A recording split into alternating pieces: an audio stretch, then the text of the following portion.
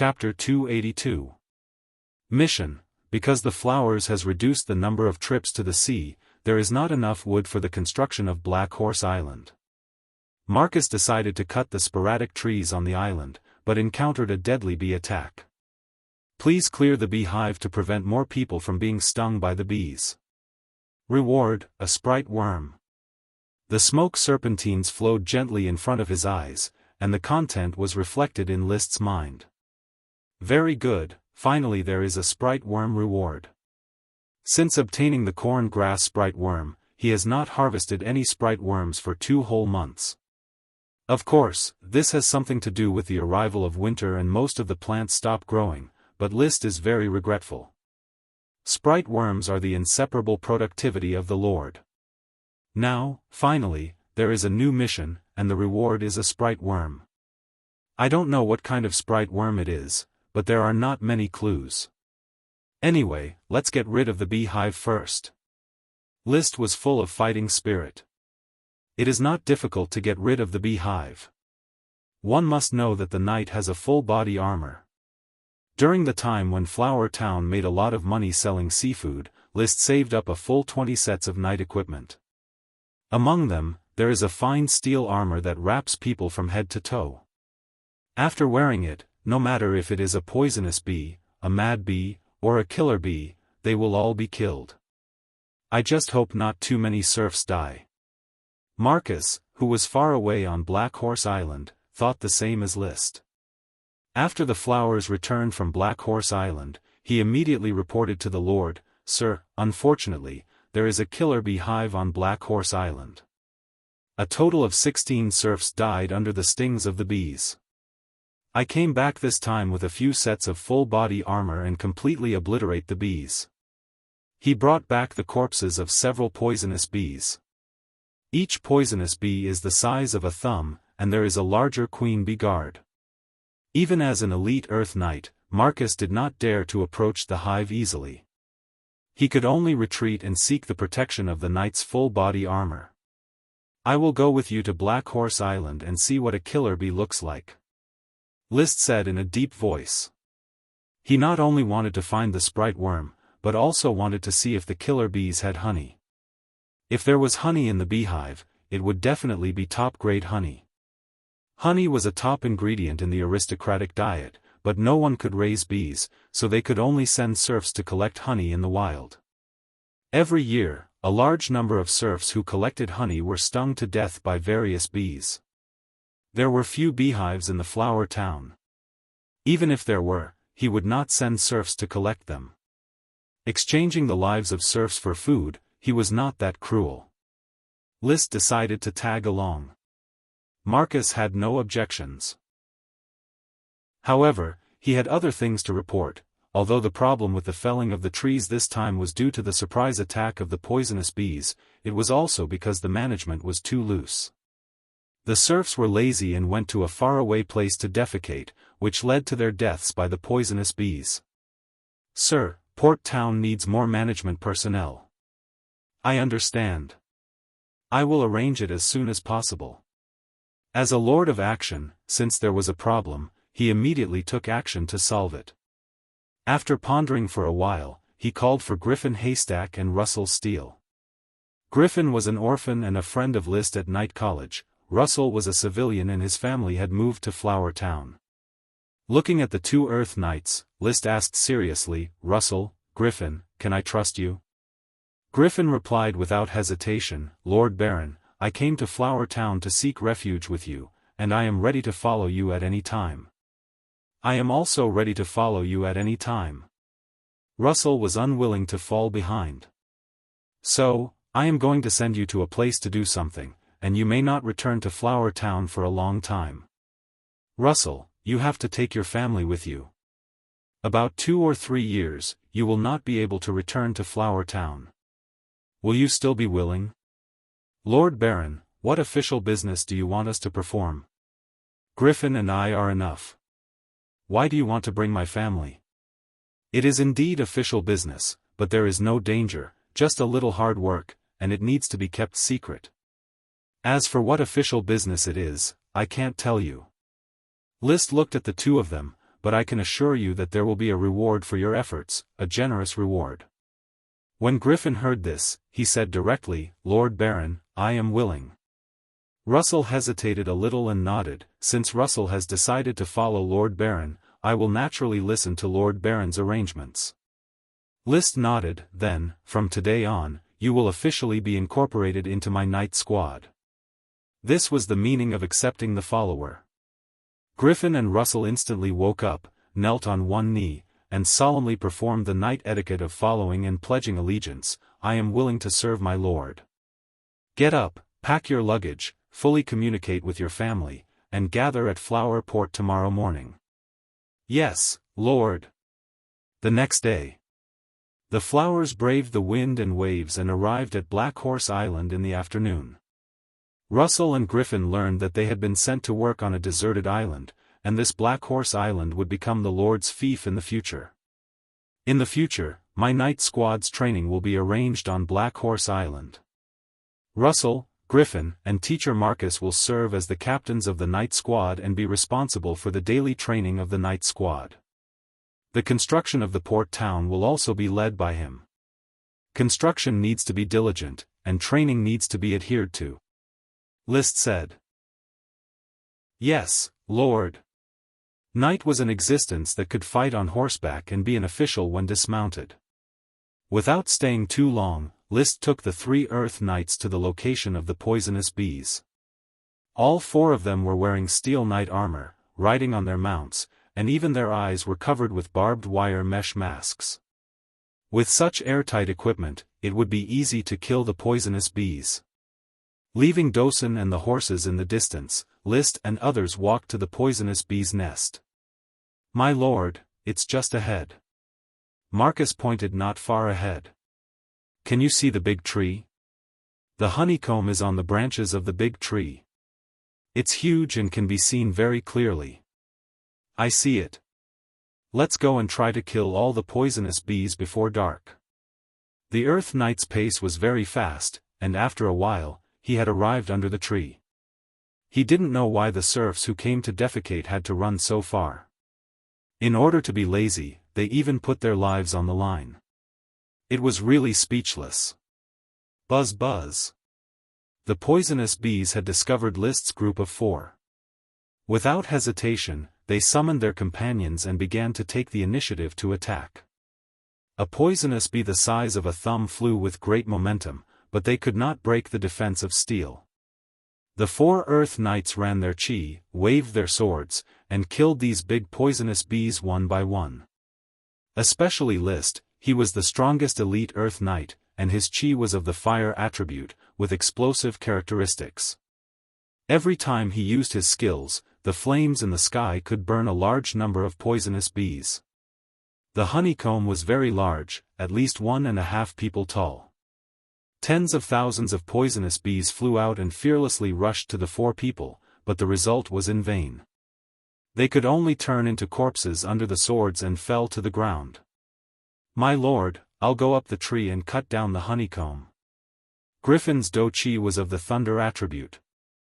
Lightning was dancing on his long sword.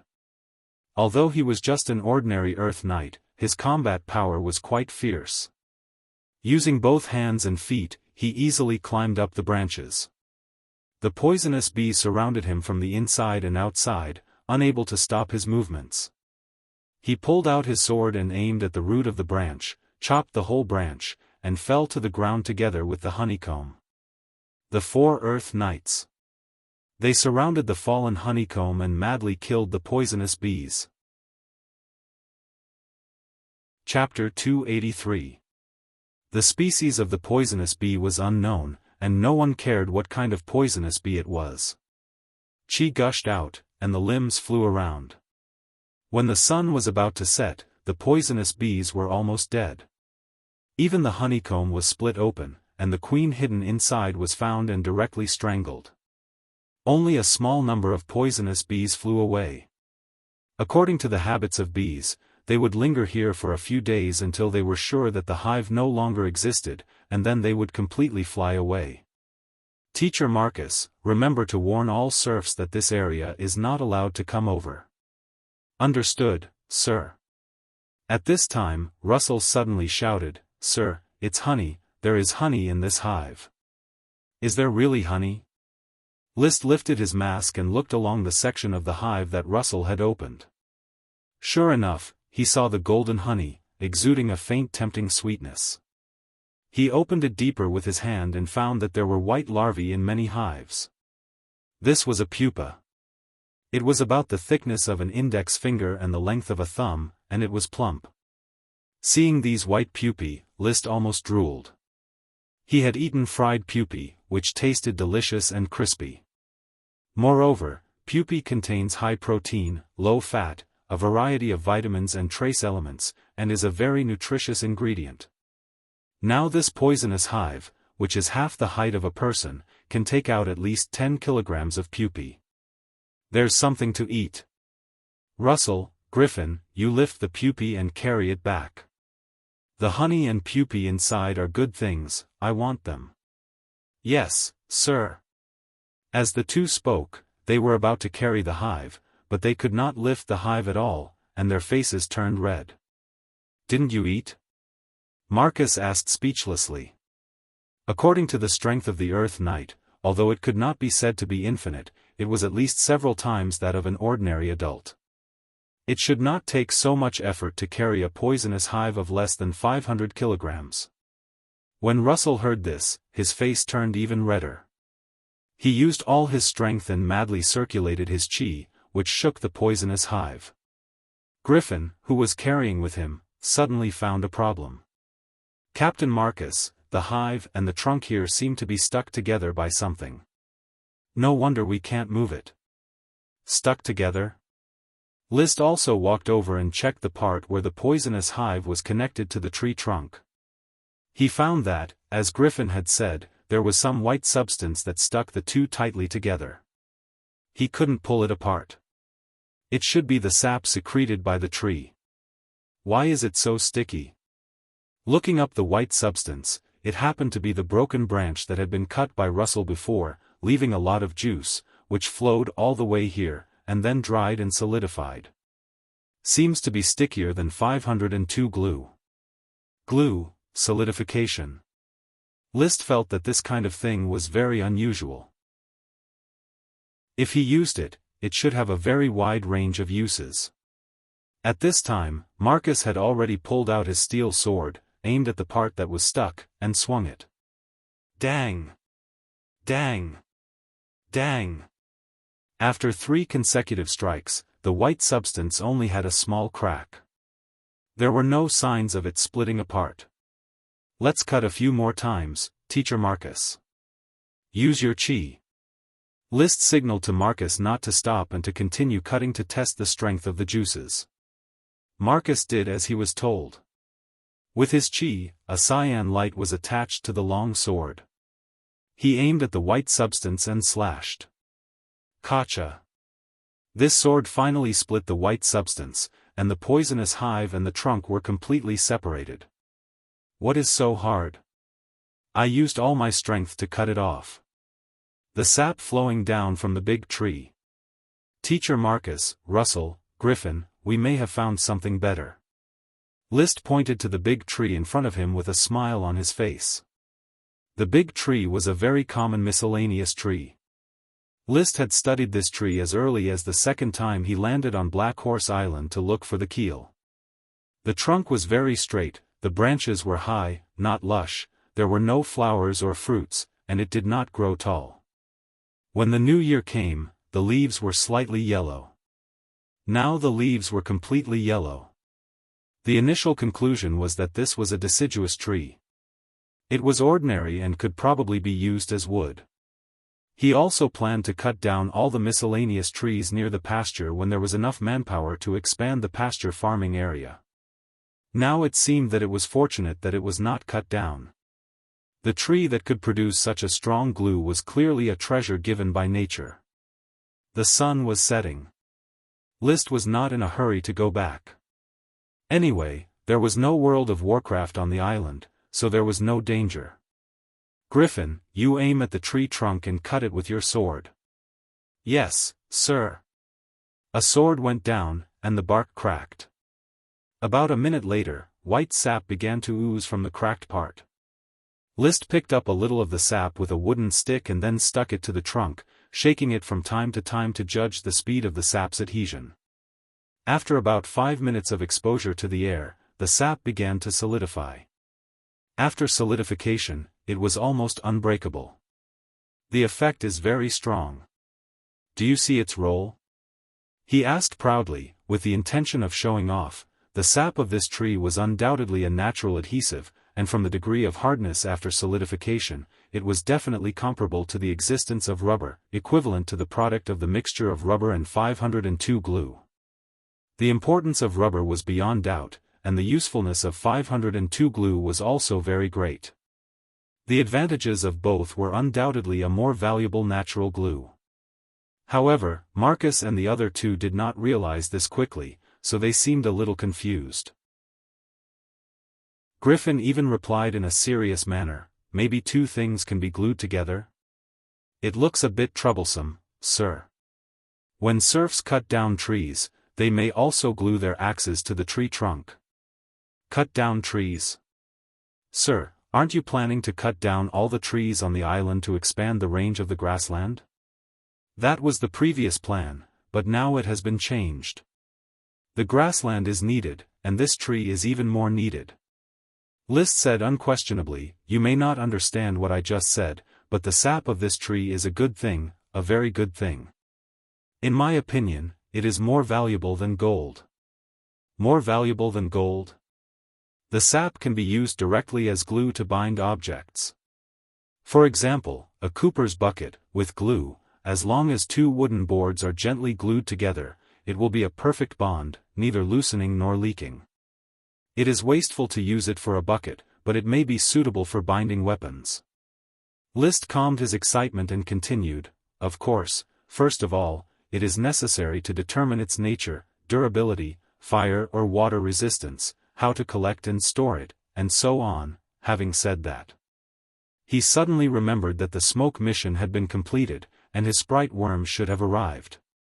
While letting Marcus and the other two study the nature of the natural glue, he silently summoned the smoke mission.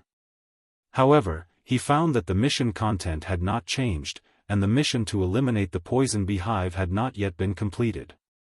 It seems that the mission can only be completed after all the poison bees fly away and the danger is completely removed. However, this tree and the mission. Looking at the tree trunk and thinking about the mission, he felt that the two seemed to be related. Could it be that my 10th sprite worm is related to this tree? Chapter 284. A flash of magic light, pale yellow, seemed to be the magic of the earth attribute, just at the crown of the big tree. The tree was not tall, and List could see the crown clearly. The magic came from the top of the tree, where a large circle grew. There was no doubt that there was a sprite worm inside. In other words, this tree was a worm stalk. Realizing this, List suddenly felt distressed. Russell cut off a thick branch, and Griffin slashed the trunk with a sword. They were simply going against their own sprite worm. "Teacher Marcus, Russell, Griffin, this tree is a worm stalk.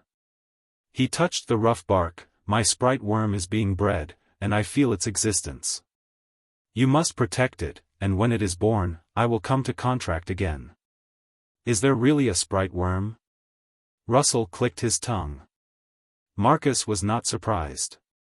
He knew that List's eyes were like torches. "Sir, please rest assured that I will arrange for people to patrol the tree at any time. Once the sprite worm is born, I will inform you immediately." Griffin said excitedly, "Russell, you just cut off the branch of the worm stalk, and I cut a hole in the worm stalk. Sir is really the son of glory, the knight of glory. Our flower town has another sprite worm." It was not known whether he was excited for the sprite worm or for cutting the worm stalk. No matter what. The three people, who were a little confused about the natural glue, quickly paid attention to it because of the gestation of the sprite worm. For them, a sprite worm that could breed a sprite worm was a valuable plant. In their minds, the sprite worm was a symbol of nobility and an embellishment of power. List looked at the worm stalk tree in front of him and was in a good mood, although 16 serfs died because of the poisonous hive, it is sad. But there are gains and losses, and we have new crops and sprite worms. I now give this tree the name rubber tree. This rubber tree is not the same as the rubber tree on Earth, it just borrows the name. The sprite worm that was about to be bred became the rubber tree sprite worm. It was dark. He collected some rubber samples, carried the poisonous hive, and picked up some of the bodies of the poisonous bees, and brought them back together. After returning to Port Town, he immediately found wooden planks to make a box and put the poisonous honeycomb into the box.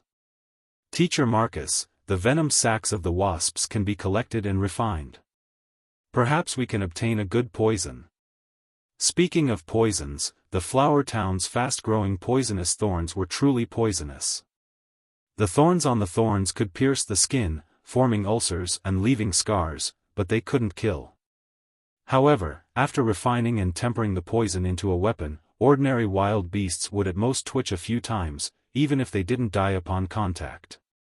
Even against World of Warcraft with mana, it could deal heavy damage and weaken World of Warcraft for a short period of time.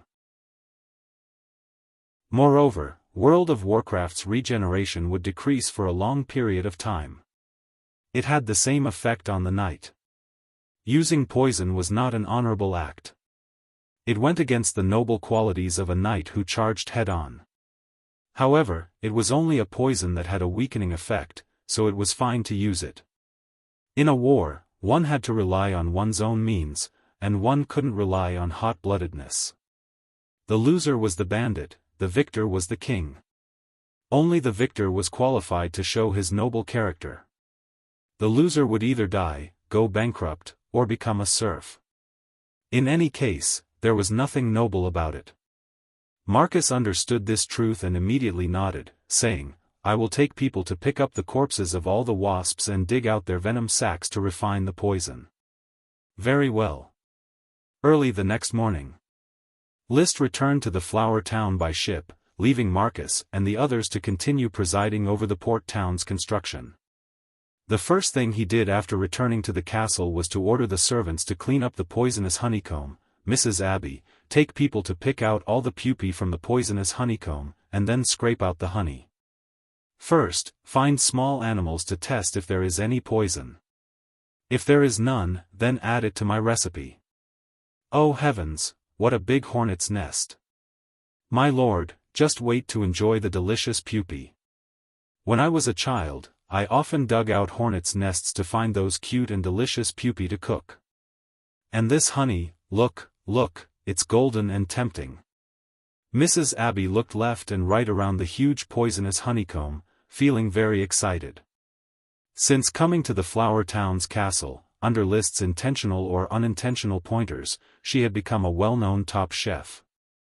Everyone said, "Mrs. Abby is clever and skillful, Mrs. Abby's dishes are amazing, Mrs. Abby's mind is full of food," which made her intoxicated.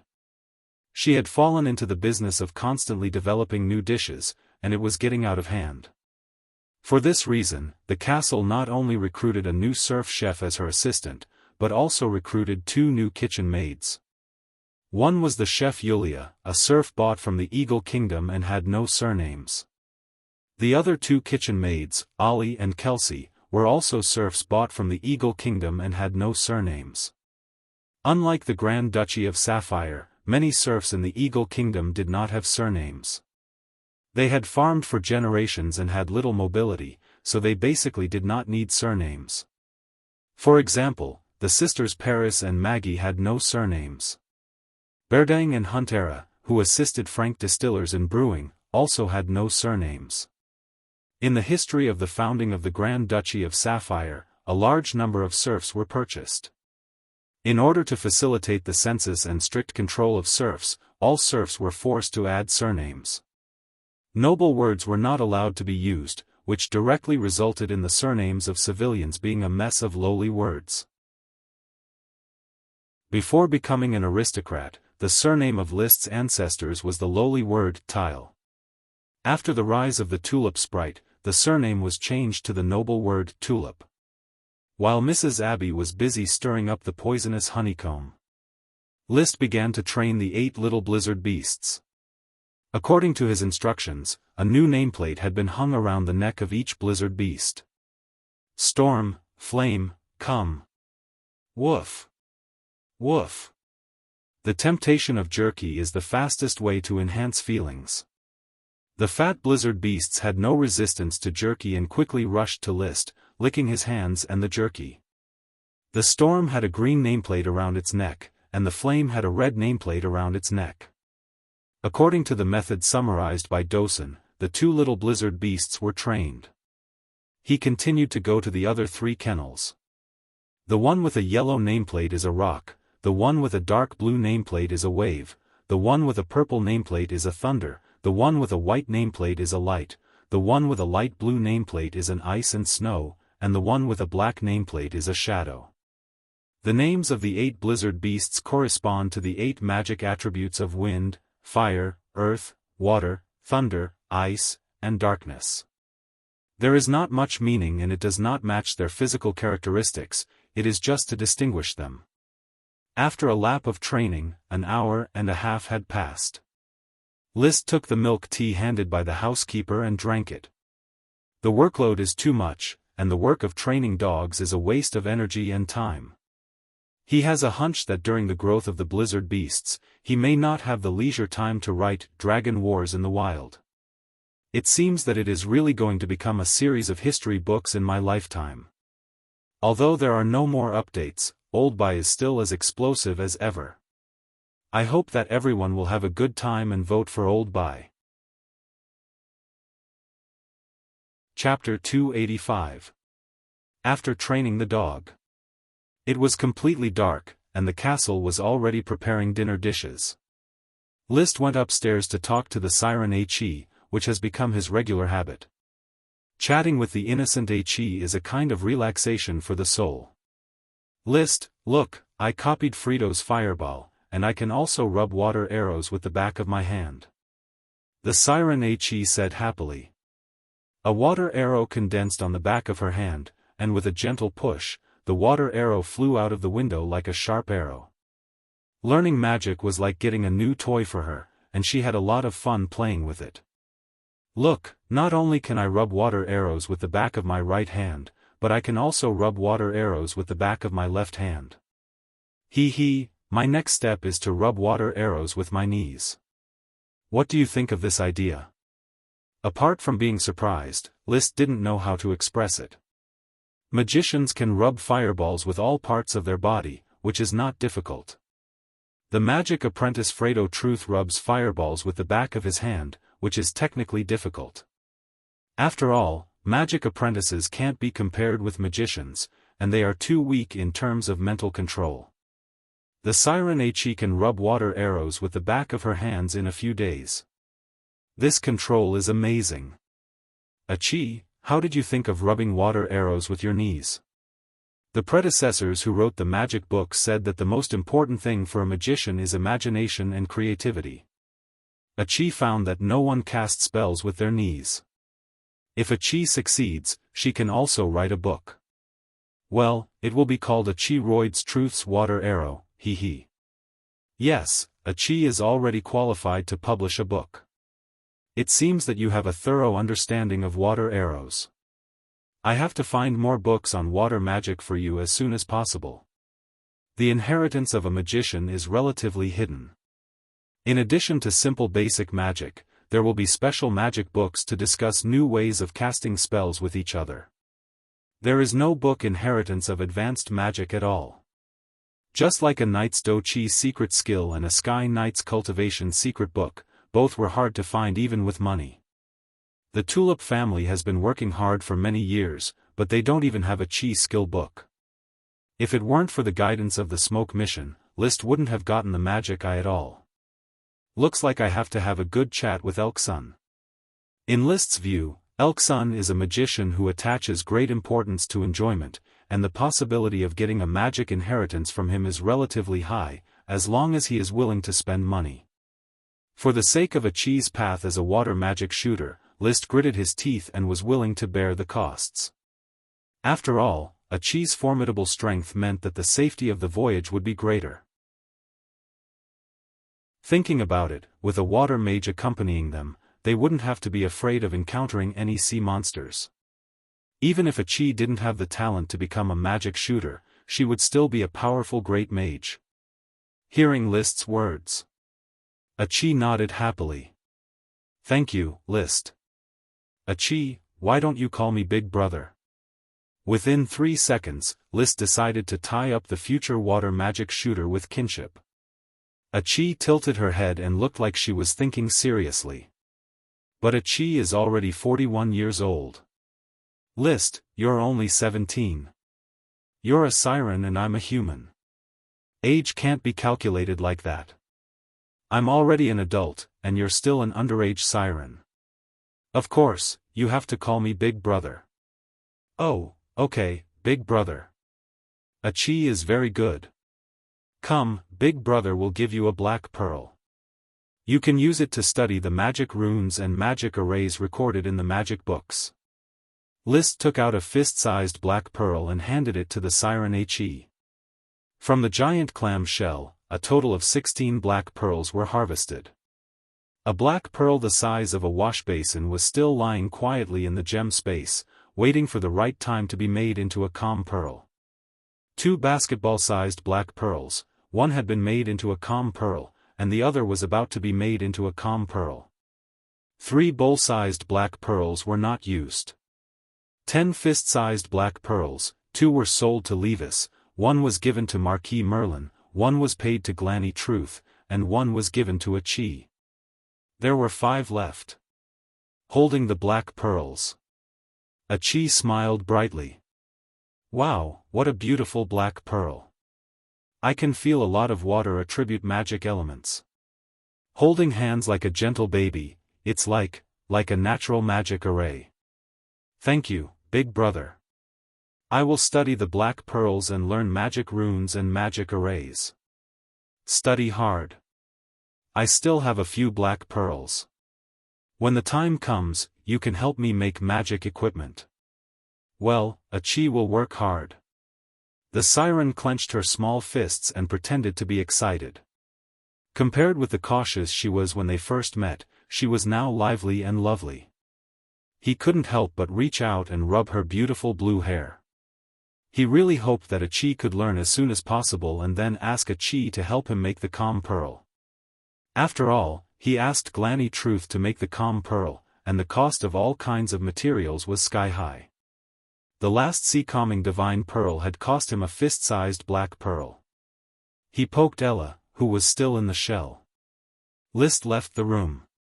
The castle's dinner party had begun. In the snow-covered flower town, there were no lights at night, so the work would end earlier. Only the brewery was still working all night. Lord Baron, I heard that Russell and Griffin have pledged allegiance to you and arranged to carry out tasks. Randy Kettles suddenly asked before the banquet began. Yes. Randy hopes to follow my lord. I accept your following. List was not surprised by Randy's request and said directly. Then there was the etiquette of the knight's allegiance. After acceptance, the relationship between the follower and the lord was officially established. This meant that Randy's fate was in the hands of List, and List would bring him more glory. With Randy taking the lead, Rick Footprint, Nemo, and others also announced to follow List. Among the officials of Flower Town, Isaiah, who did not follow List, also took the opportunity to ask to follow. The Flower Town in front of them was no longer a remote rural town, and the List in front of them was no longer the timid second son of the Count. Flower Town was bound to rise with List. Everyone knew that if they did not follow him now, there would be more and more talents in the future. If they followed him again, there would be no advantage. After all, the followers of the elders were certainly more valued by the Lord than the new followers. Seeing the young people performing the knight's following etiquette, Zambrata, who was not young, hesitated. He came to Flower Town to see List's potential and hoped to use List's rise to regain the glory of the aristocracy. But such a hasty following was not what he wanted. As a former Lord Knight, he had his moments of glory and remembered the difference between himself and civilians. Even if he was deprived of his title and demoted to a civilian, he still retained his pride, coupled with his talent of being knowledgeable, self-righteous, and unwilling to easily lower his status. However, at this moment, there was no room for him to continue to be aloof. If he did not follow him today, he would be remembered by List. Since I have to follow him sooner or later, should be straightforward. List will restore the glory of the Count and become a new great aristocrat. I can't lose this opportunity. Chapter 286.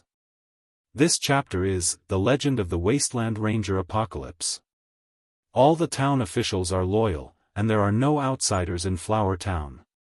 Of course, there doesn't seem to be much change except that the people are more united. Whether now or before, as the Count's son, List's authority has not been shaken. The atmosphere of the dinner was cheerful. As a lord, it was inevitable that he drank a few more glasses of wine, which was the specialty flower wine of Flower Town. He felt slightly drunk. At the end of the dinner, he left Elksun behind. "Mr. Elksun, please wait a moment." "Lord Baron, what can I do for you?" "If I remember correctly, you are good at earth and water magic." "Yes, you have a good memory." "Then, I would like to buy some knowledge of water magic from you." Seeing Elksun frowning in embarrassment, List added, "It is a bit rude to ask a magician to buy magic, but please believe me, I am more curious about magic, and I will pay enough symmetrical gold coins." Elksun thought for a moment. He looked around again to make sure that there were no idlers nearby, and hesitantly said, "Lord Baron, you know that I am not a lofty, paranoid magician, and my love of gold coins is far greater than my pursuit of truth. I am willing to help you purchase magic books and produce potions, but selling magic will completely ruin my reputation. From me, there will be no transactions about buying or selling magic, and you don't have to worry about the sudden emergence of an unknown magician. I myself will not learn magic, and I am well aware of the dangers of a knight learning magic. In that case, I am willing to sell magic. The price is reasonable, and I need all the water magic you have mastered. Don't you need the other magic?" Since selling one type of magic is selling, Elksun certainly hopes to sell more. "I am good at earth and water magic. I also dabble in wind, fire, and ice magic. At present, I have mastered 16 types of magic. If the Baron buys all of them, I can sell them at a lower price." Originally, List only intended to buy water magic. But listening to him, it feels good to buy them all, in case they can be used in the future. Confirm the price of the spells first. If it's suitable, I can buy all of them. If it's too expensive, I'm only willing to buy water spells. Although I'm a lord, I have a large family and a large business. I don't have much extra money to spend. You should know that. List began to bargain. He was not ready to let Elksun charge a sky-high price. There was more than one mage on Coral Island. There are 4 types of magic that apprentices can learn: water arrow, flying rock, fireball, and wind blade. Lord Baron can learn them from the magic books. Elksun said, "I mainly master the magic of the magician stage. The water element has water arrows, water will wall, water bomb, water whirlpool. The earth element has rock thorns, earth wall, rolling stone, rock cannon, earth platform. The fire element has big fireball, fire wall, fire snake. The wind element has light body technique, multiple wind blades, ice blade, and the great magician stage magic, earth rock grenade." "What's the price?" At the magician stage, one magic costs 2 gold coins, and the great magician rock grenade costs 20 gold coins. The total is... He counted twice on his fingers. A total of 50 gold coins. This price is absolutely cheap. Even if I want to exchange magic from a fellow magician, the cost will not be lower than this. To be honest, the price was not too expensive. But taking out 50 gold coins at once, List was still a little distressed. He didn't have much liquidity. After thinking about it, he said, "Keep the rock grenade for the time being. 30 gold coins for your 15 magics. But I can promise that as long as you can get more magic, I can continue to buy them at today's price. You should believe in my development potential. It's not difficult to buy magic." It was a pity that he didn't sell the rock grenade for 20 gold coins, but Elksun still nodded. "Of course, Lord Baron, your future is as broad as the sea. Then I will go back and write the magic casting plan. If you have any questions, you can ask me directly." Taking out 30 gold coins, List handed it directly to the other party. "Happy cooperation, Mr. Elksun." He was not afraid that the other party would run away with the money. This was Coral Island. "Happy cooperation, Lord Baron." With the motivation of the gold coins, Elksun sent the 4 written water magic casting plans to the castle the next day and continued to write the rest of the magic. List handed it directly to the siren. "Achi, I found 4 new magic for you. This is magic that can only be mastered by the magician stage. I don't know if you can learn it immediately. If you can't master it, then meditate more and exercise your mental strength." "Well, thank you, brother. Achi will study hard and strive to become a siren magician, he. By the way, you should go to the beach today to replenish your water. Don't be busy reading. Let's go to the beach for 2 hours. Well, Achi really needs to change the seawater in the shell. The seawater is not fresh." Achi reached out and stirred the seawater in her shell. The seawater still looked crystal clear. He didn't know how the siren could tell whether it was fresh or not. Seaside. Snowflakes were flying, and winter was still not over. It would not stop snowing until mid-February.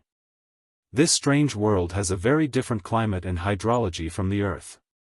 For example, List recently discovered a very important message, that is, the length of day and night in winter in Flower Town is equal. There will be no long days and short nights, and there will be no short days and long nights. This supports his previous judgment. If this world is a planet, then there is no inclination of self-rotation. He also looked up the description of some night novels. It seems that winter and summer are the same throughout the continent.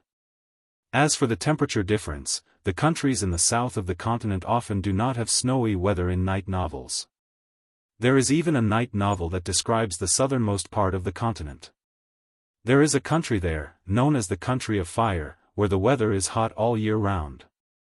Does this mean that the southernmost part of the continent is already very close to the planet's equator? That is to say, the continent I am on is just a continent in the northern hemisphere of the planet, not the whole world? The siren Achi took a bath at the beach and laughed like a silver bell from time to time. Ella flew on the shore, looking at Achi and shouting from time to time, "Wow!" Dosen was lying in the snow, the storm and flames crawling around him. He didn't know if he knew that these 2 puppies were his children. Anyway, he tolerated them climbing and biting him. List continued to fantasize about astronomy and geography. Chapter 287.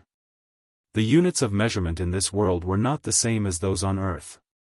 As a transmigrator, he did not bring any items that could be used as a comparison to determine whether this was the world of giants or the world of ants. He could only infer the breadth of this world according to the proportions of his body. According to his research, his height had grown to about 1.87 meters, and he was the tallest person in the tulip family. Assuming that he was the same size as himself on Earth. The Coral Island was equivalent to the area of a prefecture-level city in China, with an average of 10,000 square kilometers. The Red Crab Island was equivalent to the area of a small and medium-sized province, with an average of 100,000 square kilometers. Then the Grand Duchy of Sapphire had more than 10 islands the size of the Red Crab Island, as well as the even larger Blue Dragon Island. The area of all the islands added up to about 2 million square kilometers, which was about 1/5 the size of China. The Grand Duchy of Sapphire was just a remote island state in a corner of the continent, and its area might be smaller than other duchies and grand duchies.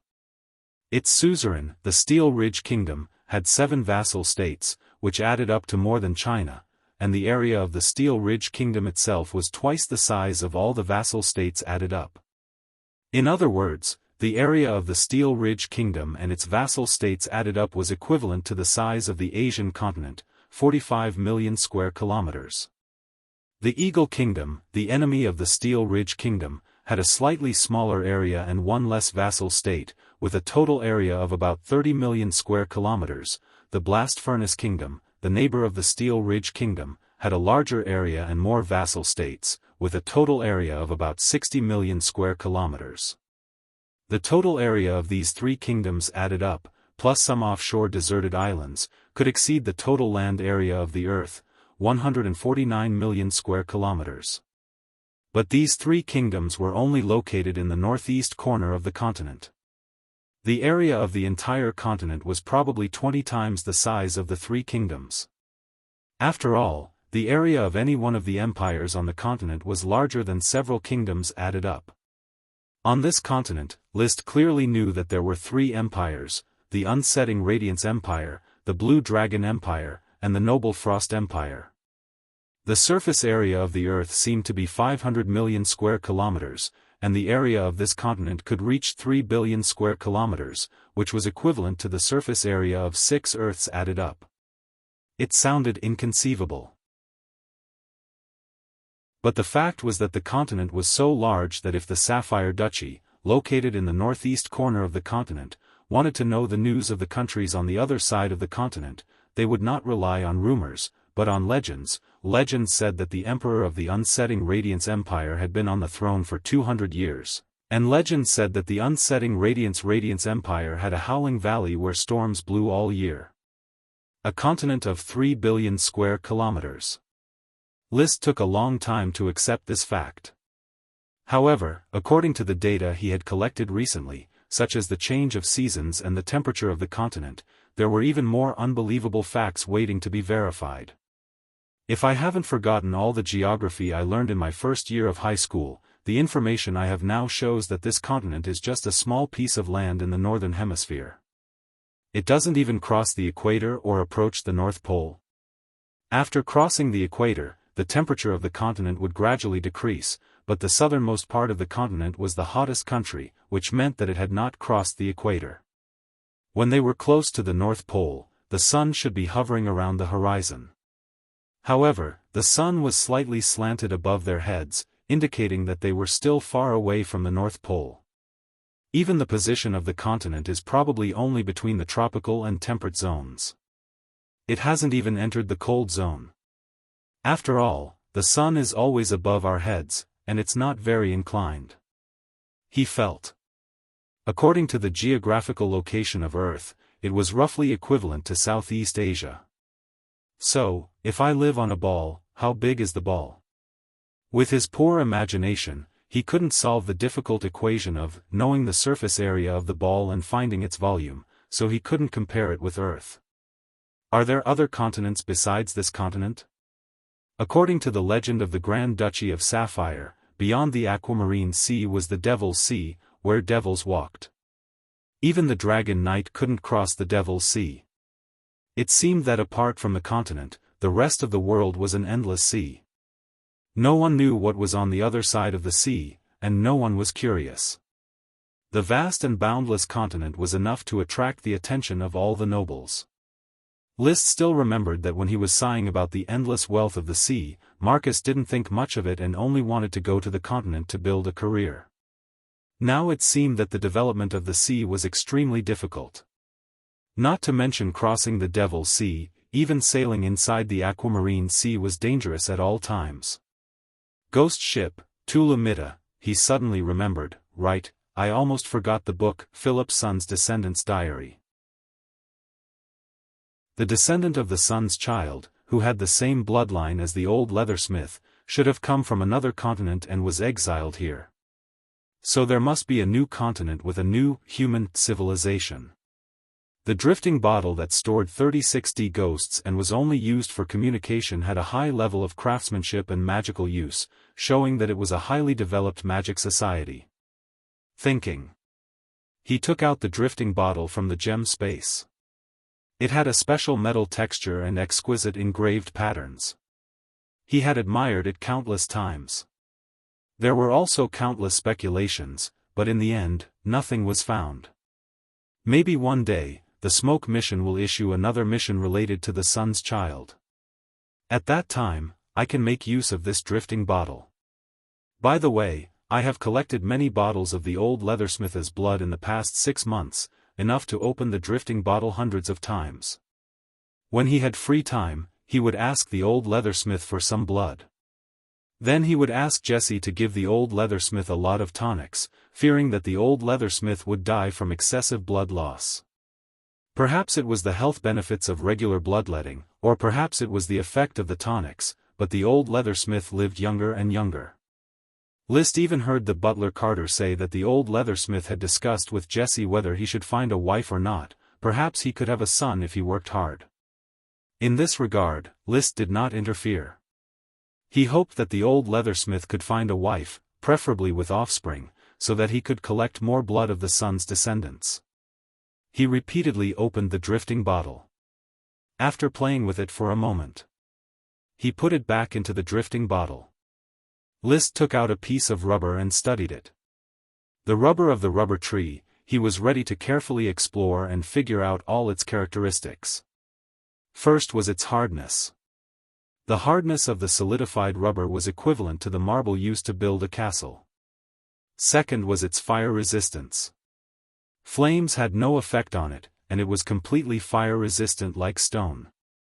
It was water-resistant and would not change when immersed in water. It also did not react chemically with all the liquids that List could find. It was extremely sticky, but because it had already solidified when it was brought back, it could only be judged that when it was glued to wood, it was almost integrated with the wood. Its weight was very light, similar to plastic.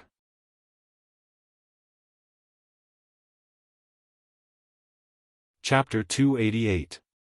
The new rubber still needs a lot of data analysis, and a way to collect and preserve the rubber needs to be found.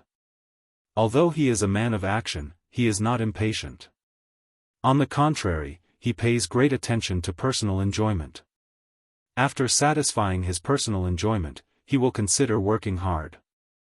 Master, your retainer Knight Philip Will has returned from Tulip Castle and brought back news that Miss Silvera is dissatisfied with your gift of flower soap as a birthday gift.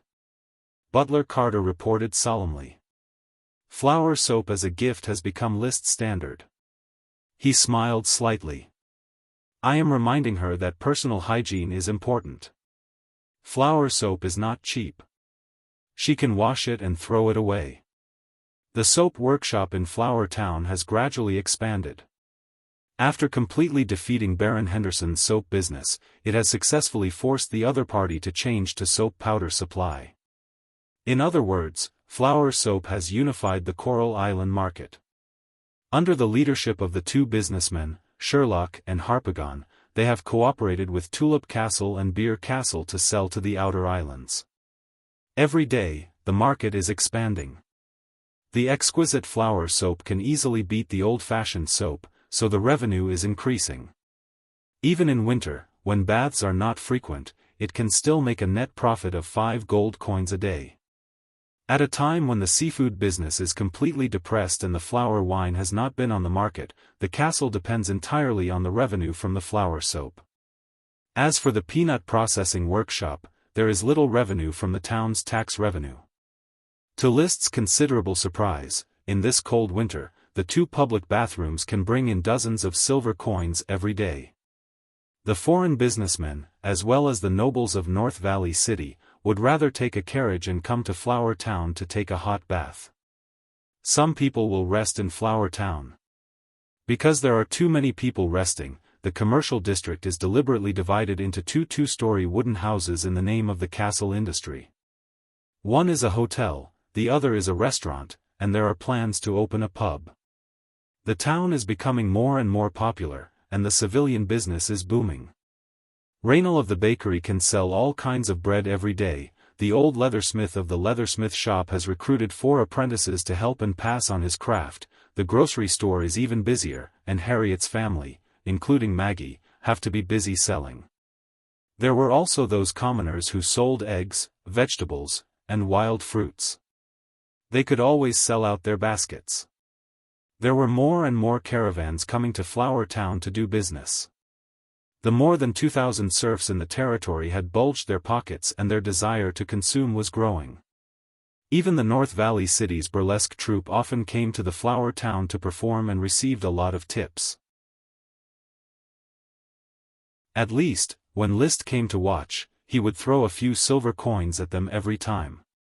He was purely spending money to hire a burlesque troupe to enrich the life of the townspeople. He even ordered for a few oversized snowmen to be built in the town square. The huge snowman was as tall as a 3-story wooden house and could be seen clearly from the castle. The children in the town loved to circle around the snowman. The snowman had a name, Snowbow. "What are you doing, Paris?" When Liszt walked out of the castle, he saw that the mercenary was also making a snowman. It seemed that she wanted to replicate the snowman in the town square. The castle is too monotonous. There should be a snow treasure. Have you finished today's snake text lesson? Today is Sunday. You made a rule that I can have a day off every Sunday. Paris was seriously making a snowman, even though it was ugly. Since you have nothing to do, come and fight with me. Can we not fight? I am not your opponent at all if I don't transform. Lord Baron, there is no point in you fighting with me. You can't say that. I am now going to use an ordinary sword and no longer restrain your light and shadow entanglement. I will seriously rely on my basic strength to hone my fighting power. Paris stood up. As you wish. On the open snow. Liszt held a steel sword and did not release the magic eyes. He fought Paris seriously. The effect of the light and shadow entanglement was obvious. Without the buff of the red blood sword, he was in a sorry state. However, the benefits of taking potions for a long time were reflected. Even if he left the red blood sword, he still had enough chi to make mistakes. Dang! The steel sword collided with Paris's big sword and the friction created sparks. The strength given to Paris by the Black Dragon gang was resolved by Liszt with his chi. This collision was a draw. After several subsequent collisions, no one had the upper hand and who was in a disadvantageous position. Liszt, who did not use chi and gem weapons, was almost at the same level as Paris, who did not transform. Liszt was so tired that he was gasping for breath. He was not a genius to be able to quickly break through and defeat an opponent of the same level in a battle. Paris, on the opposite side, was also panting, her full chest was moving up and down, and her hands holding the big sword began to tremble. Again. Dang! The steel sword and the big sword collided again. This time, the steel sword in Liszt's hand suddenly made a slight cracking sound, and the next moment, half of the sword had already spun out. When Paris saw this, she raised her eyebrows and unceremoniously launched an attack. She wanted to take the opportunity to defeat Liszt in one fell swoop. My sword is not as strong as Paris's big sword, this is bad. Liszt was anxious, he did not want to lose to Paris. In the recent actual combat training, he was the one who abused Paris, and he has long been accustomed to victory. However, Paris, who has been abused for a long time, naturally knows that this is a rare opportunity, and the hope of defeating Liszt is at this moment. Ha! The big sword was like a tiger, and Liszt, who was holding the half-broken sword, was forced to retreat again and again. In the face of such a dangerous situation, Liszt slowly calmed down, and his mind was clear and crazy, thinking about how to deal with it. Suddenly, he thought of a way. When Paris raised her big sword again and was ready to attack, he did not retreat but instead, like a vigorous cheetah, rushed directly to Paris who was in front of him. His hands directly wrapped around the opponent's waist and fiercely threw her. In a night battle, there is almost no such close combat scene. Paris did not react in time, and List took the initiative on the spot and completed the close combat. When she wanted to counterattack, she had already fallen to the ground together with List. Due to inertia, the two of them rolled like a gourd. In order to prevent Paris from counterattacking, List wrapped his hands very tightly, forcing Paris to be unable to twist her body, and the big sword was also thrown away.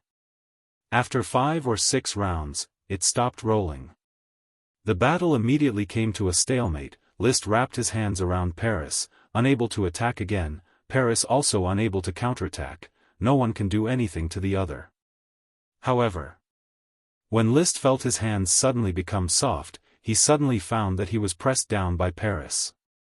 Her full chest happened to be pressed against his head, and a large area of the round, elastic area stuck to his face and continued to press down, almost suffocating him.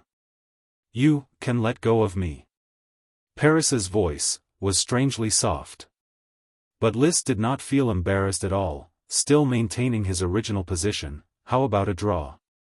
"Up to you." "Okay." Only then did he let go. Paris forced herself to use her arms and rolled off him.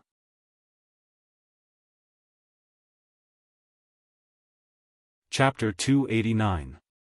After brushing off the snow on his body, List had regained his usual elegance. Although there was still some lingering charm of suffocation on his face, his eyes were exceptionally clear. A hearty battle was enough to dissipate the restlessness that originated from the physiology. He picked up the great sword that Paris had dropped on the ground and found that the blade was not damaged at all after so many collisions. "This great sword of yours is forged with exquisite craftsmanship. We have fought more than a dozen times and it has never been damaged. It should not be made of ordinary steel." After receiving the great sword, Paris's beautiful face still had a trace of redness, and her slightly panting voice exuded a languid air unique to women. Her eyes flickered brightly. "This great sword came from the collection of a Viscount of the Grand Duchy of Maple Leaf. I don't know the level of craftsmanship, but I found it pleasing to the eye, so I took it." After all, she was a female thief, and it was natural for her to say that she had stolen something. "Yeah." List noticed the sweat on her face and the thin shirt under the leather armor. He said, "The battle is over. Go back and take a bath and change your clothes. It's cold, don't freeze. I also have to go back and change my clothes. Let's go." Just as he turned around, he heard Paris shout, "Sir Baron." "What's wrong?" List looked back at her. Paris sheathed the great sword on her back, revealed a bright smile, and said in a sweet voice, "Thank you for your concern. You are a good person." PFFF. List received a second good person card. Of course, these were the good person cards that truly represented a good person. He waved his hand and walked away without looking back. Paris was left standing in the same place. She bit her lip and charmingly looked at his back for a while before following him. In the castle bathroom, while soaking in the indoor hot spring, he called out the smoke mission. He found that the smoke serpentines had changed. Mission completed. Reward, a rubber tree sprite worm. The poisonous bees flew away, and the danger was declared resolved. Next, another change, and a new mission was created. Quest, Dosen has been restless recently. It feels like its magic is about to rush out and wants to vent, but it doesn't know how to vent. Releasing rock thorns can't alleviate the urge. As its master, you should solve this problem for Dosen. Reward, Dosen's new spell. Oh. List raised his eyebrows. This was the second type of magic that Dosen had begun to comprehend. The previous rock spike or multiple rock spikes could only be considered a single type of magic. For example, the purple sand crocodile, who had mastered water arrow volley, would definitely be able to release a separate water arrow spell, which was a prerequisite skill. Does Dosen need my help with the second kind of magic? But I don't have much research on earth magic. The earth magic sent by Elk Sun seems to be a reference. Earth wall? Rolling stones? Earth lifting platform? Or the rock grenades I didn't buy? After the bath, he immediately took out the thick bast paper that recorded the casting plans of these earth magic spells and carefully memorized the theories. He was ready to help Dosun verify one by one to determine which one it would comprehend. If it's an earth wall, let the serfs come over and pile up a few walls with earth. If it's a rolling stone, let the serfs push the stone to roll on the ground, or directly roll a snowball. If it's an earth lifting platform, we can also pile snow to let Dosun understand the truth. It was impossible to let Dosun understand the principles of magic casting. He could only follow its instincts and give it a little inspiration. After planning this, he immediately took action. First, it was the simplest snowball, which the castle servants could do. Tom, Thomas, Jesse, Parker, Jim, and John took turns to push the snowball over and over in the meadow. List took Dosun and constantly urged Dosun to release magic. However, Dosun looked at the vast snowball scene and still only released rock thorns.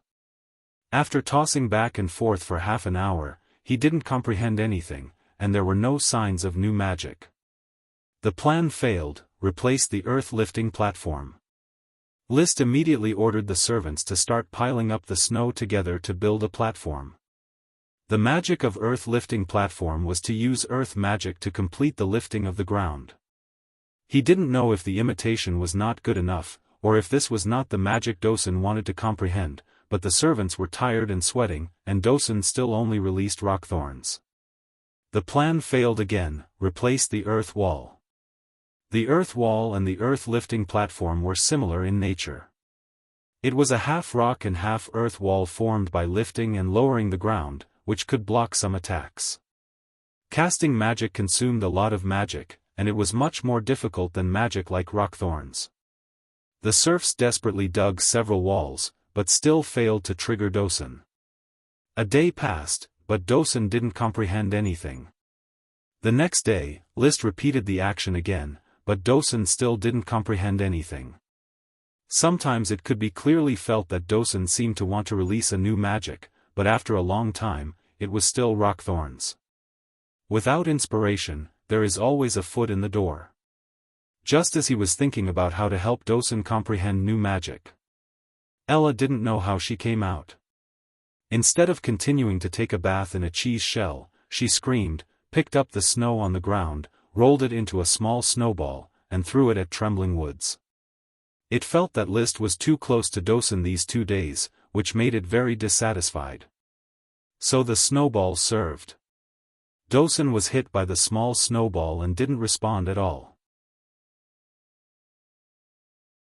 He didn't care about Ella's poor fighting power at all. It was this disdain that made Ella suddenly furious, forgetting List's ban. She raised her hand and sowed seeds, and thorns quickly sprouted between Dosun's hair. In a moment, Dosun was wrapped in a ball. List did not stop it. He had a bit of a disappointed iron not steel mentality. He taught Dosun for 3 days, but he couldn't understand any magic at all. Stupid. So the arrogant Ella began to act violently, and the rapidly growing thorns pricked Dosun all over his body, making him scream. He thought that List would help him stop Ella, but List was indifferent. Dosun finally couldn't stand it and jumped up to chase Ella. But Ella could fly, and no matter how high he jumped, he couldn't bite Ella. Seeing that there was no way out, Dosun was so anxious that his dog eyes were almost red, and his rock thorns were stuck in a mess.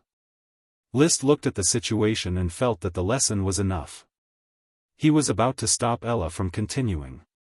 Suddenly, Dosun opened his mouth, and a magic flew out, condensed into a rock in the air, and whistled straight to Ella. Ella, who was still proud of herself, was frightened by the flying rock and fell directly from the air. The rock flew over his head and burst in mid-air, and the rock splashed large snowflakes. This was obviously a new magic. Dosun's new magic had been released. When the blow missed, he rushed over and opened his mouth to bite Ella, who had fallen to the ground. "Shut up, Dosun!" List hurriedly shouted. Ella was his baby. Deep in the bones of obedience, Dosun stopped in an instant, staring at Ella, who was close at hand, and growled. List rushed quickly, picked up Ella, and confirmed that Ella was not hurt. He was relieved and turned to look at Dosun, who was still growling in a low voice.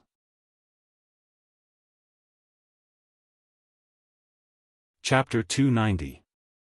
On the palm of his hand. Whoa! Ella cried aggrievedly, trying to win List's sympathy. But List's eyes were all on Dosun. He asked his servant to come and help tear off the thorns on Dosun. He was quite excited. Just now, in a rather dangerous situation, Dosun successfully released a new kind of magic. He condensed a flying and exploding rock in the air. Is this the rock grenade owned by Elksun that can only be mastered by a great magician? Elksun had the rock grenade casting scheme, but he didn't know how to cast it himself. He needed the mental control of a great magician to release this level of magic. Dosun's new magic was probably this kind of relatively advanced magic. Woof! Dosun barked at List. He was probably accusing List of covering up the evil thorn sprite, Ella. But List could not punish Ella. He just ordered Ella to go back to the worm room immediately and not to come out. Then he took out a few pieces of jerky and threw them to Dosun, comforting him and rewarding him for learning new magic. When Dosun finished eating the jerky, he immediately ordered, "Dosun, release the magic." Dosun opened his mouth. In the distance, a rock thorn broke through the ground. "Not this, it's the new magic you just learned. Come on, release it here." List pointed to the air. Dosun froze for a while before opening his mouth and spitting out magic. Hula, a rock about the size of a wash basin, quickly condensed and exploded. He had ordered Elksun to come. "Mr. Elksun, what kind of earth magic do you think Dosun's new magic is?" Elksun said in surprise, "This is a rock grenade, a very powerful earth magic. Dosun has completed the intermediate World of Warcraft bloodline transformation. He has successfully mastered the rock grenade that only a great magician can learn. But his rock grenade is a bit weak. I have seen a great magician cast a spell once, and the condensed rock is the size of a water tank. It was weak because Dosun wasn't used to it yet. Once mastered, the rock grenade would be greatly improved." Now, Dosun had finally mastered an aerial attack method. When facing the Sky Knight, it would no longer be passive and could take the initiative to attack. After thinking about it, if the Sky Knight jumped up and attacked, Dosun would immediately open fire. A few rock grenades would definitely be able to repel the Sky Knight's attack. Well done, Dosun. From today onwards, we have a new training course. Listen to my instructions, Dosun, rock grenade. Dosun was dumbfounded. It took him a long time to spit out a rock grenade. It hadn't formed a conditioned response to the rock grenade yet, so it needed time. But in any case, Dosun now has the combat power of intermediate World of Warcraft, which is comparable to the Sky Knight. Riding on Dosun, List was in high spirits and his heart was full of pride. Now that I am on Coral Island, no one should have any objections. He even thought of it. With Dosun's combat power and the future of the 8 little blizzard beasts, he doesn't need a knight squad. He can directly lead the blizzard beast army to the battlefield. Of course, the territory is inseparable from the support of the knight class. After all, the blizzard beasts are big eaters. If the territory does not develop, it will not be able to afford to raise them. Just eating and drinking for the 9 blizzard beasts costs hundreds of gold coins a month. And when I go to the battlefield, I also need a knight squad to serve the blizzard beasts and guide them to participate in the battle. If I were to command them by myself, the scene would be very ugly. However, with this year's expedition order, I will be able to join the battle with the Count. The heart of making meritorious service has been stirred. Black Dragon Gang Paris is the personal protection, Dosun is the main output, plus a knight squad to assist from the side, as well as the care of the Count and Levis. By the way, he should be able to get enough credit with the least danger. Little by little, he should be able to accumulate power before he is 20 years old. He should be able to rely on his military merits to be conferred Viscount and turn Black Horse Island into his own fief. With his own island, with the help of the smoke mission, with the knowledge and vision of a transmigrator, it is hard to say how brilliant the future will be, but he will definitely ride a dragon. Mission completed, reward Dosun's new magic, rock grenade. Mission, Carpenter Carrasco is lost in thought. He helped the brewery make many novel wooden utensils, which brought him too much inspiration and made him understand that he does not like to make tables and benches every day. He is eager to create. Please give him some advice. Reward, variation of the rubber tree sprite worm. Teach Dosun new magic. The mission was completed immediately. But the newly issued mission surprised List. Carpenter Carrasco probably wants to make Luban. I will give him a few ideas later. I don't know how to make wooden oxen and Juga crossbow, but I can still learn about rocking chairs, drawers, wheelbarrows, and crooked plows. But the variation of the rubber tree sprite worm, what does it mean? Directly mutated into a sprite? List felt that it was unlikely. He had never heard of plants directly giving birth to sprites. But in addition to directly mutating sprites, what other aspects of mutation could there be? He thought for a long time, but still had no clue, so he simply stopped thinking about it. Finish the mission first. Carrasco, I appreciate creative craftsmen the most. List immediately asked someone to check the information of Carpenter Carrasco, and soon got feedback. Carrasco was a serf purchased from the Eagle Kingdom and currently worked in the carpenter shop. He was not a skilled craftsman and was considered a weirdo in the carpenter shop. Other carpenters would take care of their own lives after work, but he had little spare time and spent all day staring at the wood in a daze. Sometimes, he would pick up wood and randomly make some strange things. For this reason, when the fief's officials came to the carpenter shop to inspect it, they often scolded him. It seems that the era has limited his thinking and has not given him a suitable environment to let his ideas fly. List secretly thought. He quickly rushed to the carpenter shop with the retainer knight. He wanted to personally inspect Carrasco's carpentry work. In the carpenter shop, sawdust flew all over the place. After the serfs saluted, they were reprimanded by the steward to continue working. List went straight to Carrasco. What about your amateur carpentry work? Show it to me. Sir Lord. Carrasco, half nervous and half unfamiliar with the language, stammered a few serpentines. Don't be nervous, Carrasco, said List gently. In the fief, he had always presented himself as noble, gentle, and benevolent. The role of the villain was played by other officials. After feeling the kindness of the Sir Lord, Carrasco finally dispelled his nervousness and laid out his amateur carpentry work one by one. A 5-legged stool, a chair with backrests on all 4 sides, a triangular table. The only thing that looked like it was a few bowl-shaped teacups. This was not creativity at all, it was a lack of nerve in the brain. List finally understood why the inspecting officials scolded Carrasco. If not for the smoke mission, he would have also scolded him. What was with the chair with backrests on all 4 sides? How could people sit on it? Was it a crib? A triangular table, was it really not afraid of stabbing people to death? But since there was a smoke mission.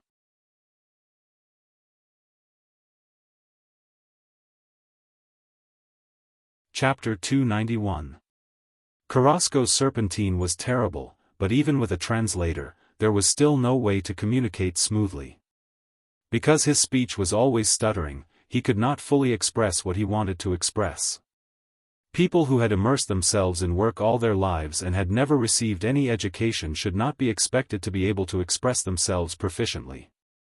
Even if he had a myriad of ideas, it would still be useless if he could not express them. List did not have time to waste with him. Since you have so many ideas, then I am going to give you some ideas and let you realize them. Carrasco, can you do it? Sir Lord, Carrasco can do it. Very good, do you see this drawing? List took out a drawing that he had prepared, which depicted a rocking chair. This is a rocking chair. Do you understand? Carrasco took the drawing. After looking at it for a full 10 minutes, he slowly nodded. I understand, Sir Lord, Carrasco can do it. The drawing was very well drawn. It was not just a drawing, but it was explained from several aspects. He believed that as long as one was not a fool, they would be able to understand it. The rocking chair itself was a very simple piece of furniture. There were no rocking chairs in this world. During the winter, when the sun occasionally came out, Liszt could only sit on the rocking chair with a hard back. He could not enjoy the atmosphere of rocking and falling asleep. With the rocking chair, not only could he read a book while basking in the sun by the window in winter, but he could also enjoy the cool air under the apple tree in summer. After leaving the carpentry shop, he thought, a rocking chair should be able to open Carrasco's mind and let him fly. If not, he was prepared to teach Carrasco the drawers, rocking beds, crooked plows, wheelbarrows, antique shelves, and other wooden products that did not exist in this world. If he could only rely on the rocking chair to complete the task, then Liszt would still slowly invent these things. However, at that time, he would arrange for skilled carpenters to build them. It is time for the carpentry shop to be upgraded to a carpentry workshop and expand its scale. Fast-growing iron thorns will soon become timber. When the time comes, the Flower Town's wooden products will become a new specialty. After all, they are ironwood quality wooden products. Tables with drawers, cabinets, rocking chairs, cribs, and chic antique shelves suitable for aristocratic collections should all be popular.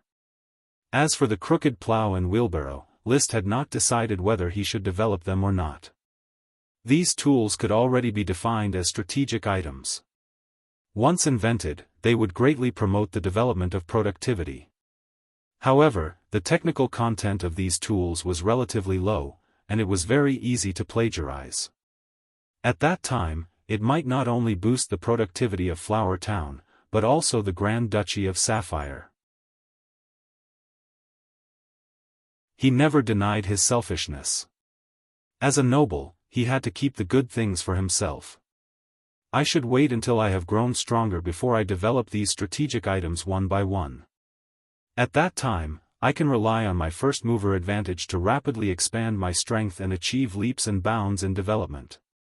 With the current size of the Flower Town, I cannot rely on these means to develop by leaps and bounds. Think clearly. Thus, he was no longer troubled. Back to the castle, to check the progress of Achi's magic practice. Achi, how is it? Can you use water arrow volley now? Not yet, brother. In Achi's hand, a water arrow slowly appeared, but she was unable to condense a second water arrow. It feels like water arrow volley isn't that difficult, but Achi just can't make a second water arrow. I've tried so many times. Isn't Achi stupid? How could that be? Liszt rubbed Achi's beautiful blue hair again. He liked the feel of it. It was as soft as silk and as moist as water. Magic training is not something that can be accomplished in one go. Compared to those magicians who need several years to learn water arrow, you are already a genius. Achi immediately said with a smile, well, Achi also thinks she is a genius. She rubbed her head against Liszt's hand. She enjoyed Liszt's touch very much. This gave Liszt quite the feeling of cultivating a magical girl.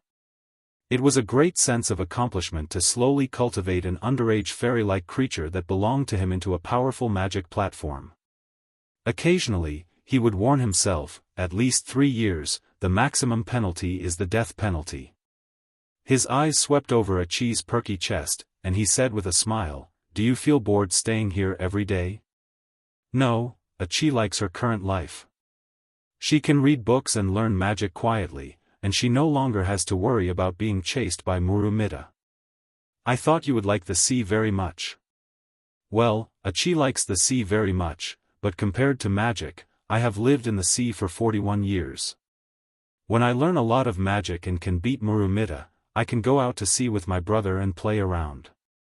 Now, I need to read. She raised a magic book at her hand, and there was a pilgrimage glow on her face. Magic helped her open the door to a new world.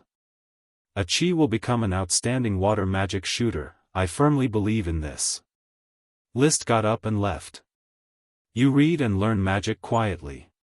Fresh fruit is on the table. Take it if you want to eat. In addition, look after Ella. I am going to punish her by not going out for 3 days. The siren nodded. A Qi will help my brother look after Ella. In the corner of the shell, there was a whisper, wow. Although Carrasco's ideas were a bit off track, after receiving List's guidance, he made the first rocking chair within 2 days. Because it was his first time making it, he had no experience. The rocking chair was crooked and not in line with ergonomics. The rocking chair was sent to the castle. After seeing the real thing, List almost didn't recognize it as a rocking chair. The ratio of the rocking legs on both sides was so different that sitting on it not only hurt the buttocks and the back, but also felt that the rocking chair would tilt at any time. Carrasco, sit on it and feel it. List stood up and said lightly. Yes, my lord. Carrasco sat on it and swayed hard. List asked, what do you feel? It seems that it's not as solid as an ordinary chair. It's a little hard on the buttocks. These 2 swaying legs of the chair have to be of the same standard, and the curvature has to be maintained. It can't be too big or too small. There is also a chair back that can lie down. It must be flat and not hard. Continue to improve the rocking chair, don't let me down, and strive to make a qualified rocking chair. Yes, my lord. With more contact with serfs, List would not get angry easily. Even if the serfs were stupid, he would just calmly accept the facts. He had 2 lifetimes of experience and vision, so he saw and understood problems more deeply. Serfs had not received education, their vision was narrow, and their thinking would definitely be rigid. Just like several carpenters in the Flower Town carpenter's shop, they had never thought of innovating any new furniture or tools except to work according to instructions. Carrasco's ideas were off track, but at least he still had ideas. When you make a qualified rocking chair, you will get a reward from me. Now go and do your work seriously. List waved his hand, and the servant sent Carrasco and his rocking chair out of the castle. List took a sip of fresh dragon milk tea and summoned the smoke mission. He thought that the mission was not completed. After all, Carrasco's rocking chair was seriously unqualified, but it was clear that the smoke mission did not set high requirements. The smoke serpentines changed.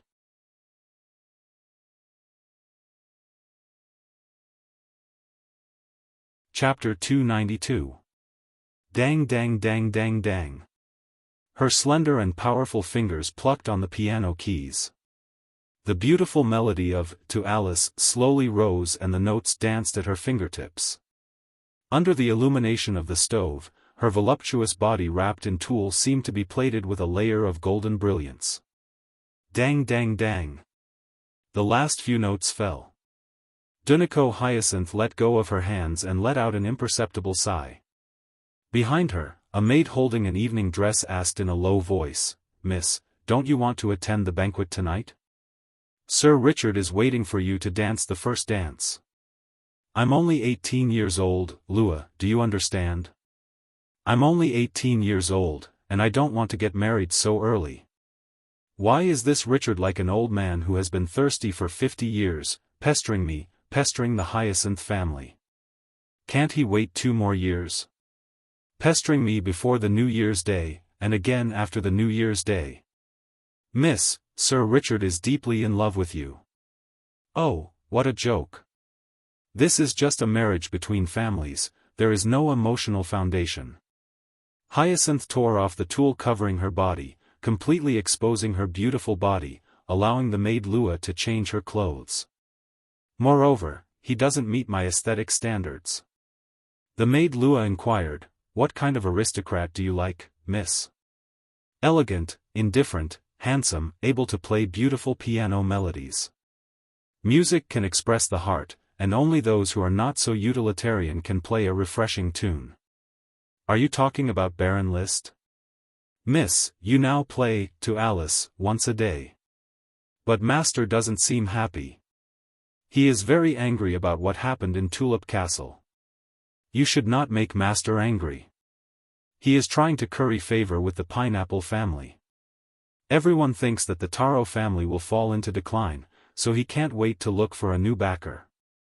But I don't want to let him get what he wants. Brother Meopal will get through this, and the Taro family will still be the rulers of Red Crab Island. Duniko Hyacinth changed into her underlined clothes and tied up her hair, restoring the grace of an aristocratic lady. Her face was full of nostalgia. I just wanted to go to Longtaro Castle to relax, but I didn't expect to meet Liszt. His carelessness when playing the piano is something I have never seen before. Yes, Baron Liszt is a little more handsome than Sir Meopal. I spent the happiest night of my life in the Longtaro Castle, Lua. You have no idea how strong he is, and how heartless. No wonder you can't forget him and play for Elise every day. No, I will forget him. From the time he left the Longtaro Castle, I have forgotten about him. I just want to change a part of Die Elise. There are many flaws in this piano piece. It's like an improvisation. I guess it was improvised by Liszt. I can see that he was so careless at the ball. Then why don't you write to him and ask him? Duniko suddenly froze for a moment. I took the initiative once, but I don't want to take the initiative a second time. I am a thorny rose of Red Crab Island, not a dog's tail flower. She had already changed into her dress. Duniko looked at herself in the crystal mirror. She was still as beautiful as a blooming rose. She took a deep breath and put on the standard smile of an aristocratic lady. Let's go. Rubber tree sprite worm triplets? Seeing the reward of the smoke mission, Liszt felt that it was inconceivable. He had never heard of sprite worms having twins or triplets. As the essence of plants, sprite worms had always been alone. At least, according to the information he had, there had never been a sprite worm with twins or triplets. Even in those nonsensical night novels, there had never been an author who wrote about multiple sprite worms. The result of this mutation is really exciting. Regardless of whether there had been multiple sprite worms in the past or not, at least now, the result was exciting. He originally thought that there was only one sprite worm, but in the end, there were three. It was like a buy one get two free promotion. It just so happens that rubber is becoming more and more important. With 3 sprite worms, the planting of rubber trees can be greatly increased, and the rubber output will also increase. This was a very good mutation, and Liszt was very satisfied with this result. He restrained his thoughts and began to pay attention to the new mission. Mission, a song, Die Elise, will make the name of the Piano King Liszt spread throughout Red Crab Island, and also cause ripples in the heart of a certain girl. You think that a night of passion is the end, full stop, but there may be another chance. Please write a letter to Duniko Hyacinth. Reward, a melody from memory. Liszt clearly saw the contents of the smoke serpentines. Liszt's pleasant surprise was quickly replaced by, absurd, what is this? Piano King Liszt? When Liszt touched the piano in Longtaro Castle, he indeed thought that his piano sound would shock the world, but he had never thought of becoming the Piano King. Moreover, after a night of spring breeze with Duniko, although he occasionally missed the moment of passion, he did not think of teasing her again. At the same time, what made him depressed was that the reward turned out to be just a melody from memory. What was the point of this? He really wanted to say that his eyes were playing tricks on him. But the smoke mission was clearly written in serpentines, engraved with content that he couldn't ignore. It was indeed to write a letter to Duniko and then get a melody, probably the melody of a pop song, or maybe the melody of a piano song.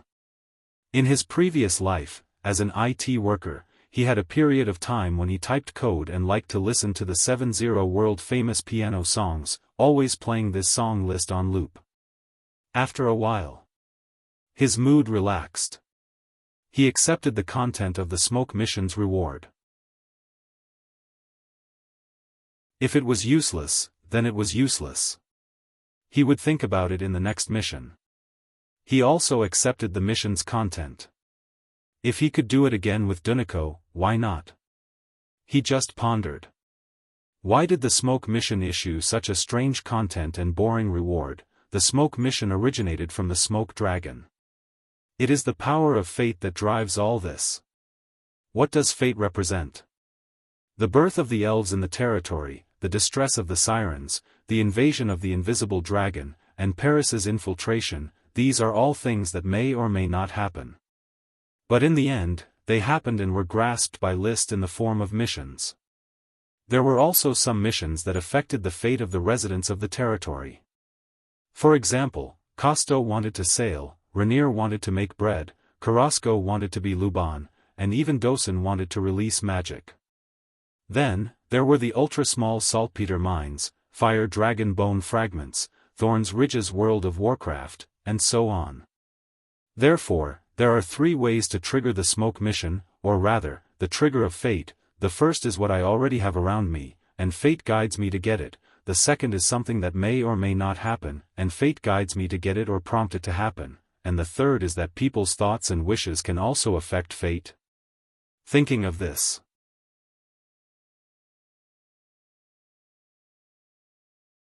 Chapter 293. The piano was an instrument that required superb craftsmanship. No one knew when it was invented. Many people believed that the piano originated from the Moon Empire, an empire that had disappeared for thousands of years.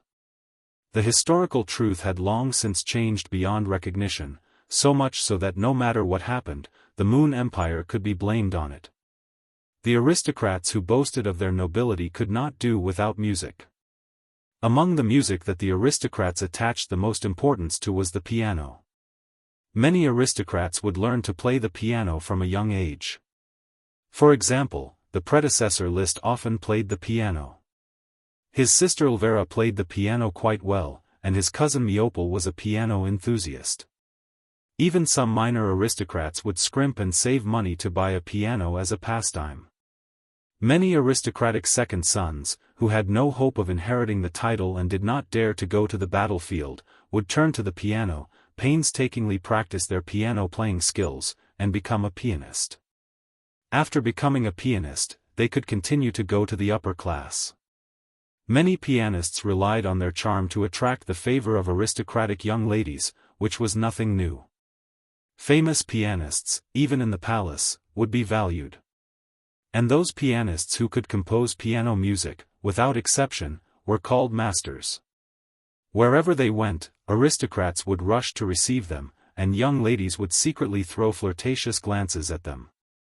Liszt enjoyed such treatment in the Longtaro castle for his song, Die Elise.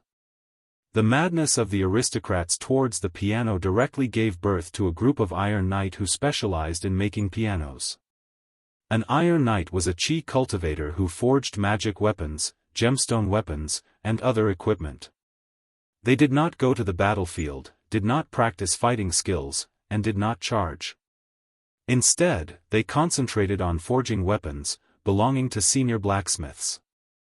The Iron Knight who forged pianos was called a piano knight.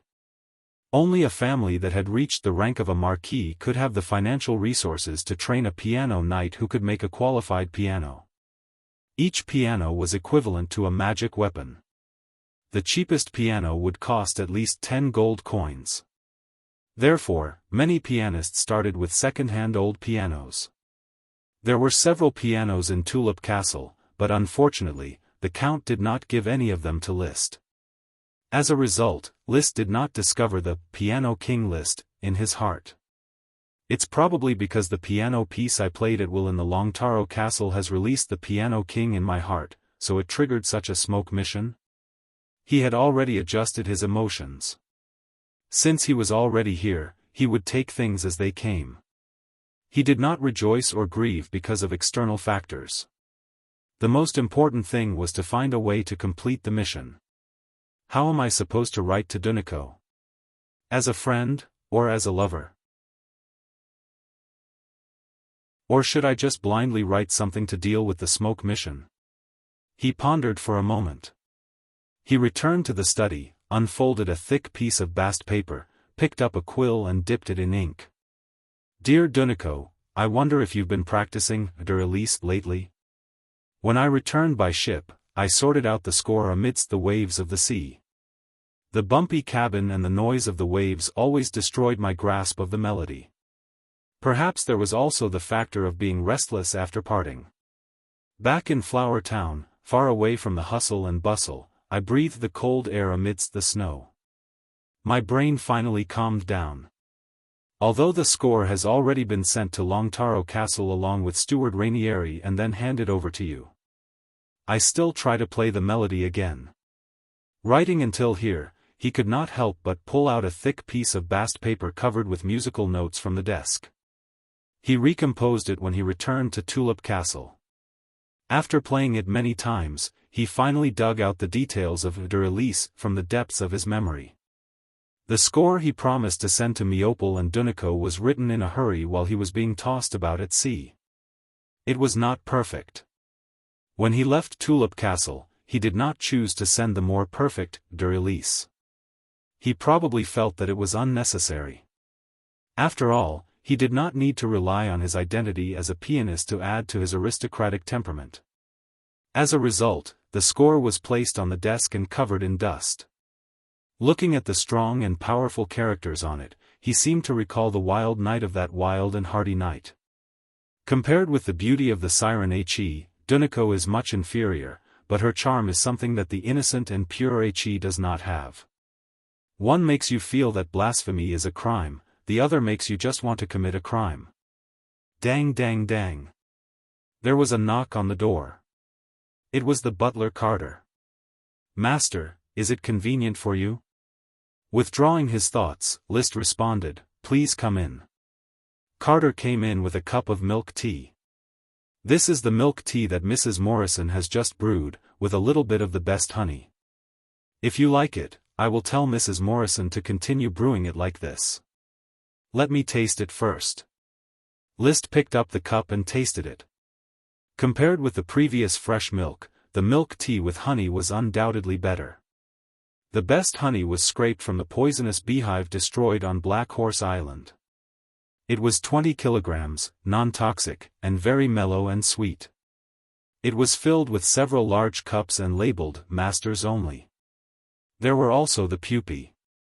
After Mrs. Abbey added oil and salt seasonings, most of them were destroyed by Liszt, a small half was eaten and most of them were put into the gem space. When he had time, he would take out a few pupae and chew them.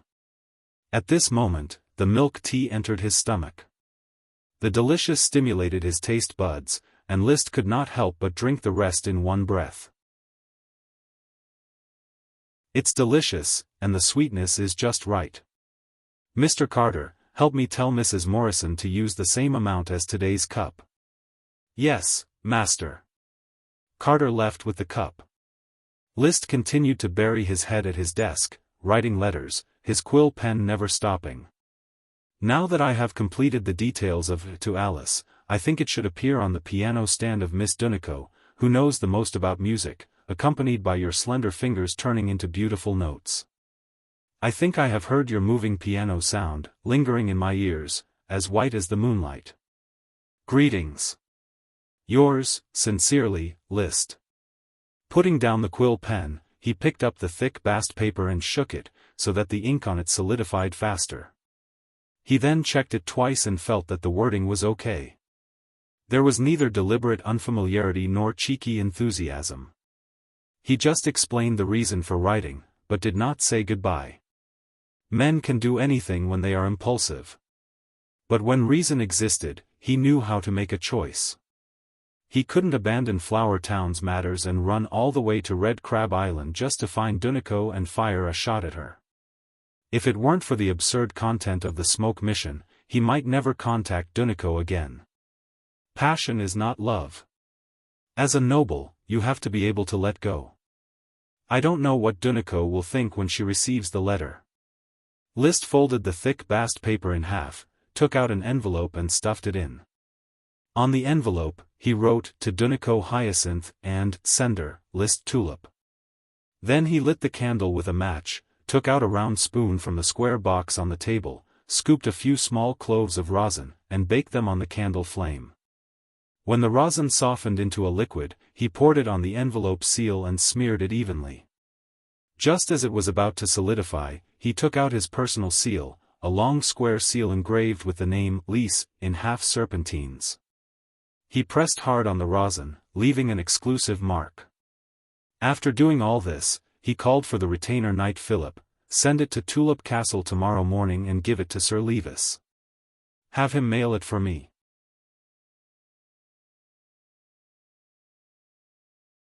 Chapter 294. This chapter is titled "Reading Too Many Books, Please Update It." The letter has been processed, but the smoke mission has not been updated. Obviously, it needs to be delivered to Duniko Hyacinth in order to complete the mission. Early the next morning, he heard that Philip had gone to Tulip Castle to deliver the letter. List was inexplicably melancholic. He didn't know if he should follow the instructions of the smoke mission and provoke Duniko.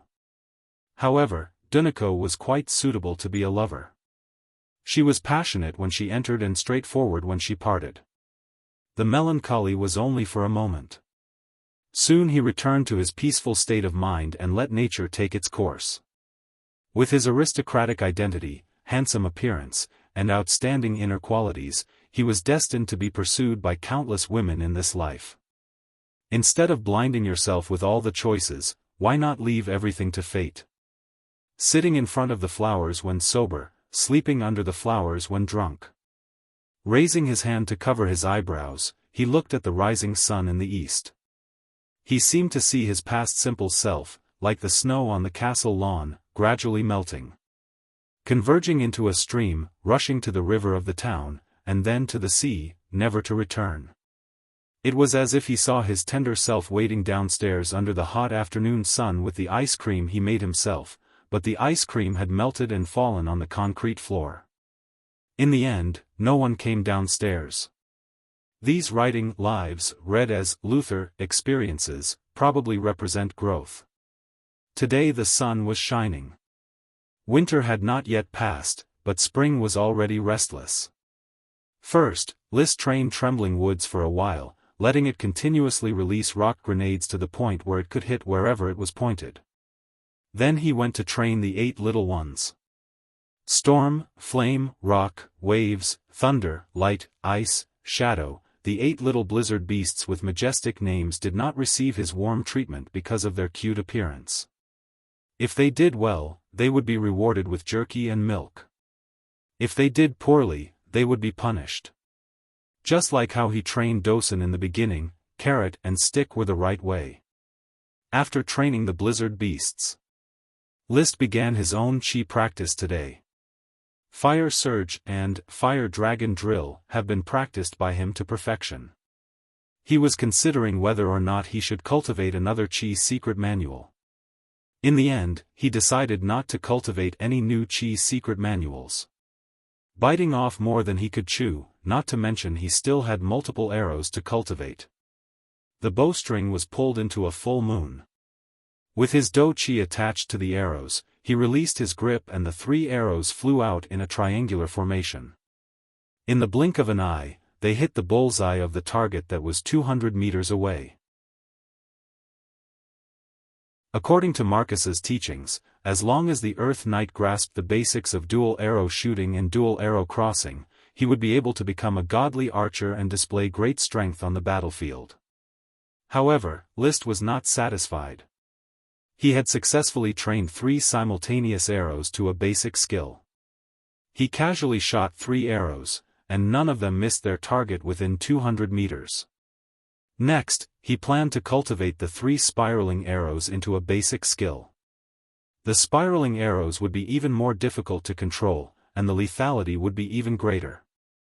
There is the blizzard beast guarding outside, the rock grenade fire is continuous, and I am in command inside. Coupled with the flying arrows, I am afraid that no matter how many Earth Knight there are, they won't be able to get close to me. In the end, strength was something that one had to grasp personally. Only then would one have more confidence. Throughout the morning, he was immersed in cultivation, honing his fighting skills and taking potions scientifically. After luncheon, he patrolled the territory, then looked at the Siren He studying magic, and teased Ella, who was angry at being confined. Not long after, a servant came to report, "Master, Mr. Marcus is back and is waiting for you in the hall." "Is that so? Teacher Marcus, please come to the study." A moment later, when he saw Marcus, he asked, "Is everything going well on Black Horse Island?" He reached out and motioned Marcus to sit down and talk. Marcus held the milk tea sent by the servant and said, "Everything is going well at present. With the assistance of Russell and Griffin, the serfs have been managed with remarkable results. At present, the construction of the roads and houses on the main streets of Port Town has been completed, and the warehouse area of Black Horse Port is being prepared. Black Horse Port is an important port for the construction of Black Horse Island. All materials must pass through Black Horse Port, so a large warehouse area is essential. This time, bring more wheat flour with you and hurry up to build the mill. It is expected that after a while, the fleet of serfs from Tulip Castle will return. I will separate 1,000 of the 2,500 serfs and move them to Port Town." "Understood, my lord." Marcus was very excited about the upcoming serfs. Now he was working with hundreds of people, and his efficiency was very low. He did not have the pleasure of a national war like he did in Flower Town. After talking about the construction of Port Town, the topic quickly shifted to the rubber tree, the 3 sprite worm triplets, and List was eagerly looking forward to it. "My lord, the rubber tree worm stock is growing well.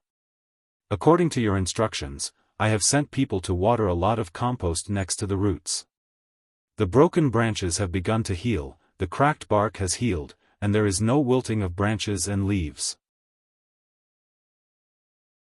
Last time, after List came back by boat, he asked Costo to carry a lot of compost for the rubber tree to fertilize. Sprite worms bred in the wild often die because of malnutrition. He did not want such an accident to happen in his territory. "Once the sprite worm is born, immediately rush back to Flower Town to inform me." "Understood." "Have you counted how many rubber trees there are on Black Horse Island?" "Russell is in charge of this matter. He ran all over the island with trees and got an accurate number. There are a total of 573 mature rubber trees, and some immature rubber trees mixed in the bushes. He could not count them, but the total number should be more than 1,000. 1,000 rubber trees is not a lot. How is the rubber research on the rubber trees?" "My lord, it has been verified that the rubber is not poisonous. I caught some snakes, rabbits, pheasants, and deer. After drinking the rubber, they behaved normally, and the rubber did not solidify in their stomachs. The rubber was collected in a wooden barrel. After a while, the surface layer will solidify, but the rubber inside is still liquid." "Did you bring the rubber back?" Without damaging the rubber trees, a total of 10 barrels of rubber were collected, and all of them have been brought back. They are all sealed in wooden barrels. As long as the thin layer of hard shell is cracked on the surface, the liquid rubber inside can be poured out. "Very well, immediately let someone carry the rubber to the castle, I want to do the experiment myself." List was in a good mood. He was still worried about how to collect and store the rubber. He did not expect Marcus to find a way. The servant took the order and left. List remembered something. "By the way, have you refined the bee venom?" "It has been refined," Marcus said, solemnly putting the small pottery jar he brought with him on the desk. "My lord, the jar contains all the bee venom. After my tests, the bee venom is very toxic, far more than 10 times more toxic than the fast-growing poisonous thorns. 1 drop can kill a deer. The deer is not a large animal, but it is not a small animal either. A drop of bee venom can kill a deer, indicating that it can at least hurt humans. It can be seen that the toxicity is really fierce. No wonder the 16 serfs were stung to death just because they were lazy. It can be called highly toxic.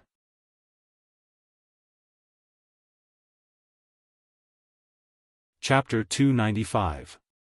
The siren He lay on a rocking chair padded with animal skin cushions and gently swayed her body. The rocking chair tailored for List's figure was a little too big for He, who was only 1.5 meters tall. Instead of staying in the shell, she dragged a long ribbon of seawater and lay down on the rocking chair. Without her feet, she couldn't leave the range of the shell. Fortunately, she could control the seawater and stretch it into a ribbon, otherwise, she wouldn't even be able to get out of the shell. It was a very strange visual experience. Without feet, the area below her bare feet gradually turned into seawater. List has never been able to figure out what kind of feeling this is. He sat next to He and finally couldn't help asking, He, do you feel anything below your ankle? Yes, brother, this seawater is a part of He's body. Although the feeling is not as clear as He's flesh and blood part, I still feel it. Really, can I study it? List smiled gently. I'm really too curious. He lowered her head shyly, and then secretly glanced up at List. Well, brother, if you like it, He will study it for you. Hee, humans should not have seen a real siren. Got permission. Of course, List would not be polite anymore. He immediately squatted down and touched He's ankle. The skin was delicate, smooth, and elastic, as if he was holding a mass of flesh and blood made of water. The tip of his nose seemed to smell a faint fragrance, which was He's body fragrance. The delicate touch made List's mind shake, but he quickly recovered and began to concentrate on his research. The area where the ankle and the seawater gradually changed felt a bit like gelatin. After casting magic eyes, he could see that the magic in this area was very active, far more than the magic in He's body. He, what would happen if your ankle was cut off from the water belt? He asked. He thought about it seriously and replied, He should be very uncomfortable and injured, because He is not yet an adult and can't leave the shell. Well, List gave up this idea. How would you feel if I touched the sea with my hands? I can feel my brother's hand. It's the same feeling as Ella and the bug baby swimming in the sea. Well, how to say it, the sea is a part of He, but it can't be regarded as He's body. It's probably like what Big Brother said, the relationship between elves and worm stalks. Even so, List still didn't know what kind of feeling it was. Harming the worm stalk would injure the sprite, and in serious cases, it could even threaten the sprite's life. However, most of the sprites would be able to survive even if the worm stalk were to die. They would be able to grow a new seed and grow into a new worm stalk. Even though their vitality would be greatly damaged, at least they would still be alive. He suddenly asked, Brother, do you think sirens are a kind of spirit? I don't know, but even if it's an elf, it's still a sea elf, different from Ella. List touched He's calf and stomach, which felt more comfortable. Look at He, your body is almost the same as a human body, but Ella's body is different. Yes. He nodded. Ella is like a soft jade. He and my brother are both flesh and blood. That's why you can master magic. List was finally willing to let go of He's legs. He stood up and rubbed the attractive blue hair. Is there any new progress in your water arrow shooting? Not yet, but He has already found the reason. This book, Detailed Description of Advanced Concepts for Mages, has a very detailed record. It turns out that the reason why He's water arrow volley failed was because she didn't form a magic array in her body. Mages need to engrave magic in the form of a magic array in their body. List has studied magic books, but he just flipped through them and didn't go into detail.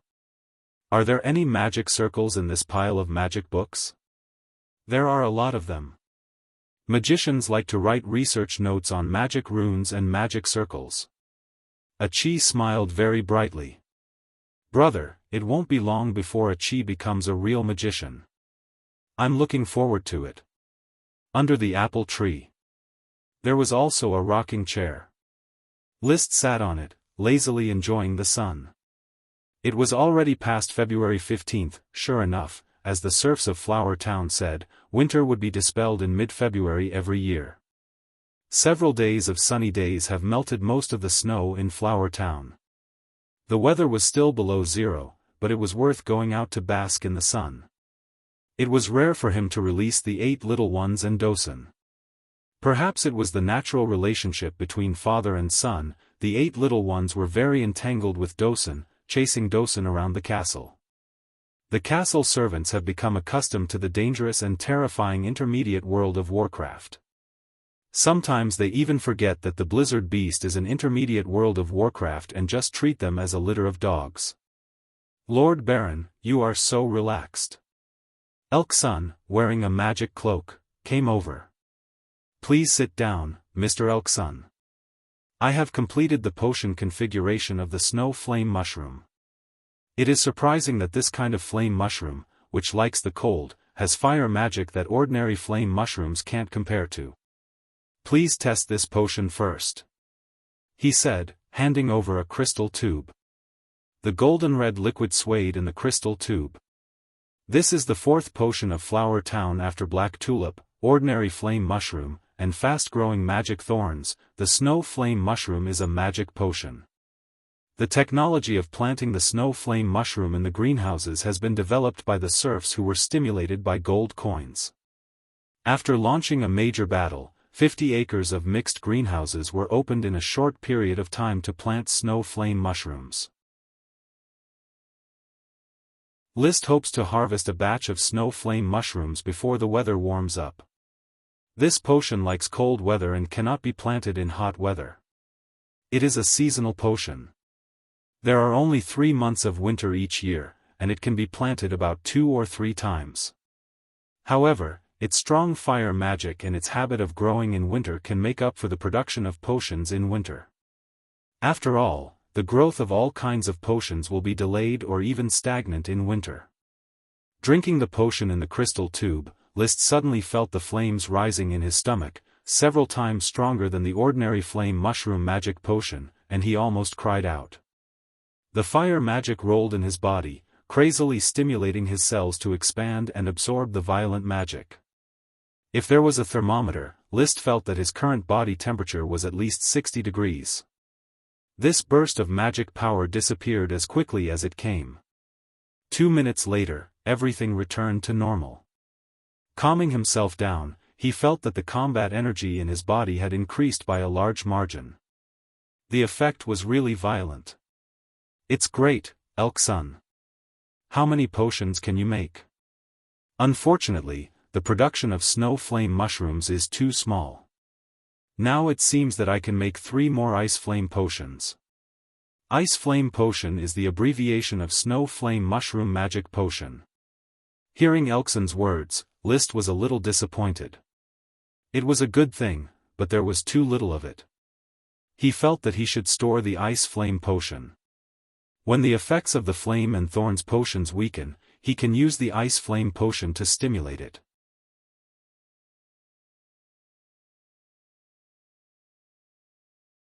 Chapter 296. As the sun shone on their faces, the working serfs took off their heavy cotton-padded jackets, shouted slogans, and raised their axes to chop the fast-growing iron thorns. The fast-growing iron thorns were ironwood quality wood that would immediately sink to the bottom of the water. Therefore, ordinary bone tools could not chop them off. Iron tools had to be used. However, the Flower Town's bone shop had very hard bone tools. Decayed, ancient fire dragon bone fragments were used as raw materials. The bone tools of the bone shop were not sold to the public. Instead, they were numbered and distributed to the serfs for free. Even though they had long decayed and lost the magical power of the dragon, they were still dragon bones. List did not want them to wander outside the town. The dragon bone machete was used to chop the fast-growing iron thorns. The effect was similar to that of a fine steel machete, but it was more durable. The serfs had a dragon bone machete in their hands. It took them about half an hour to chop off a fast-growing iron thorns the thickness of an adult's arm. Unfortunately, the dragon bones could not be polished more finely to make a dragon bone saw. Currently, the iron saw was still the most effective in logging. A team of 2 could saw off a fast-growing iron thorns in 5 minutes. Unfortunately, there was a lack of iron. Iron was needed in all aspects, so the iron saw could not be made. In any case, the scene was in full swing. List stood far away outside the Garden of Thorns and looked around. It could be considered as a tour of the logging site. The Flower Town surf logging team was definitely a fighting team. At first, with crude tools and World of Warcraft, the huge Thorns Ridge was completely cut down. Not to mention the trifling Garden of Thorns. The officials headed by Gort were also very combative. They organized the serfs to carry out the logging work in an orderly manner.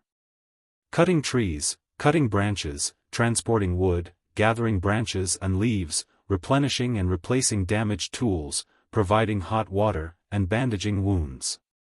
They worked in groups in an orderly manner.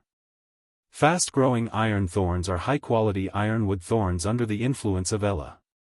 Although thorns are short shrubs and it is difficult for them to grow into towering trees like rock and stone trees, they can grow rapidly. They can be harvested with the thickness of an arm and used to make furniture and wood. List said to the person beside him. The person beside him was none other than Viscount Trick Wildgrass's son, Aubrey Wildgrass, a big fat man. I felt the charm of fast-growing iron thorns in the carpenter's shop. It's amazing quality, and it grows even faster than weeds. It's definitely incomparable to weeds, but it takes 3 months for it to mature. It's really amazing, but it's not easy to cultivate it. Without Ella, its growth cycle may slow down by a dozen times. Judging from our planting situation in the Thorns Ridge, it will take about 3 years to mature. Even if it's only 3 years, it's still amazing. Aubrey said enviously. The nobles say that Ella's potion will bring you glory. These ironwood thorns are also a lot of glory. If Beer Island wants to introduce it, I can provide the roots of fast-growing iron brambles. List laughed. The last kind of thorns that Ella lacked was provided by Beer Island. List has always remembered this favor. Really? Then I have to thank you properly. Sell me a little more hops. How about I give you 30% of the share that I can control? You're very generous, Aubrey. Aubrey patted his belly. I also enjoy your generosity. The food in your castle is going to kill me. You're so fat, can you go to the battlefield? I'm not going to the battlefield. At most, I'll follow orders of chivalry to get some achievements. Business is more suitable for me. By the way, List, how about I sell your ironwood furniture? Although the Beer Castle channel is shabby compared to the Tulip Castle channel, our fleet is bolder and runs farther. According to the information List had, the Beer Castle fleet seemed to have joined forces with the fleets of several small and medium-sized nobles on the outer islands to control a smuggling route and sell goods to certain areas of the Eagle Kingdom.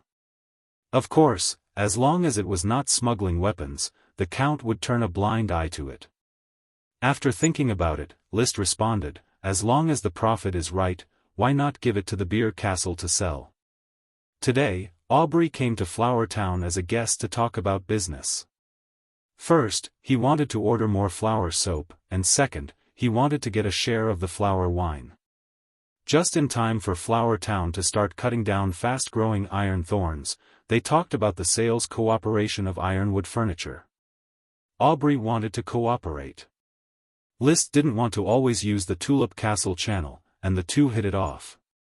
The luncheon atmosphere was very warm, and when the specific cooperation matters were settled in the evening, the atmosphere was even more warm. Gort, as the representative of List, forced Aubrey and his party to the ground with the fragrance of flower wine. Finally, everyone was thrown into the public bathroom to take a hot bath. Just like any era. After the arrival of the privileged class, public bathrooms were suspended from opening to civilians. He did not keep Aubrey and others in the castle. List did not like to stay in the castle with people other than his family.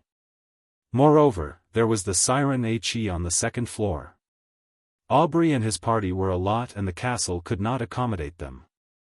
He arranged for Aubrey and his party to live in the aristocratic residential area. With the current development of Flower Town, more aristocrats will come in the future. Should I build a guest house? There is no similar hostel building in the Grand Duchy of Sapphire. All the aristocrats receive visiting aristocratic guests in their own castles. List decided to open a precedent. After all, he had enough reasons. The castle was small and could not accommodate a few people. Not only would it not violate aristocratic etiquette, but it would also be praised for being warm and thoughtful. However, with the development of the territory, after he became a great aristocrat, he would no longer be able to use the guest house to receive guests. Otherwise, the guests would think that he was not valued and laugh at the poverty of the castle. He rubbed his forehead. Drink 2 more glasses of wine with Aubrey.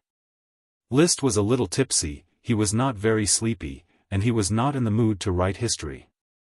He had not touched the historical masterpiece, Dragons Fighting in the Wild, that he had vowed to compile for a whole week. He would rather bask in the sun than write when he had time. He rummaged in the corner of the study and found a wooden stick carved with a beautiful pattern. Is this my sidechack? Sidechack, like frac abier, is a standard of aristocracy. It is a decorative tool that reflects aristocratic demeanor and identity. In the hands of the king, it is called a scepter. In the hands of the aristocracy, it is called a civilizing stick. The civilizing stick can be carved with patterns, inlaid with gems, made of wood, or made of metal. List's sidechack is a wooden civilizing stick with tulip patterns carved on it. It was given by the count at his enfeoffment ceremony. However, since coming to Flower Town, he has not picked it up, let alone attended aristocratic gatherings with it. Young aristocrats are rarely willing to walk with a civilizing stick. I have several thorn crutches for dog training. Should I ask a carpenter to carve a high-quality fast-growing iron thorn civilizing stick for me? List touched his chin and had a sudden whim. The civilizing stick in his hand is made of more than 100 years old rock wood. It is of good quality, but Flower Town now has fast-growing iron thorns. Using a rock civilizing stick is not in line with his identity. Immediately, he ordered someone to call the person in charge of the carpentry shop. Carve a civilizing stick for me, take this civilizing stick as a sample, and engrave the name Ella on it.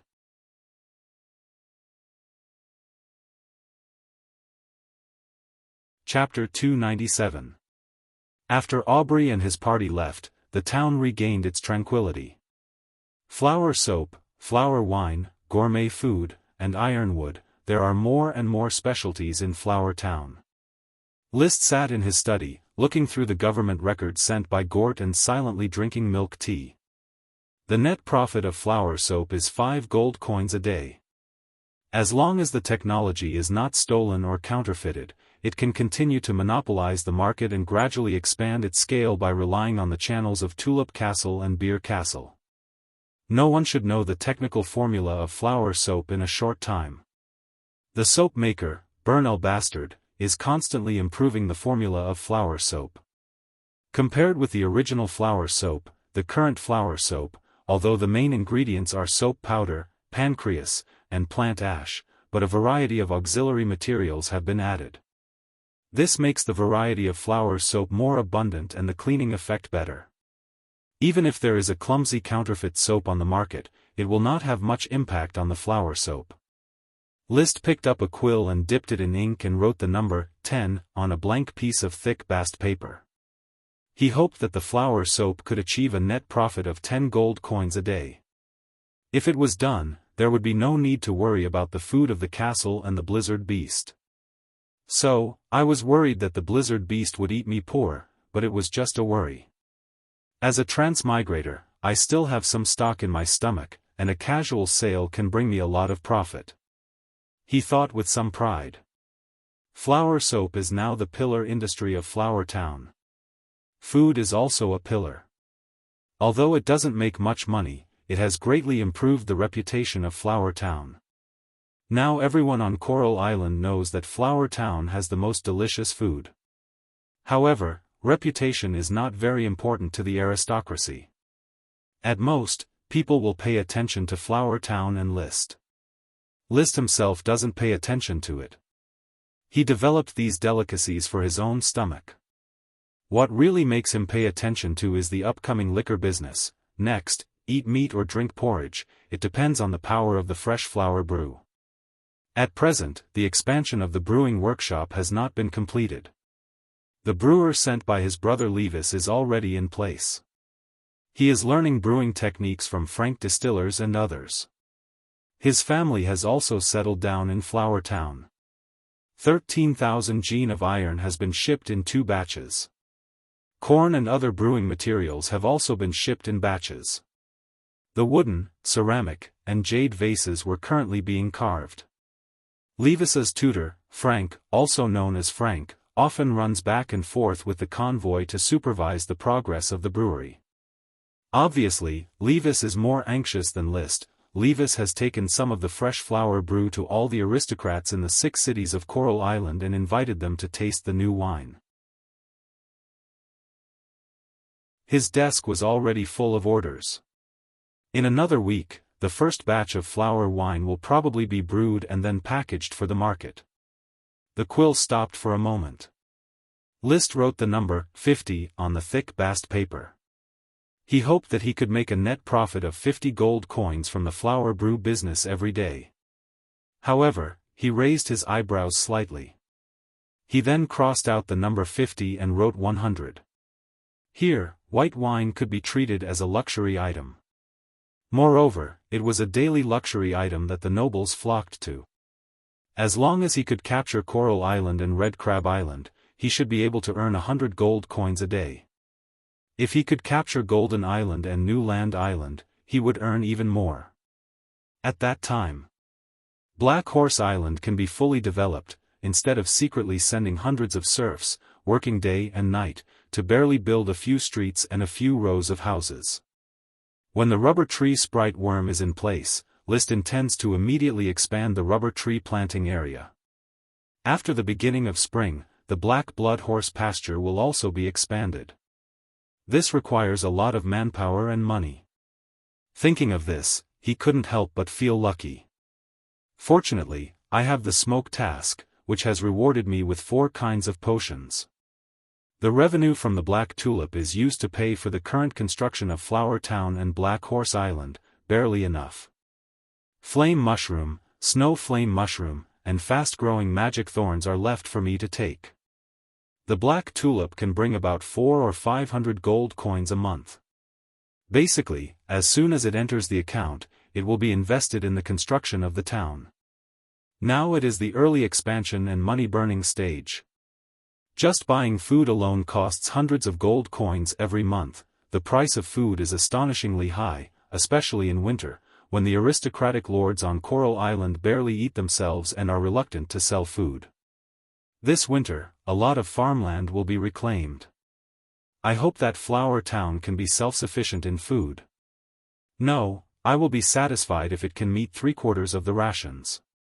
After all, there are not enough sprite worms to increase the harvest. The remaining quarter of the gap, I will spend money to buy it. At this time, it was time to tighten one's belt and work hard. Only by experiencing hardship can one rise above others. List feels that the first thing to do is to ensure the quality of his life, so, the expenditure of the castle is almost catching up with the standard of a Viscount Lord.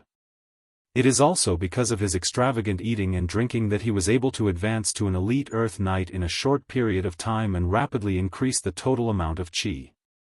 The excellent bloodline of those great aristocrats, who were able to become a Sky Knight in their 20s, also came from eating and drinking. Eating World of Warcraft meat buns, drinking potions like water, and even a pig can fly, his uncle Masilo was a living example.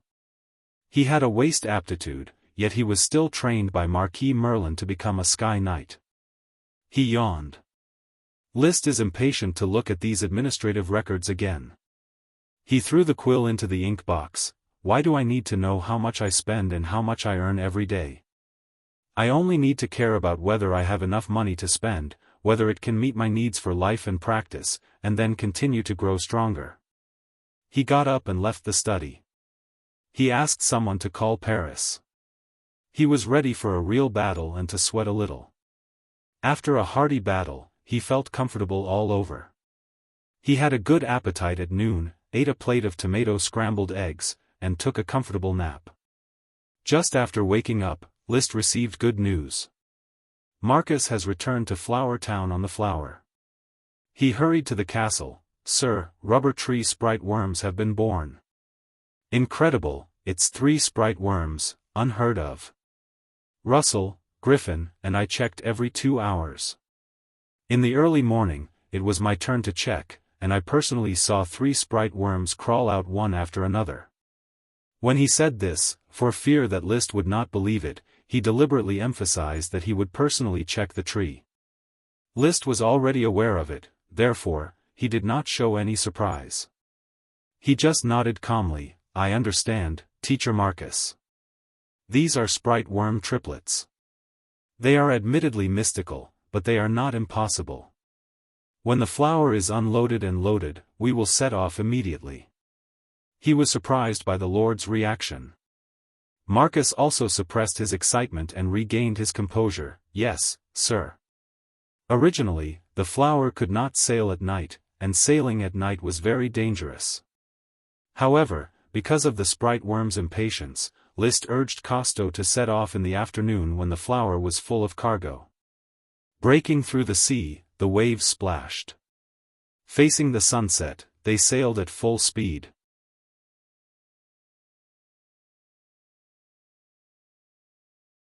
Chapter 298. As night fell, the flowers circled around before finding the Black Horse Harbor. The Black Horse Harbor needs a lighthouse, sir. Sailing at night on the sea can be distinguished by the stars, but there is no way to accurately find the location of the harbor. Costo said after stopping the ship. I don't have an architect now, and the Black Horse Island is not yet exposed. He got off the ship. Without any nonsense, riding Dosen, List went directly to the location of the rubber tree sprite. The crystal lamp illuminated the road, and he easily followed the bushes that had already formed a path to his destination. He cast Magic Eye. He saw the position of the 3 sprite worms, motionless on a branch.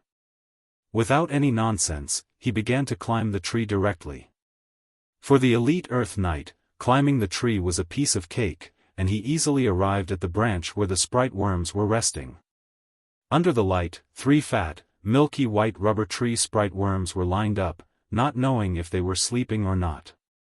They were almost pure white, even their eyes were white, and it was impossible to distinguish which side was the head and which side was the tail. Their fingers were long and as thick as a thumb.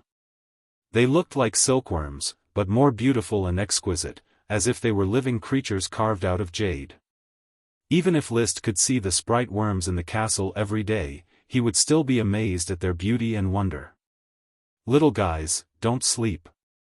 Have some jade powder for a midnight snack. He said softly, and the next step was the basic operation. He smeared the jade powder in front of the sprite worms, tempted them to wake up, and began to lick the jade powder. Then, he smeared the jade powder on his fingers and put it in the mouth of the sprite worm. He took a bite. He contracted a sprite worm. He took a bite. Then he contracted another sprite worm. He took a third bite. The last sprite worm contract was successful. At this point, the rubber tree sprite worm triplets were all contracted, establishing a telepathic owner relationship. Come to my hand. He stretched out his hand and caught the 3 chubby sprite worms. There was a wonderful feeling in his heart. It felt as if there were 3 vague emotions repeated in his mind, and the emotions of the triplets were almost perfectly synchronized. Everything was the same, and the reaction to List was the same. He climbed from his hand to his shoulder. He followed List and left the worm stalk. Congratulations to Sir for contracting a new sprite worm. Marcus, Russell, and Griffin, who crowded around him, congratulated him. List put the sprite worm into the jade box held by the servant and accepted it with a smile. You have worked hard to guard the sprite worm during this time. I have brought a barrel of fresh flower wine. You can share it. Thank you for your generosity, my lord. I also want to thank you for your hard work in building Black Horse Island. After a few polite words, they soon arrived at the port town and rested for the night. Tomorrow, List would return to Flower Town. He was not needed on Black Horse Island. Marcus, Russell, Griffin, the rubber tree sprite worm contract has been completed, but I do not intend to migrate the rubber tree sprite worm stock. The environment in that area is very suitable for the growth of rubber trees. If you have free time, you can organize a group of serfs to move the scattered rubber tree saplings around the cordyceps and plan a rubber tree garden. Yes, my lord. The next morning, List got up very early. Because he wanted to communicate with his mount, Lightning, he rode on it for a walk and left under Lightning's reluctant gaze. Sitting in the bow, looking at the sea, he thought it would be another boring voyage, but the white clouds floating in the sky inexplicably moved his heart, as if there were countless sparks of inspiration bursting out. It was a familiar melody, quietly floating in his heart and lingering in his ears. Without hesitation, he quickly took out thick bast paper and ink, picked up a quill, patted it on Dosun's body, and began to record these melodies. A moment later, the melody gently dissipated in his ears, and dense notes were recorded on the thick bast paper. It's City of the Sky. He shook the thick bast paper, and the light in his mind had gone out, but his heart still echoed with the excitement of recording the notes. The melody that emerged in his ears was the familiar City of the Sky, comparable to Alice, or it should be called With You. This is the classic work of music master Hiroshi Hisaishi, the theme song of Hayao Miyazaki's classic animated film, City of the Sky. Even the popularity of this song had surpassed that of the film. He solemnly put away the music score that he had hurriedly recorded and summoned the smoke mission. The serpentines impressively changed, mission completed. Reward, the melody of With You. This indicated that Duniko Hyacinth had received the letter he had sent. At the same time, the smoke mission conveniently unearthed the melody in his memory. The power of fate is really magical, even memories can emerge. I wonder when I will be rewarded with memories related to cement? I should have seen and studied how to make cement, but unfortunately, I only vaguely remember the principle. Limestone and clay are mixed and ground, and then calcined in a kiln. He had not yet figured out what limestone looked like, nor had he found clay. He was temporarily powerless to develop cement. Once the smoke mission unearthed his memory, the limestone and clay images that he had browsed through would emerge, and he would be able to easily find limestone and clay. The same was true for glass. His thoughts just flashed by. The smoke serpentines had quickly changed, mission, the fast-growing iron thorns have matured, and the carpenters of the carpenter's shop have also accepted the impact of new inventions.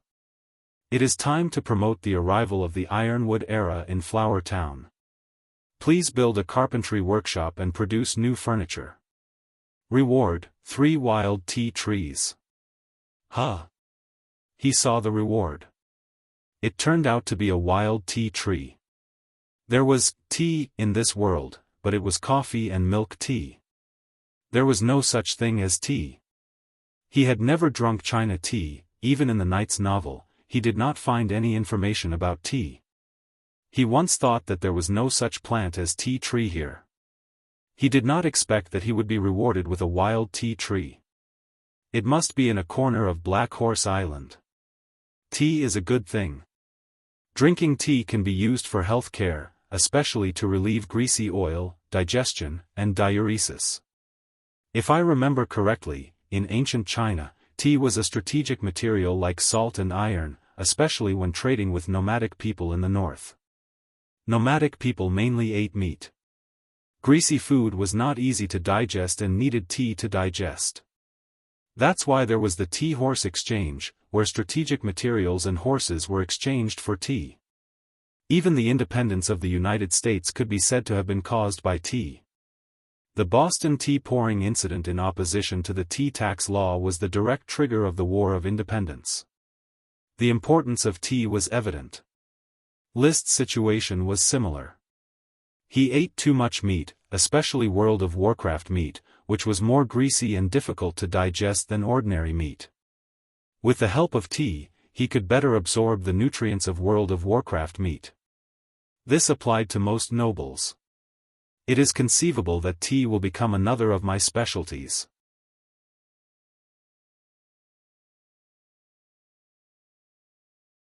Chapter 299. This chapter is Fantasy Reaper 11 Reward Added. Not only did he want to build a carpentry workshop, but he also wanted to build a logging yard and a timber warehouse near the Garden of Thorns. He had already thought about it. In the Garden of Thorns, Ella could influence 3/4 of the magic ingredients, 1/4 of the ironwood, and a small number of ordinary fast-growing thorns. Ordinary fast-growing thorns were the source of all kinds of mutated thorns, and he still hoped that they could produce new mutations. In the Thorns Ridge on the periphery of the Garden of Thorns, except for areas that could be reclaimed as farmland, the rest was planted with ironwood. Only a small area was left for planting fast-growing thorny thorns and fast-growing poisonous thorns to ensure that they did not go extinct. In the future, Flower Town could actually be renamed Thorns Town. Whoa! Whoa! After returning to the castle, Ella immediately came out to greet him. When List took the rubber tree sprite worm triplets out of the jade box, it immediately rushed forward, grabbed one, and continued to shout, "Whoa, whoa. Ella, put it in the box in the worm room, don't break it." List hurriedly shouted. Fortunately, Ella could distinguish the severity of the situation. It grabbed the sprite worm and played with it, but never dared to hurt them. Because it knew very well that List would not allow it. This was the power of the contract, which made it irresistible. The 3 rubber sprites were a little flustered. After being comforted by List, they calmed down a little and began to crawl around in the box sprinkled with jade powder. From time to time, they would bump into other sprite worms and say hello. They were triplets, and their minds were synchronized. Although he did not see the use of this, at least the number of List sprite worms increased to 12.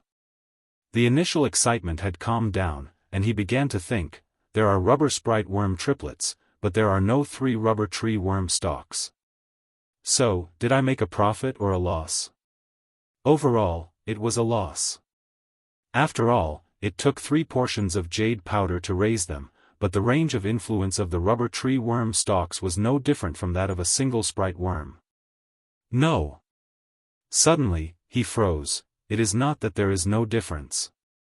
At least, it is not known that the range of influence of the rubber tree worm stalks is 3 times that of ordinary worm stalks. Also, with the birth of 3 at once, when it comes to evolving into a lesser sprite in the future, wouldn't the probability of success increase by 3 times? Staring at the rubber worm triplets that were crawling leisurely, he felt that this mutation was definitely not just a simple increase in numbers. There must be something magical about it, but no one had discovered it yet. Since he couldn't think of anything, he gave up on the thought. He crossed the aisle and went to chat with the siren Achi. Achi still hadn't succeeded in casting water arrow volley. She was focused on engraving magic arrays. She was very serious and diligent. She was studying magic books almost all day long. Sometimes Liz thought, don't raise the innocent and pure siren into a crazy woman like Curtis Truth. After all, there was something wrong with most mages' brains. Achi, take a break. Don't tire yourself out. I'm not tired at all, brother. Achi will be able to engrave the water arrow magic array soon. At that time, Achi will be the magician Achi. By the way, brother, do you think Qi should change her name? All magicians seem to have the surname Truth. Qi thought seriously. List couldn't help but smile. Unparalleled's Truth? Sounds very imposing. Qi shook her head and said word by word, no, it should be Tana Histi Europamani Seleno Lucati Fulcus Bunase. Cassandra Eloyd's Truth. Hearing this long list of names, List couldn't help but twitch the corner of his mouth. Why did a little siren who was born in the sea and had never even seen her clansmen have to give herself such a long list of names? Before he recovered from the shock of the names, Qi giggled. Hee, I'll listen to my brother. Call me Unparalleled's Truth. It turned out that she was just joking. He ruffled her hair hard. List sighed in his heart. The shivering little siren had learned to make jokes. Time is really a butcher's knife. He should protect her and not let the dirty society affect Qi's purity. The construction of the carpentry workshop progressed rapidly. There were 5 carpenters in Border Town, and they also brought a group of apprentice carpenters. Under their guidance, hundreds of serfs worked hard for a few days and built the carpentry workshop near the Garden of Thorns. It was a primitive workshop without any technical content. The sawmill was also casually set up. A few shacks were built, and the fast-growing iron thorns were sawed into sections and cut into sheets. The timber warehouse was even simpler. They just needed to randomly divide a piece of land, erect a few pillars, weave a roof with thorns and straw, and fix it to the pillars. This was a timber warehouse. The iron thorns that couldn't be cut in time were temporarily moved to the warehouse and piled up. After the carpentry workshop was completed, List also drew several designs for wooden furniture. This is the drawing of the drawers. Look carefully. When making cabinets and tables, remember to add the drawers. You have to fully use your imagination on the design. This is an antique shelf. It's very different from a bookshelf. A bookshelf is used to store books, while an antique shelf is used to store valuables. The lattice can be big or small. Like the rocking chair, the drawers and antique shelf were the other 2 new types of furniture that List had chosen. He was preparing to introduce them to the aristocracy. In fact, he could also consider a baby cradle, but poor babies couldn't afford an ironwood cradle. Aristocratic babies had servants to take care of them and didn't need a special cradle, so it was meaningless to invent it. When all the carpenters had gotten the drawings, List took out a new practical living product that he had recently thought of. It's called a clothes rack. As the name implies, it's used to dry clothes. As an aristocrat, there was no need to wash or dry clothes. It was all done by the servants. But when he admired little Lily, the maid with the best figure in the castle, drying the clothes, he found that the clothes were hung directly on a line to dry. When collecting clothes, especially formal dresses like the frac à brire, they were also hung on a wooden frame, which was easy to leave creases at the waist. In other words, there were no clothes racks. Modern clothes racks were generally made of iron wire. As the Grand Duchy of Sapphire lacked iron, it was impossible to use iron clothes racks. Polished wooden clothes racks with rounded support would not break the shape of the clothes shoulders. It was the most suitable choice for drying formal dresses, and it was also very convenient to obtain materials. Clothes racks, rocking chair, drawers, antique shelf. The carpentry workshop would introduce them one after another. But although these were all new types of furniture that were bound to cause a revolution in home furnishings, List didn't expect them to bring much profit. After all, the carpenters of foreign aristocrats would probably know how to imitate them with a few glances. To occupy the market, he had to rely on the quality of thorny ironwood. The quality of ironwood coupled with its low price, such a household item was definitely the favorite product of small and medium-sized aristocrats. At that time, the carpentry workshop could not only produce household items, but also provide ironwood quality spear shafts and arrow shafts for Tulip Castle. The Flower Town's ironwood era would soon arrive.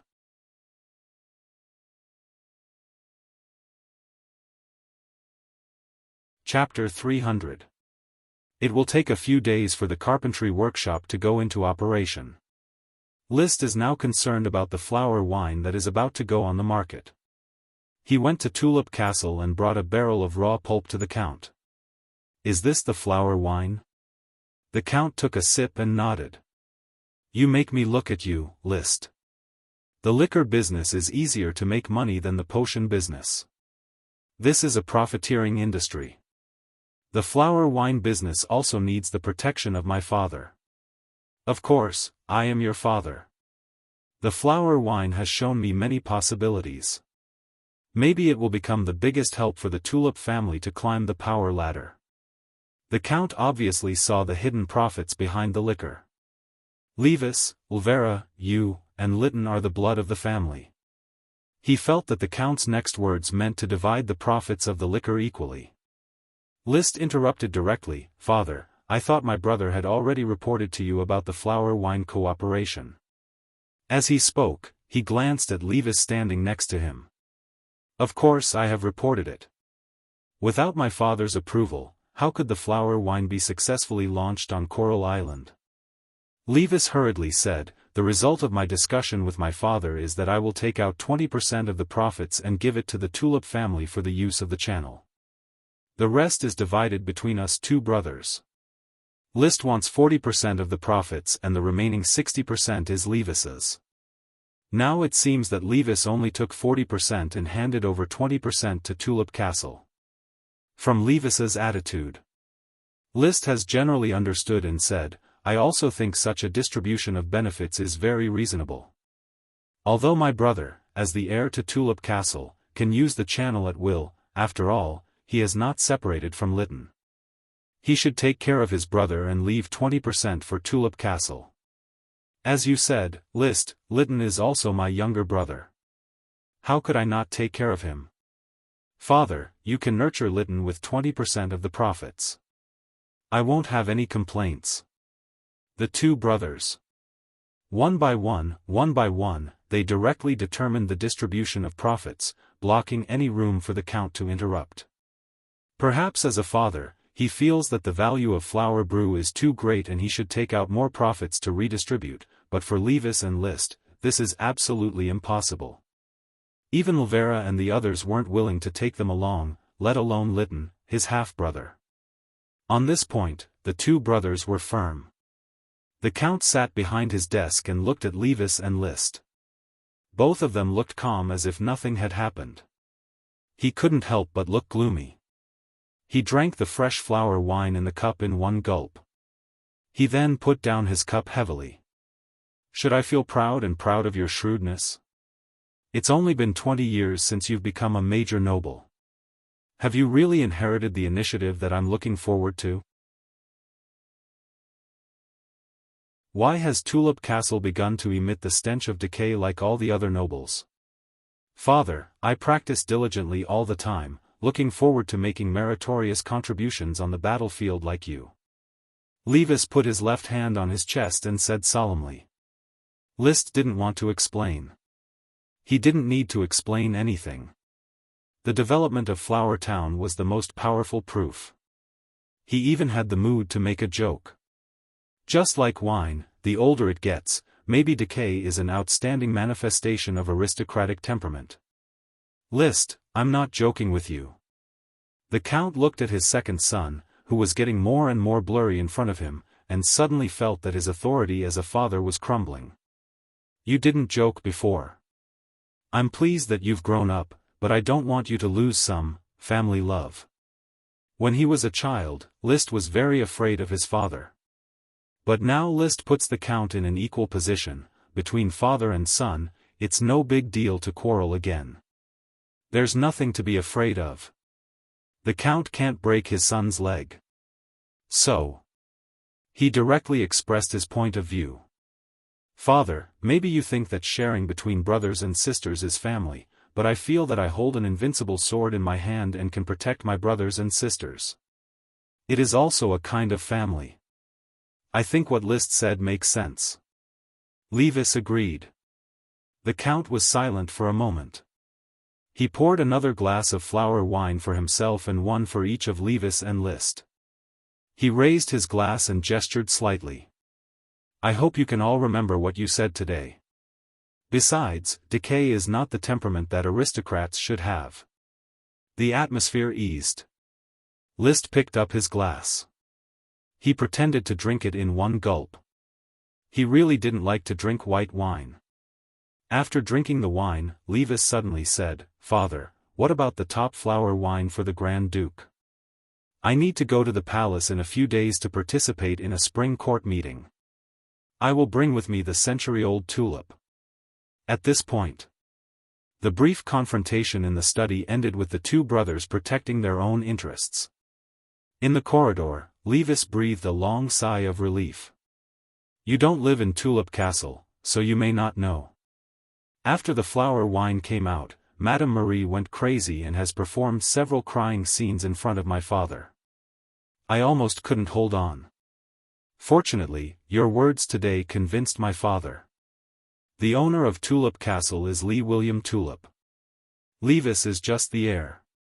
But Madame Marie and Lytton are special existences.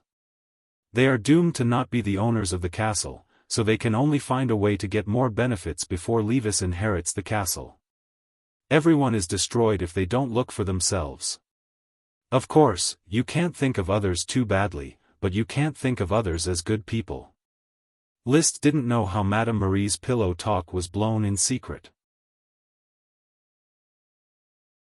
He only needed to know one thing, and that was to stick to his own interests. If he took a step back today, he may retreat more tomorrow. The former List was weak and could be bullied. Now, he wants to change to a new image and let everyone know that he, List, is not to be trifled with. If he was pushed too far, he could release Trembling Woods and cause a huge ruckus. Except for the Count, there is probably no one on Coral Island who can stop Dosen. So, it's not a joke that I can walk sideways on Coral Island. The famous flower wine has been on the market for a long time. In the end, it was on the market before March. There was no scene of waiting in line to buy it. It was not popular to buy it in such a way.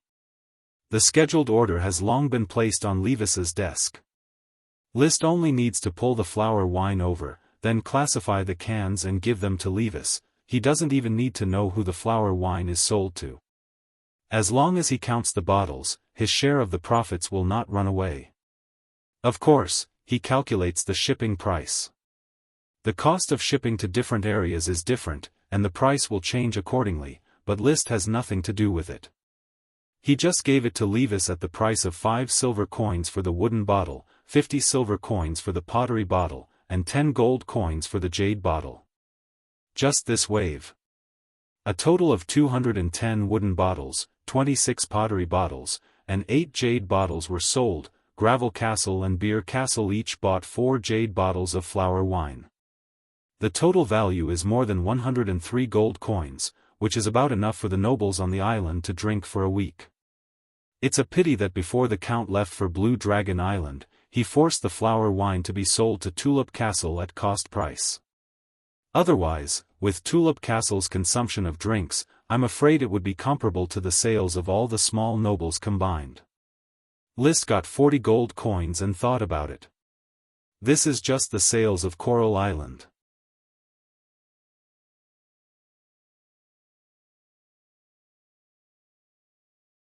Chapter 301. It will take some time to prepare for the export of flower wine. The output is not up to date, and the stability of the quality is slightly worse. March just arrived, and the second Count went to Blue Dragon Island to attend a palace conference. By the way, he sold the best flower wine in a gem-inlaid crystal bottle to the Sapphire Grand Duke. Levis also left Tulip Castle. He went to Golden Island as agreed to visit the Golden Wheat family. He confirmed his marriage to Marquis Roderick's daughter, Loria Golden Wheat Ear. The job of selling flower wine was handed over to Frank. List also handed over the sales job to Gort. The tone of the flower wine has been set, and the rest of the things are, of course, done by his subordinates. His own important work is to train the dogs and practice. In a flash, the sun was blazing on March 5. On this day, the tulip caravan ship returned, and the 2,500 serfs purchased by List also arrived with the ship. The handover site was arranged at Flower Port. Since Flower Town has its own dock, there is no need to transit through the Coral City dock. 2,500 serfs, plus the loss in the last slave trade, a total of 2,700. This time the loss may still be a bit large, but the quality is good, and there are many craftsmen mixed in. Frank followed the fleet to Flower Town to hand over the serfs. The town has a plan for the arrangement of serfs. Therefore, there was not much confusion. The bilingual reception staff, who knew Serpentine and Wind language, under the command of the town officials, quickly completed the count of the number of serfs, the screening of skills, and the recording of identity information. A total of 2,226 serfs, of which 37 serfs may be seriously ill and cannot be treated. Gort returned to the dock house. He reported to List. After Frank heard this, he directly counted on his fingers and said, "Then let's calculate according to 2,100. 2,189 serfs, a total of losses, losses, losses." He calculated twice and found that the difficulty was a bit too high, and he unexpectedly couldn't calculate it.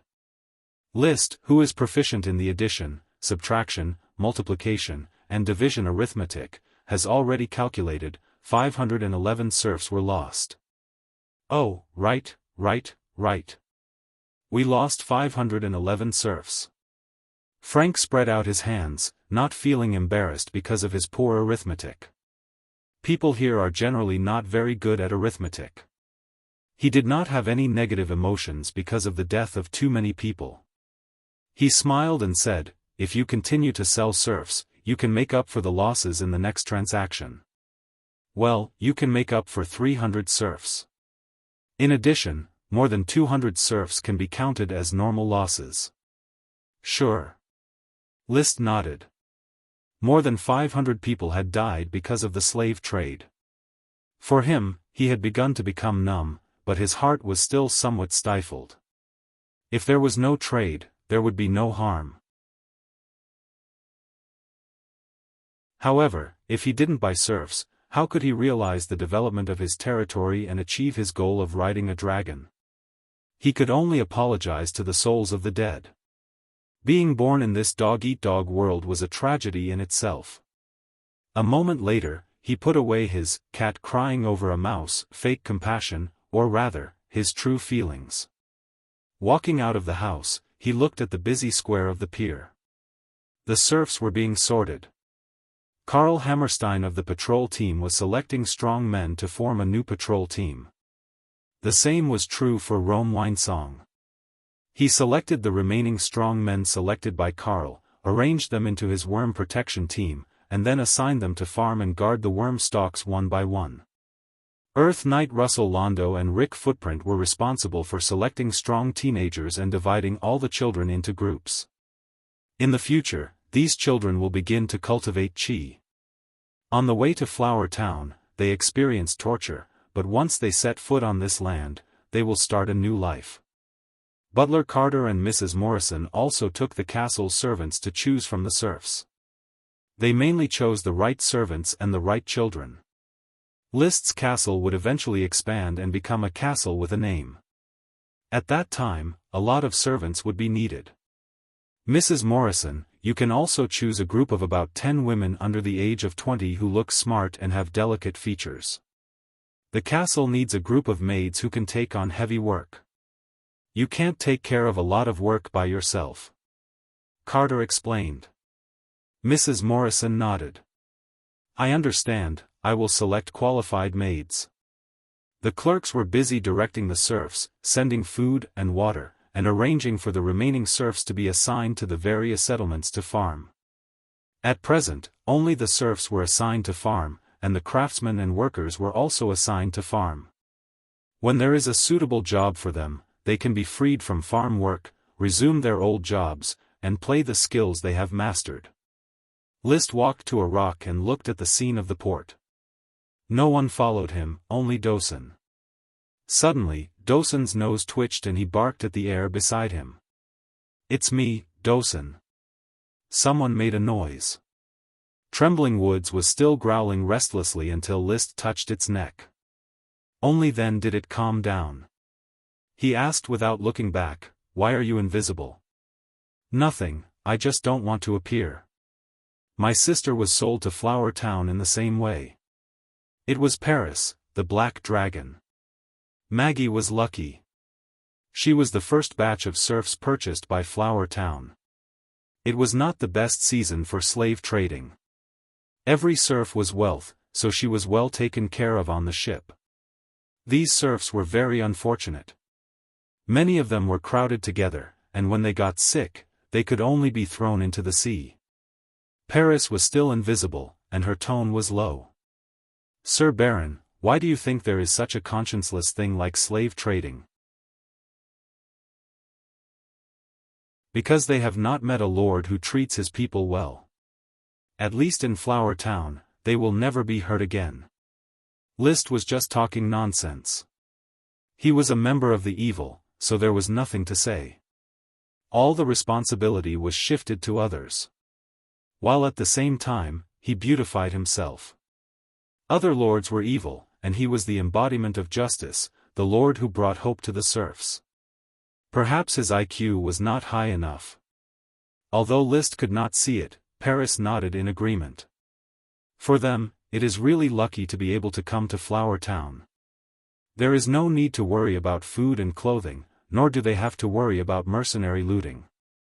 I have liked the peaceful life here. But it will not be peaceful forever. In the near future, I will go to the battlefield to realize the truth in my heart." List touched the red blood sword at his waist. The ruby inlaid on the sword flickered, and the scarlet was enchanting. The light of the setting sun shone on his handsome face, looking particularly sacred and righteous, and his sapphire pupils could compete with real sapphire. He said loudly, "My horse, my sword, my gun, my knight, will spread my ideas of justice and spread my way of the night."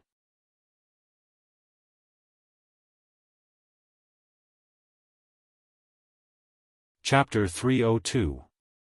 This chapter is Sects Part 5. More updates. The sun set. The glorious great lord, ruler of Flower Town, List Tulip, had returned to the castle. On the rocks of the dock area, Paris was still standing in the cold wind. She wanted to disperse the tall and straight figure, but she couldn't. On the contrary, the more she wanted to expel it, the more memories filled the figure. Finally, the figure turned around, revealing a face more beautiful than a woman's. The sapphire eyes were deep and charming, the pale blonde short hair was flying, and the corners of the mouth always hung a gentle smile. The raised arc was so pleasing to the eye. She thought of the first time she saw him, his forced calm performance, which made people laugh, the first actual combat practice, the immature but quickly mature swordsmanship, which made people marvel, the first time out to sea, the cold wind blowing on his face, as if there was a barrier between him and the world, which was heartbreaking. And a while ago, rolling in the snow, his face and her chest were almost negative distance apart. Every time she thought of it, the quilt would be wet at night. Even now, when she thought about it, she couldn't help but blush like a fire. What to do? It seems that I can't extricate myself. Her chest seemed to be squeezed by something, making her breathless. The moon rose from the sea, and the cold moonlight sprinkled on the world. She had involuntarily lifted her invisibility. Her curvaceous figure, which had been reduced again, exuded a hot breath. After a long time, as if remembering something, she suddenly turned around and escaped into the shadows. Only a whisper was left behind. Unfortunately, he is an aristocrat, and I am just a commoner, this world. The gap between aristocrats and commoners. It was clearly recorded on the thick bast paper in List's hand at this time. It was like a list of goods, and each name was a product. The final list of serfs had just been sent by Gort. There was nothing to see on the list of ordinary serfs and workers. He mainly looked at the list of craftsmen. There were no craftsmen at the level of technician or master on the list. No one would sell craftsmen with such superb skills. There are a lot of blacksmiths, a total of 5. Unfortunately, I don't have so much iron here for them to forge. List saw the list of blacksmiths at first glance. The Eagle Kingdom had iron dragons and was rich in iron ore. Naturally, there were many blacksmiths. There were 3 stonemasons, which were urgently needed craftsmen in Flower Town and Black Horse Island. The rocks produced by Dosen every day have piled up into a small hill. Repairing bridges and paving roads is completely inseparable from stonemasons. 4 carpenters. Just as Flower Town was about to create the ironwood era, 4 carpenters could speed up the process. The ironwood thorns were very hard, and the carpenters could not work very fast, so they could make up for the lack of efficiency by relying on their numbers. There were 2 cobblers, one proficient in making leather goods, the other in tanning leather. Coupled with the descendants of the old cobbler Phil's son, who was proficient in making leather shoes, the leather industry of Flower Town was tantamount to being established. The 3 tailors also came just in time. The population of the Flower Town was increasing, close to 5,000 people. The consumption of clothes was also increasing, and more tailors were needed to sew and make clothes. These 5 professions were the most common among craftsmen.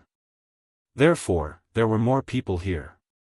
In addition, there were 2 bakers and 3 chefs, who were also popular craftsmen. They would become part of the Flower Town's gourmet culture and promote the development of the gourmet industry.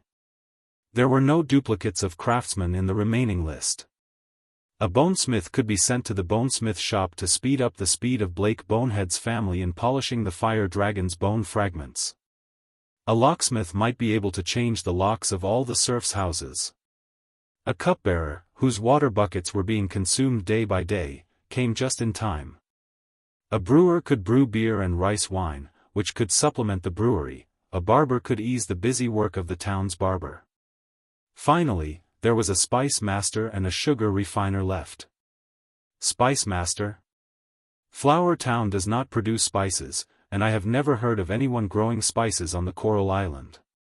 She is not very useful. Perhaps I can recruit her to the castle's kitchen to do some gourmet research with Mrs. Abby. After thinking about it, he decided that the female spice master named Simi would serve as Mrs. Abby's assistant. Thinking about it. Mrs. Abby already had 2 assistants, Yulia, a cook, and Seymour, a perfumer. There were also 3 kitchen maids, Irene Fourfingers, Ollie, and Carl Rossi, as well as several kitchen maids who came for an internship. This was a large team that could be used to open a big hotel. How about adding another baker so that Mrs. Abby doesn't even have to make bread and can directly help me study stir-frying? He couldn't help but clench his fists when he thought that the hometown cuisine he longed for was being realized little by little. He was moved by his wise decision. I will recruit the female baker named Aliyah into the kitchen. Mrs. Abby will be in charge of gourmet research and development, Yulia will cook, Aliyah will make pasta, and Simi will be in charge of mixing ingredients. My castle's kitchen will become the source of the world's delicacies. The work of the spice master was properly arranged. List's gaze fell on the last craftsman, the sugar refiner Callum. Sugar was an indispensable food seasoning. He didn't know if there was sugar cane in this world. There was no sugar cane in the Grand Duchy of Sapphire. Sugar was mainly produced from the cultivation of sugar beets, which were roughly similar to the mixture of sugar beets and sugar cane on Earth. The roots contained a lot of sugar. Flower Town had a small amount of sugar beets grown as a flavoring supplement. If he wanted to use them to make sugar, he had to have the help of a sweetheart worm and a sugar refiner. However, when he saw Callum's detailed introduction, he understood that he was wrong. Callum was not a sugar refiner, but a malt refiner. The production of malt sugar was similar to that of brewing wine. Wheat, barley, glutinous rice, corn, and other grain crops were fermented and then saccharified to get malt sugar. Very well, with a malt refiner, maybe I can develop a series of candy delicacies. Instead of hiring him into the kitchen, I will directly build a malt sugar workshop. By the way, I can cooperate with the peanut processing workshop to produce nougat.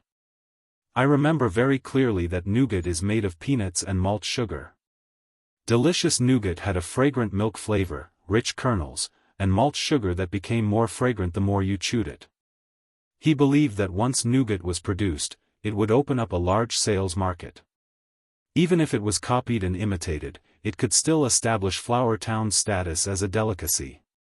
And most importantly, List liked to eat nougat. Peanut nougat was full of sweet childhood memories. This delicious candy must be made to bloom in the new world no matter what. After looking at the list, he summarized, most of the ordinary craftsmen. Among the special craftsmen, the spice master and sugar refiner are unexpected surprises. He put down the craftsman list.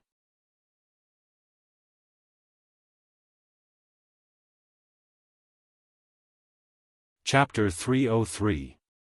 Dear List. After receiving the new version of Sir Elise, I was so happy that I almost went crazy. I could not wait to grow wings, fly to your side, and play a song for you. Or listen to you play for me in an uninhibited manner, just like that day on the dance floor when you played beautiful notes. You know how much I miss the memories left behind in the Longtaro Castle.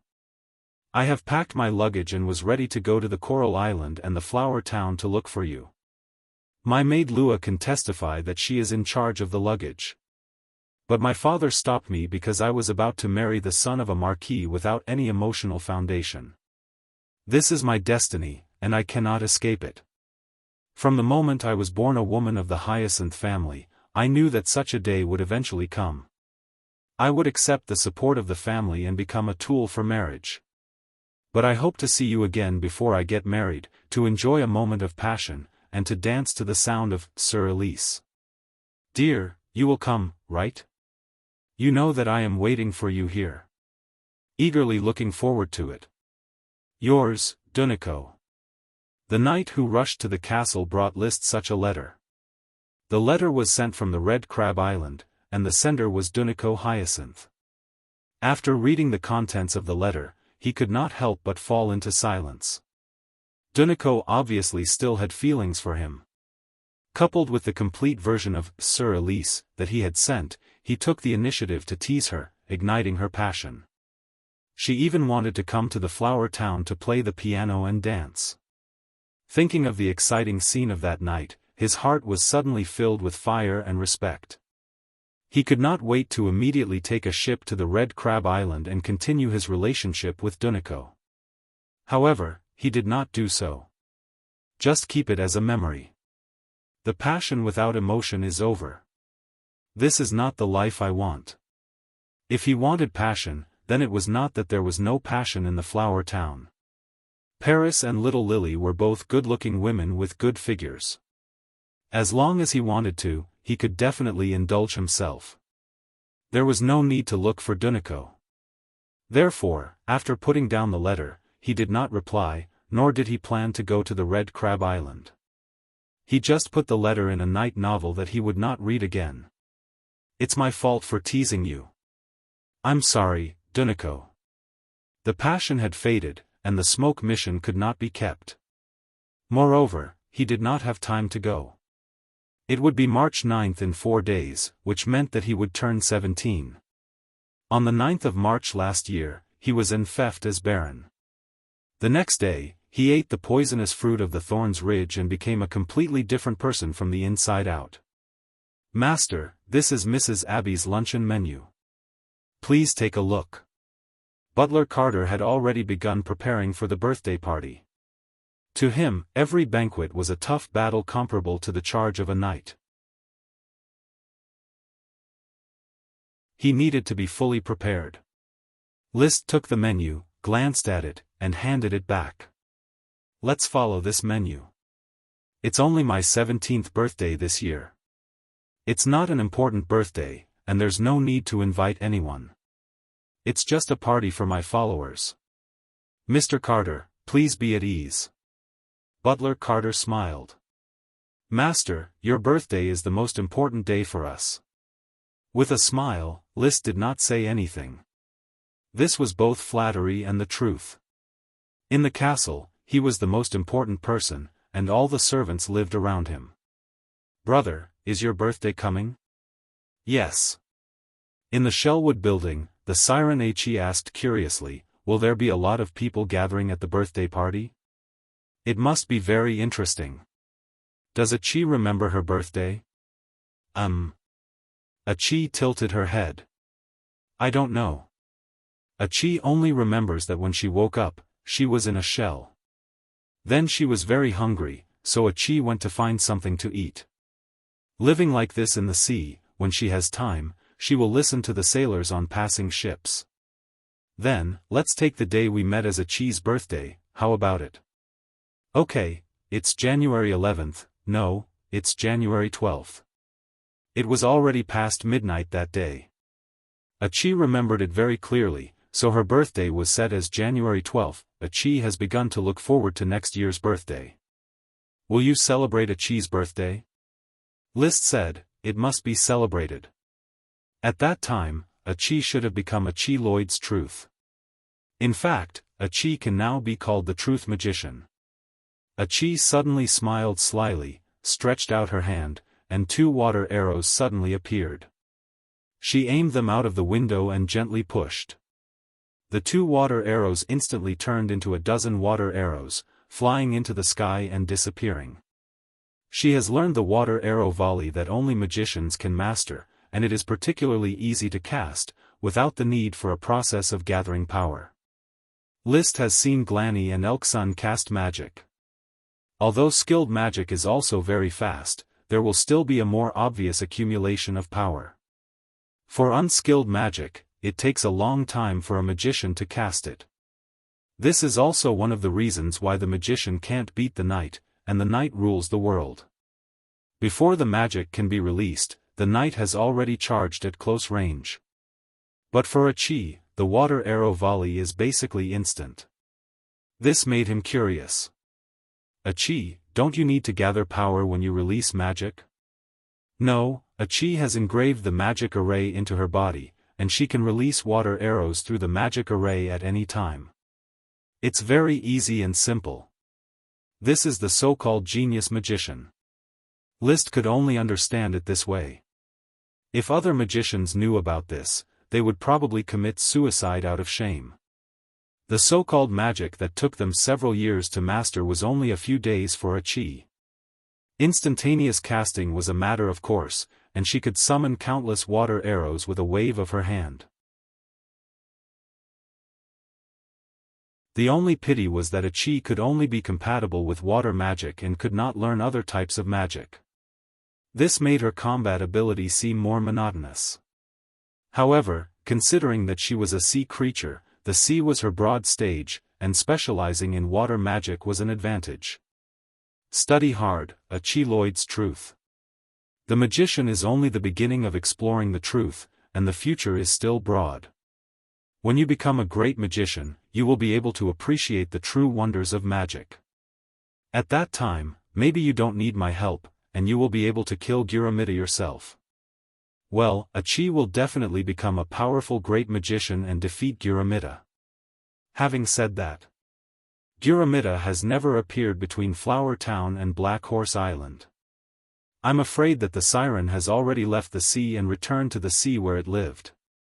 Time flies, and in the blink of an eye, the day of his birthday arrived.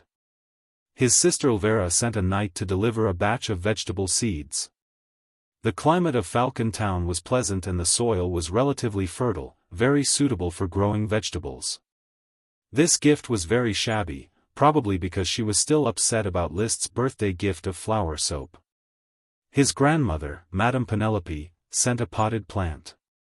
Perhaps thinking of the black nightshade that bred the black nightshade worm, she expected List to give her another one. However, List checked the potted plant and found no signs of magic. His brother, Levis, entrusted his tutor, Frank, to send him a magic equipment, a flame bracelet.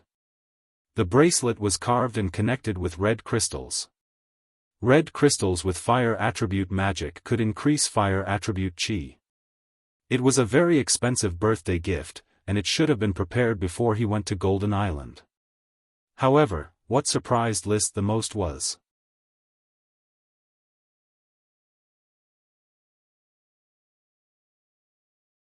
Chapter 304. If there is a piano in the scene, I will sing to you. This was not the melody that came to Liszt's mind, but it was very appropriate. When the piano was carefully carried to the study on the second floor by the servant, Liszt only felt a lot of inspiration blooming, colliding with his brain and rubbing his fingers. Vertical piano, family version, medium size. Made in the spring of 151st year, the Royal Piano Knight Cruis Ferro, priced at 128 gold pieces. The left and right length is 1.5 meters, the front and back thickness is 60 centimeters, and the top height is 1.28 meters. It is a mixture of rock wood and fine steel, and the strings are made of top bowstring materials, taken from the World of Warcraft fur. The body of the piano is purple-black and exudes a faint smell of solid wood. It is not as atmospheric and upscale as a grand piano, but it is a high-end product among the vertical pianos. Compared with the simple pianos that small nobles often buy for more than a dozen gold coins, this one is enough to set off his current identity. Leaning against the wall. Moving a stool, Liszt sat directly in front of the piano, his itchy hands couldn't help but press on the keys. Dang! A crisp sound was heard, and one could feel the vibration of the string when the string was plucked. Just this sound, he felt a shock all over his body, as if his soul had been sublimated. The pianist Liszt in the depths of his heart was already ready to make a move.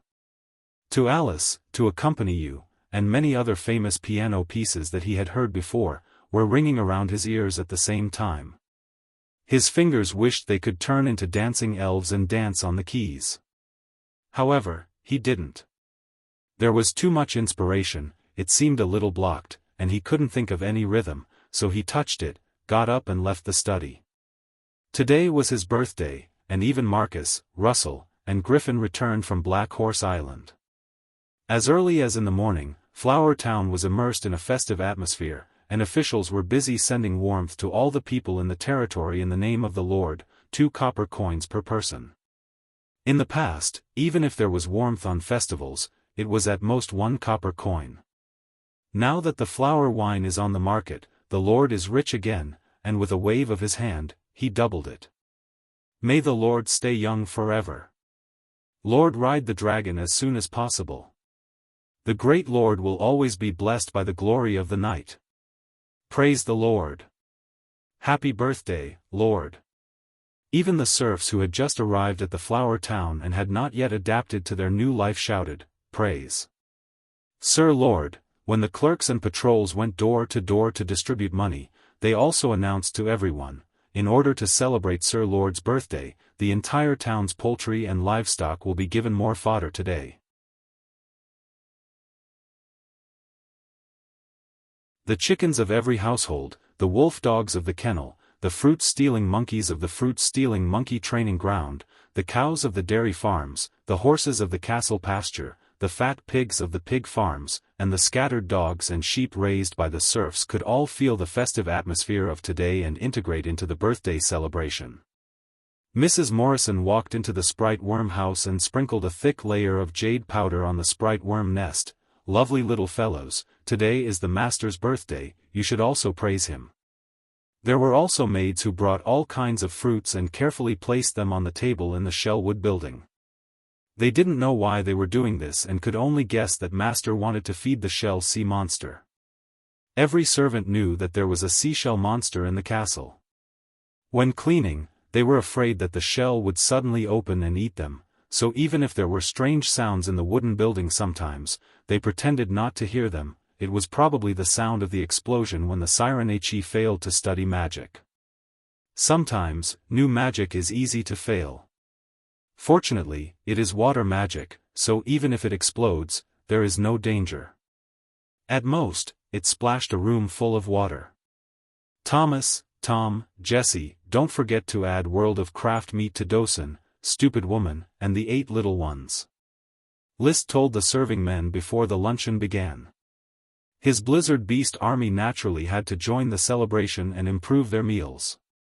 Yes, master. As the sun rose, all the followers arrived. Butler Carter came over and asked, "Master, can we start the banquet?" "Let's begin." Immediately, the guests and the host were seated, and exquisite food was served, exuding a tempting fragrance. But there were only a few bottles of flower wine held by the serving men. A small glass was poured in front of each of them. List smiled, but his tone was serious. "I can't delay the normal work of the territory because of my birthday, so 1 cup of flower wine per person at the luncheon is not allowed to drink more. Drinking is a mistake, and the serfs' work arrangements are not over yet, so it is not appropriate to party." Gort looked disappointed. What he loved most was the atmosphere of drinking at the banquet. But the theme of the banquet was List's will. When the flower wine in front of everyone was poured, under the leadership of Gort, the followers raised their glasses and shouted, "May the Lord be young forever, and the glory of the night will always be with you. Glory will always belong to you. Glory belongs to me, I am with you." List raised his glass, looked around at the growing number of followers, and drank it in one gulp. The spiciness of the liquor penetrated into the lungs, and instantly raised his lofty sentiments. It was not in vain that he had worked hard for a year. Flower Town, a remote place, finally glowed with vitality. It was very emotional. "Wow!" Ella suddenly flew over, grabbed the steak on the plate in front of him, and gnawed on it. After 2 bites, she felt it was not delicious, so she threw it back directly.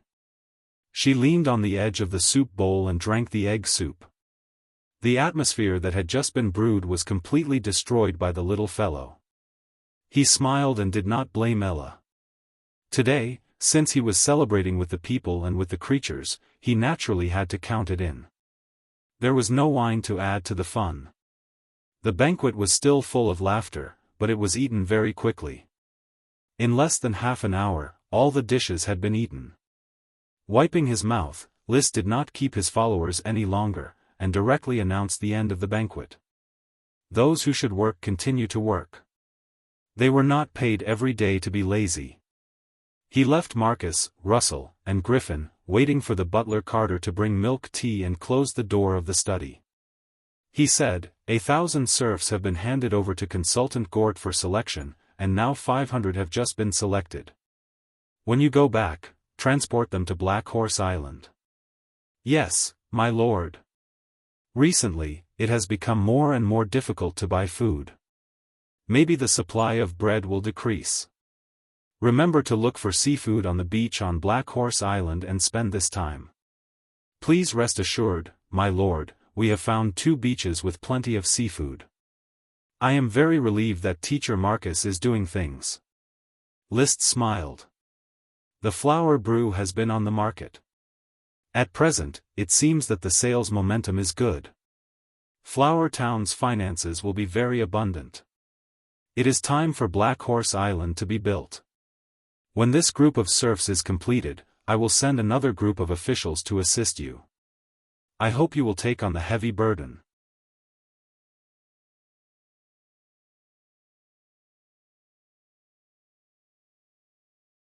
Chapter 305. After a nap.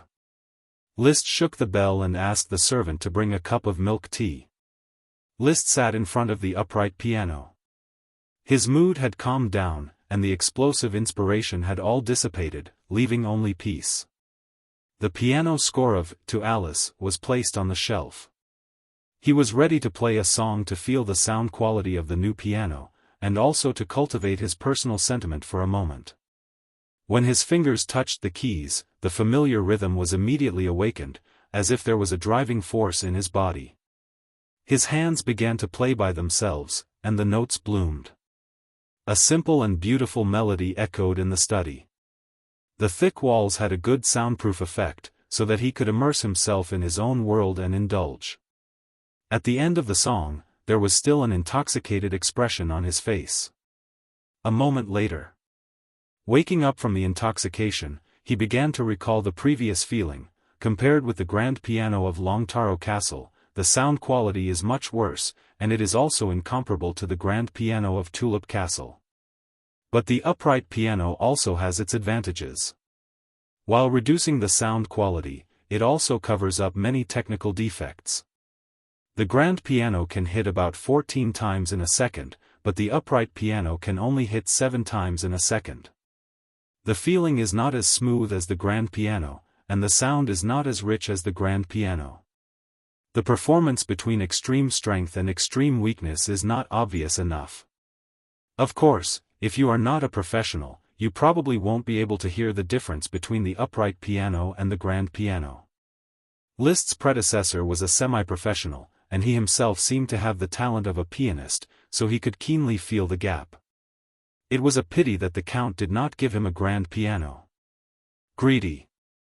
The cheapest grand piano costs hundreds of gold coins. With this money, I can buy a lot of potions. Although the Count has a big business, he is not the kind of person who spends money indiscriminately. Liszt was soon relieved. Having his own piano made him happy. After taking a sip of milk tea, he changed the music score. It was "To Accompany You," which he had composed on the ship. This score was similar to "For Elise," which was a very simple type. With the performance skills he had inherited from his predecessor and the influence of a good piano tutor, he could at least reach the level of an amateur level 10, which was enough for him to play a simple song. With my name as the Piano King Liszt, playing amateur level 4 or 5 songs is easy. Dang! His fingertips pressed down hard on the piano keys, and the performance began, carrying with it a faint melancholy melody. In an instant, Liszt seemed to have returned to the time when he was admiring the blue sky and white clouds on the voyage. The poignant melody contained longing, striving, yearning, and perseverance. Even though he knew that it was a tragedy, he still marched forward without hesitation. Dang dang dang dang. When the last key fell, Liszt felt like he was about to cry from the beautiful performance. Music could move people's hearts, and the piano, as the king of musical instruments, was particularly charming. At this moment, he finally believed that he had the talent to be a pianist. The king of the piano lived in his heart. Dang! He played it again, and again. He didn't stop until he had played "With You" and "To Alice" flawlessly. He felt that after the baptism of music, his dusty soul had regained its clarity. He glanced out the window. The setting sun was exceptionally bright. It's time to take the pill. The thick bast paper was spread on the desk, the quill pen was inserted in the ink box, and Liszt took out 2 thorns potions and a flame potion from the gem space. The crystal hourglass on the table was turned upside down. When the sand began to flow down, he immediately took the first thorns potion. The warm magic of chaos brewed and diffused in his body, giving him a feeling of swelling. He opened his eyes, while maintaining the transformation of magic into chi and circulating it in his meridians, he quietly looked at the hourglass. When the hourglass flowed down for 5 minutes, he suddenly opened a flame potion and drank it. The surging fire magic burst in an instant, wrapped in chaos magic, as if some kind of chemical reaction had occurred, creating a larger, more surging magic, crashing into every cell in his limbs. His face was red, his forehead was sweating, and his body had a vague tearing pain. After a full 10 minutes, the pain subsided slightly. He glanced at the hourglass, silently opened the second thorns potion, and drank the potion. The magic of chaos emerged again, covering the damaged body that had been impacted by the flame potion, and solidifying the effects of the previous potion. When the body recovered to its best state, the hourglass had also finished half an hour of sand. The sun was about to set. Phew, comfortable. Feeling the total amount of chi that was rising every day, Liszt's mouth was full of smiles, and he began to write today's potion experience in ink and record the data.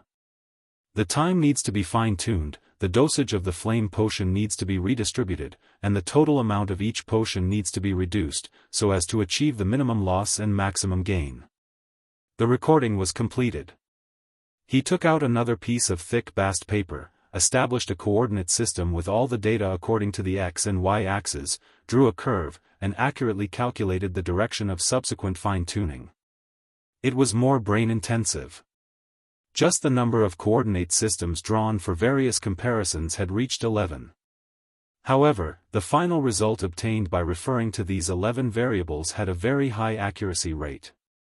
He was now close to figuring out the best potion plan that his body could bear. Compared to when he had just become an elite Earth Knight, the total amount of chi had now doubled. He felt that he could fight against 2 elite Earth Knights, which was the strength of a potion-addicted Earth Knight. The combat skill school relied entirely on honing one's skills. As for the combat skill school, they only needed to keep on honing their skills. Even if you honed your skills for 10 days, it was not as good as me taking a potion once. This is probably the so-called one man can defeat 10 men, a person with great strength can defeat 10 people who know martial arts. An elite Earth Knight who takes potions every day can defeat 10 elite Earth Knights who only know fighting skills. What's more, List did not only know how to take potions, he was also honing his fighting skills. He was completely proficient in Fire Surge, and Fire Dragon Drill, and Multiple Arrows, had also reached great success. Even Marcus could not successfully practice the ultimate meaning of multiple phantom arrows, he could also fully master it. Cultivation talent, potion wealth, hard work and perseverance, he did not lack any. He stood up, put away the thick bast paper, stood in front of the window with his hands behind his back, and looked at the distant burning clouds. How far away am I from becoming a Sky Knight? He did not know. He only knew that he should continue to take potions. Walking out of the study, he saw the maid Little Lily bending over to clean the aisle, her plump buttocks sticking out, as if inviting him to pick more. Hearing the sound of the door opening, Little Lily hurriedly stood up and bowed to List, "Master." The girl became more and more slender and elegant. List was in a good mood, with a gentle smile on his face. "You have worked hard." "Ah, Master, Little Lily is very happy working in the castle, it's not hard at all," she hurriedly said, with a sincere smile on her face. Life in the castle, this time last year, she did not dare to imagine.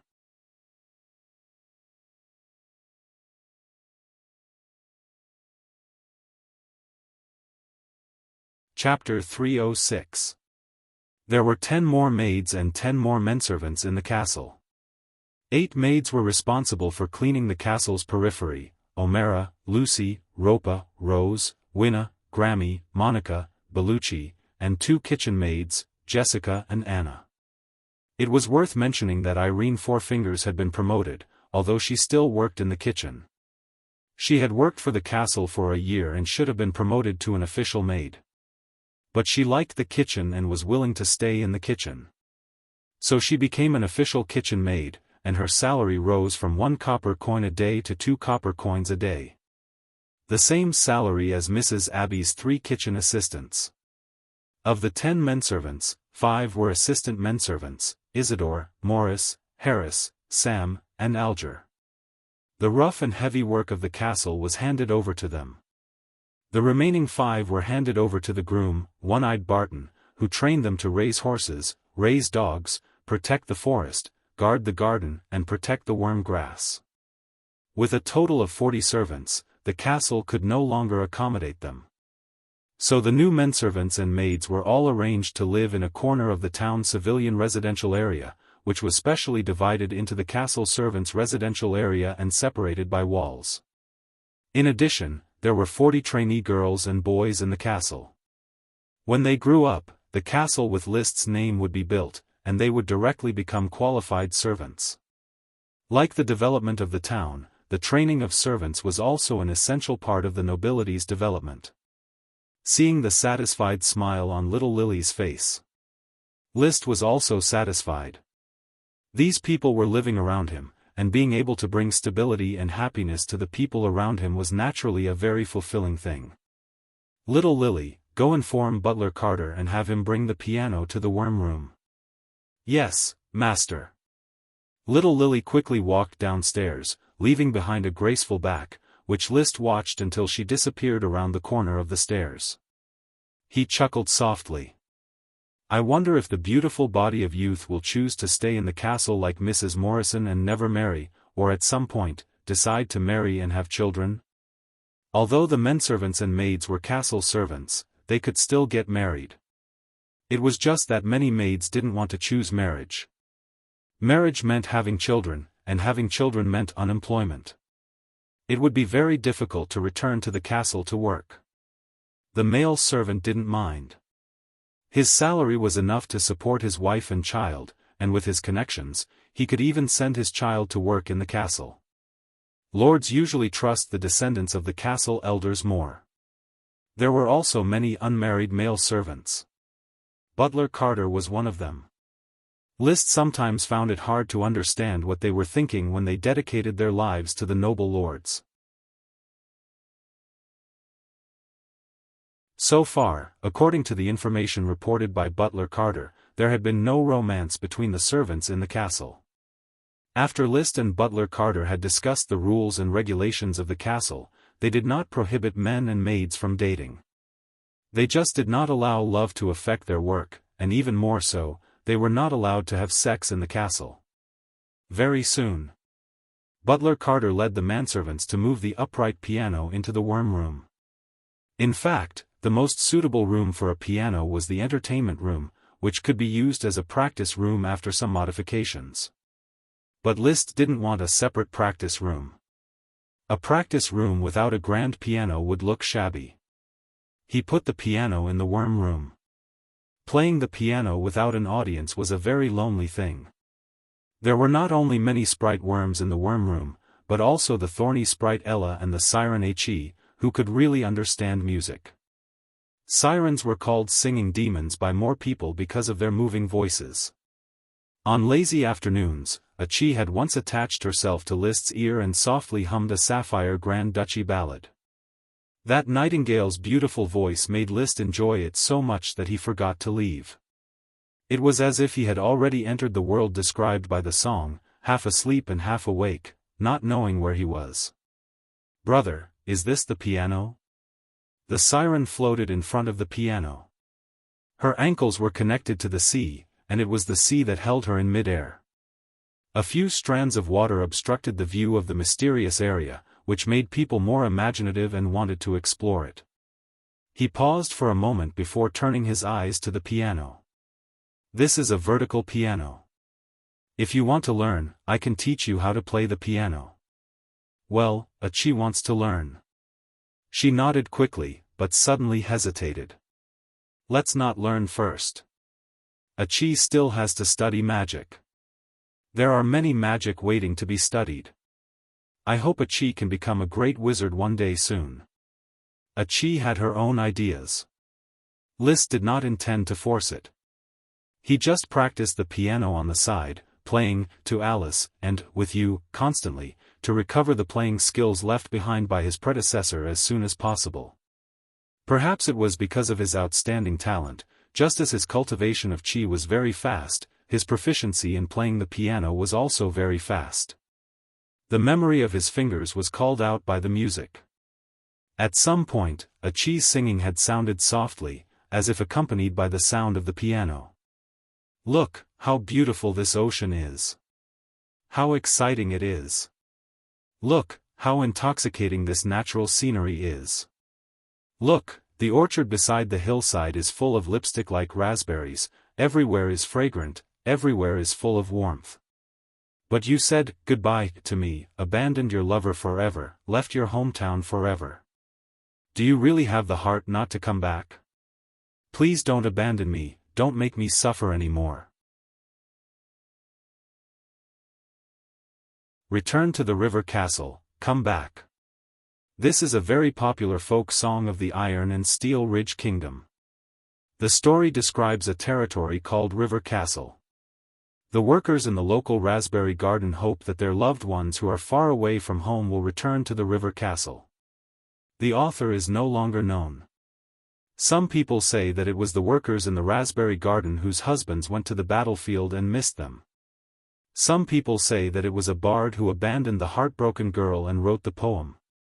Some people say that it was the lord of the river castle, whose wife ran away with someone else, and wrote the song, Return to the River Castle, in great pain. The Grand Duchy of Sapphire is a vassal of the Iron and Steel Ridge Kingdom. Basically, whatever is popular in the Iron and Steel Ridge Kingdom will eventually be popular here. Return to the River Castle is not surprising. In A Cheese Singing, Liszt gradually felt that his piano was no longer able to accompany her. The siren's singing should belong to the sea, not to the accompaniment of an amateur pianist in a small room with a vertical piano. However, Liszt was still struggling to maintain it. Even under the pressure of the siren's singing, there was a clear epiphany in his playing skills. He vented his emotions into the piano playing, his fingers connected to his ears, and his body rose and fell with the rhythm. Dang! Dang dang! When the last note was played, A Cheese Singing also happened to stop. He was in a good mood and his playing skills soared, as if he had become a master.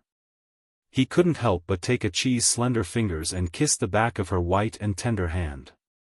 He said enthusiastically and gracefully, "This is a wonderful cooperation, A Cheese."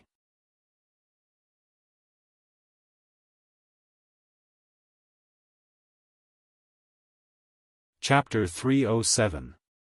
While Liszt was living a carefree life as a pianist for a few days, Flower Town's carpentry workshop had produced the first batch of ironwood quality furniture. The carpenters worked together to hand-polish the first set of furniture, which was first sent to the castle. There was a desk with drawers, a bedside table with drawers, a unique antique shelf, a bookshelf with engraved patterns, a stool made of brambles, a well-proportioned armchair, a tall and sturdy wine cabinet, and a small and exquisite pen holder. These pieces of furniture were replaced and put in place. Immediately, Liszt's study was decorated in another unprecedented style. Because the temperature had risen, the Fire Dragon air conditioner had been removed, and the study style was completely unified, without a trace of awkwardness. "Master, I have seen the Count's study. It is magnificent, but when it comes to the exquisite and noble temperament, this study is even more amazing," Butler Carter exclaimed. The study was arranged under his command, which was a bit self-aggrandizing. But Liszt agreed with this statement. "Indeed, my study is not big, but this set of furniture is very coordinated, coupled with the unified ironwood thorn style, the light gray wood tone looks particularly comfortable."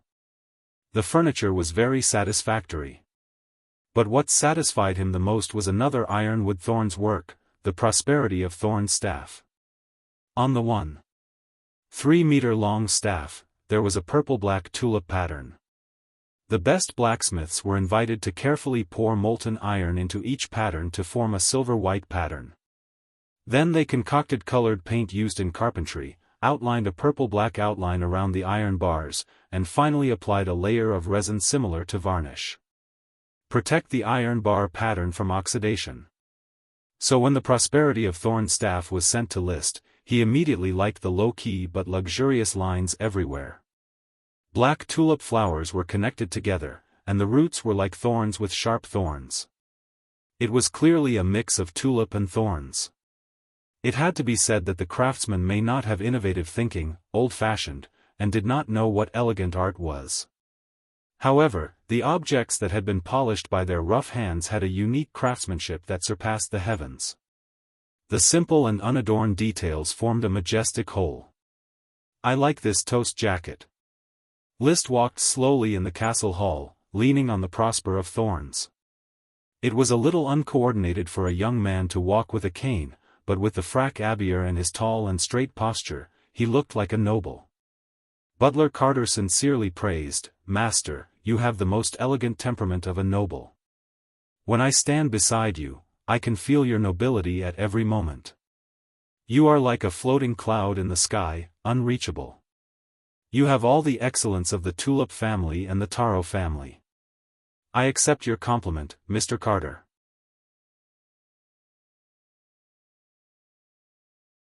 List handed him the stick. I am very satisfied with these ironwood thorn products.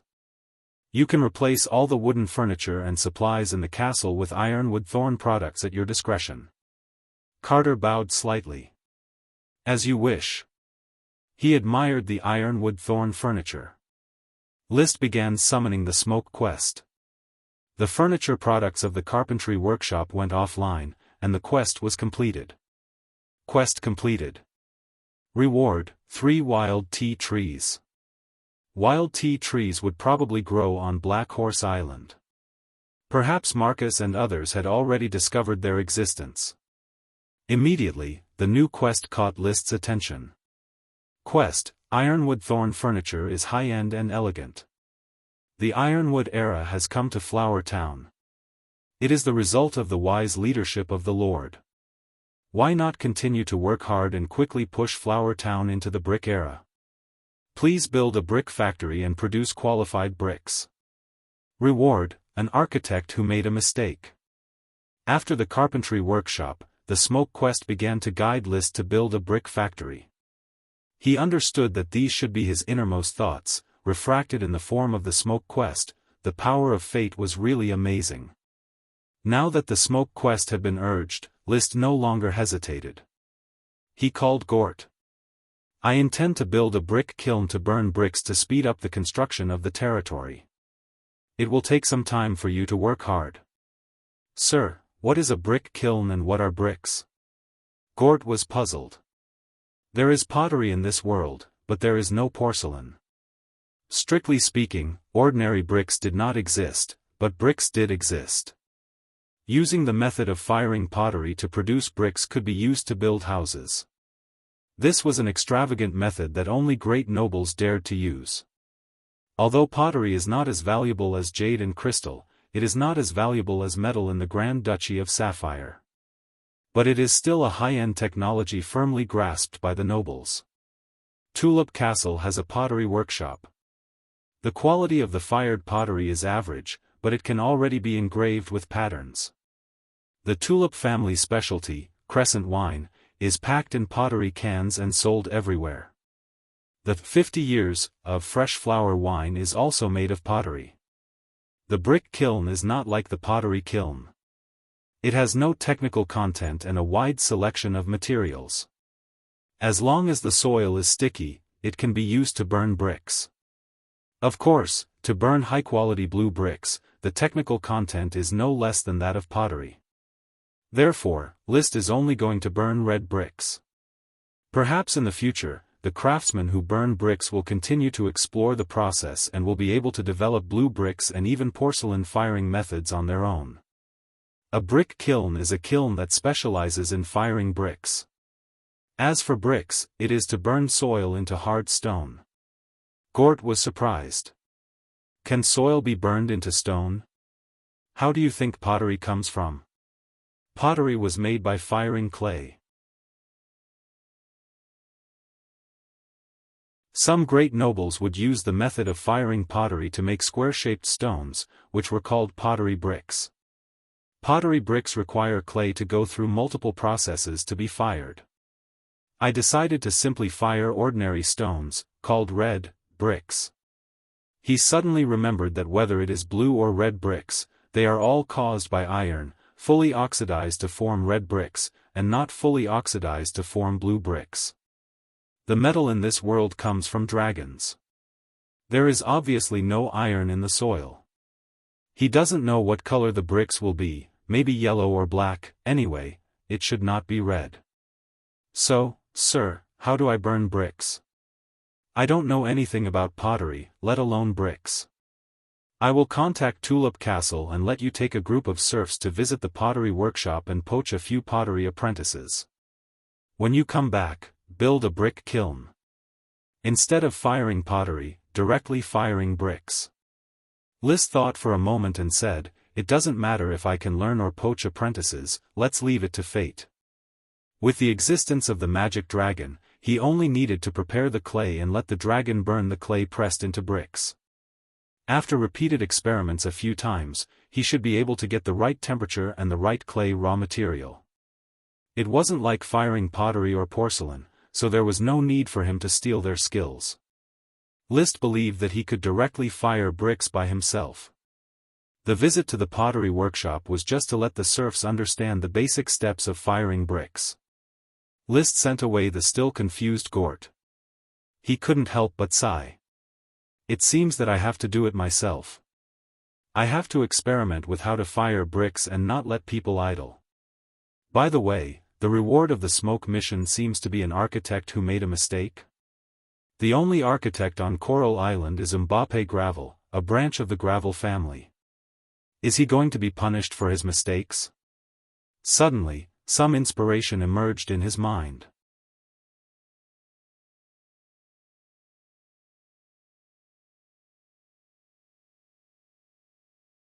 Chapter 308.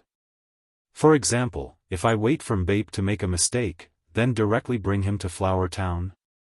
As long as it is not murder, rebellion, rape, or other evil acts, I should be able to protect him. List thought. However, he still had doubts. Coral Island had a well-known architect who was constantly building large buildings for the Tulip family. What kind of mistake could he make to drive Mbappe away? He even maliciously thought that some bad things would happen, but considering that Mbappe was already old, he should not be able to do anything too bad. So, let Harpagon use the flower caravan spies to pay more attention to Mbappe and see what will happen. One hand grasping the brick factory, the other hand waiting for mistakes. List quickly arranged it. He himself also restrained the degenerate life of the past few days and began to work hard. Now, he had several research topics in his hands: how to compile the chronicle history book, Dragons Fighting in the Wild, how to scientifically take magic potions, and the analysis of the nature of rubber, as well as the research on the technology of fire dragon baking bricks. The analysis of the nature of rubber. He wrote more than a dozen sheets of thick bast paper.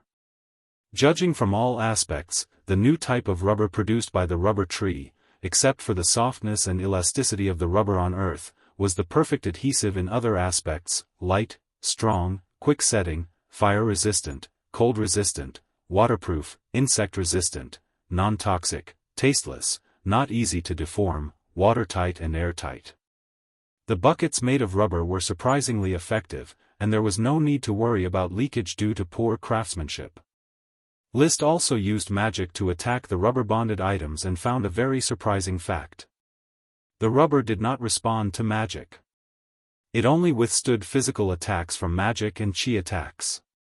The crazy chi flames of the move, Great Fire Wave, caused damage to the rubber-bonded broken shields, which was evenly distributed, and did not cause greater damage to the rubber-bonded parts. In other words, rubber can be an excellent material for repairing weapons. I can recycle some damaged weapons on the battlefield and then repair them with rubber. They should be able to restore the quality of the weapons by 90%. After discovering this secret, List set rubber as a strategic material on the same level as the black blood horse. Recently, he began to experiment with rubber additives, that is, using rubber as an additive to experiment with various physical effects. First, there was water. Liquid rubber could be dissolved in water. After stirring, it would become a turbid white liquid, rubber water. The rubber water would not condense, but after half an hour, it would gradually clear and precipitate a layer of solid rubber at the bottom of the basin. He then experimented with adding sand to the rubber water, or in other words, mixing the sand with the rubber water. A miraculous result soon appeared in front of him. A large clump of sand solidified. It was like a piece of rock that had solidified into a solid block. Even if you used a hammer to hit it hard, you would not be able to smash it. Its hardness was almost the same as the granite used to build the castle. Its effect was far better than the cement blocks that had been solidified. So, just like that, I got the new lightweight and powerful quick-setting cement that I've been dreaming of. The follow-up experiments had yet to begin. But he had already thought about what would happen if he used rubber water to mix metal, gravel, wood chips, soil, and so on. Perhaps the era of reinforced concrete had arrived before the era of bricks. The only drawback was that the output of rubber was too low and could not be consumed as casually as cement. It was imperative to expand the scale of rubber tree plantation. For now, he put aside the rubber water experiment and began to prepare for the fire dragon brick baking experiment. He ordered the serfs to collect soil from different places in the flower town. They were the yellow soil by the seaside, the red sand by the river, the brown soil in the wasteland, and the black slag in the Thorns Ridge area. After mixing the soil with water, he began to knead it into clay bricks, which were then given to the small magic fire dragon to be fired. Unlike ordinary furnace fires, the small magic fire dragon could be directly calcined from the inside. Therefore, the speed at which the bricks were fired was remarkable. Half an hour later, the bricks had been fired into shape. After taking out the bricks, Liszt first tried to cool them down by splashing water on them. Then, the black slag bricks of the Thorns Ridge directly shattered with a few cracking sounds. The red sand bricks by the river, although not broken, showed a few cracks. In the face of this situation, Liszt did not directly announce the failure of the black slag and red sand bricks. He continued with the second furnace. This time, he adopted the natural cooling method. Of the 4 types of bricks that had cooled, the yellow soil bricks from the seaside were somewhat distorted in shape. The black slag bricks of the Thorns Ridge were not broken, but they were full of cracks and broke with a knock. He tested the hardness of the other 3 types of bricks and found that the red sand bricks were not good either. They broke with a knock. The brown soil in the wasteland performed the best. Its shape could basically guarantee the shape of a brick and its hardness could almost reach the hardness of an ordinary stone. In that case, brown soil should be the main raw material for firing bricks. However, I still have to experiment with the firing of the mixed soil. He fumbled for 2 days in a row. He finally determined that the mixed soil mixed with 4/5 of brown soil and 1/5 of yellow soil had a very good viscosity. It could be used as the clay for firing bricks. The fired bricks were grayish-brown in color and slightly less hard than stone. However, the weight was also a bit lighter. Because the small magic fire dragon was fired from the inside out, the bricks could be molded into a variety of shapes. Not only could they be fired into bricks, but they could also be fired into tiles, and even stone slabs and culverts. With the raw materials settled, the next step was how to build the brick kiln. He could not remember what a brick kiln for red bricks looked like, nor was he clear about its working principle, but it was nothing more than using fire. The brick kilns on earth burned coal. He directly burned the small magic fire dragon, so the structure and shape of the brick kiln should be redesigned. Once the small magic fire dragon is released, it will be difficult to take it back. After the bricks are fired, it will not be easy to take them out of the kiln. Maybe I will have to use stonemasons to build a stone cart that can be pushed. He already had the general shape of the new brick kiln in his mind. A single kiln could be designed to be the size of a house, and then several rows of kilns would be distributed. The small magic fire dragon would be placed in the kiln, and a stone cart that could be pushed back and forth would be designed at the bottom of the small fire dragon's activity area. After filling the kiln with bricks, the serfs would push the stone cart into the kiln. When the bricks were fired, the stone cart would be pulled out, and after cooling it with water, the bricks would be unloaded and the bricks would be restacked. Such a cycle was simple and fast. The stone cart would need to be large. Fortunately, I have rubber water, otherwise I would not be able to build a qualified stone cart. Without iron, industrial development is seriously limited. With enough iron, it would be more convenient and fast to weld iron carts directly. Unfortunately, there was no iron, so he could only use stones instead. His thoughts were all sorted out. The design drawings were also drawn.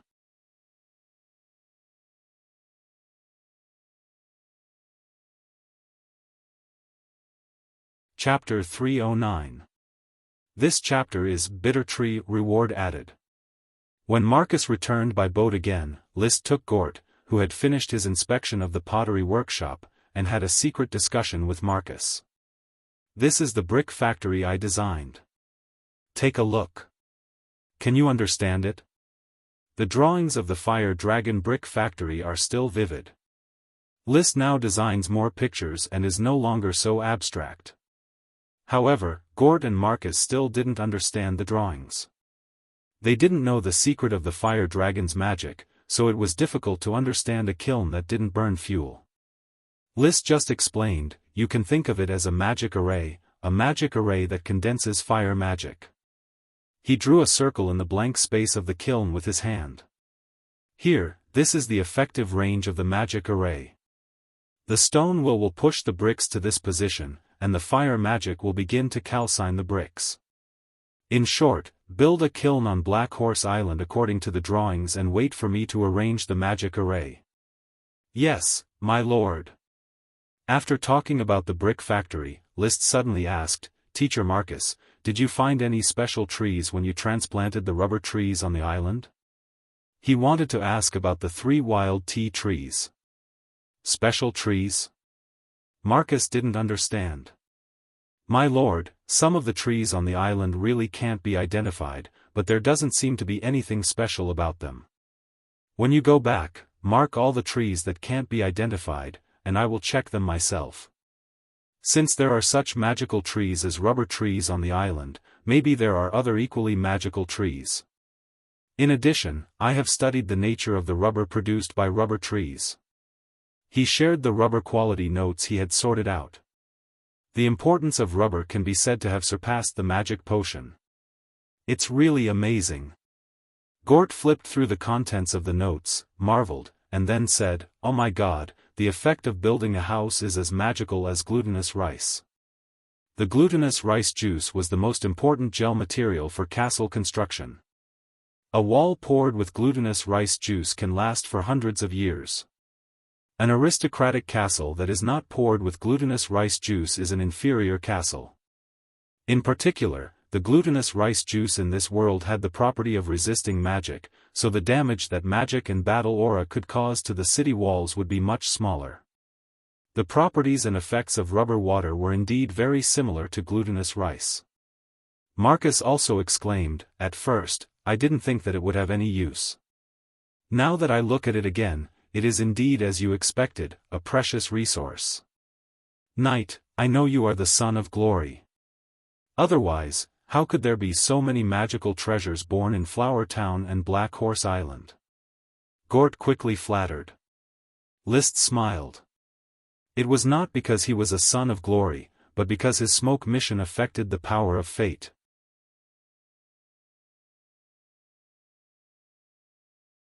These rubber trees, magic herbs, fast-growing iron thorns, and so on, all grew naturally. The real culprit should be this mysterious world. Although these plants and animals were very similar to the animals and plants on Earth, they were extraordinary in many other aspects. The influence of magic power on this world was reflected in all aspects.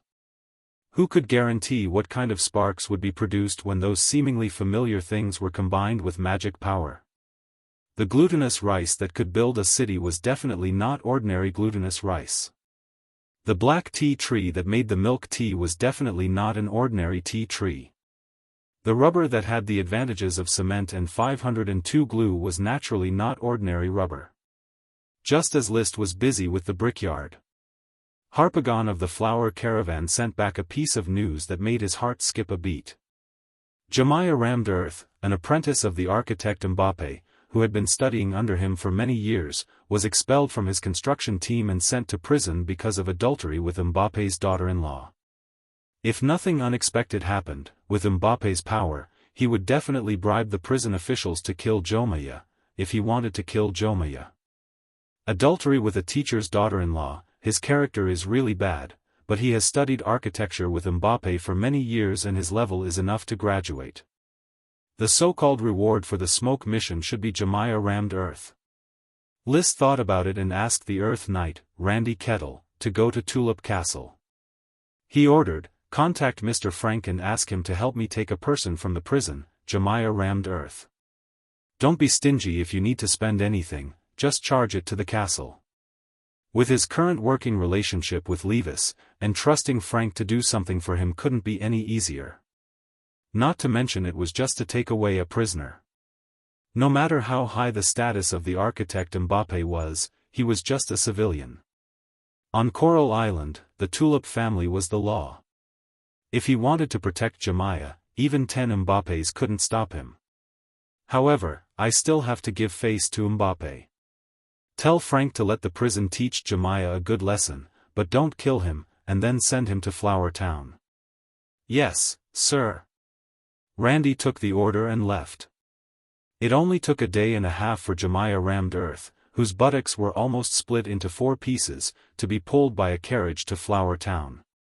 Jemiah, you should have died in prison. Remember, it was our Lord, the Lord of Flower Town, Baron List, who saved you.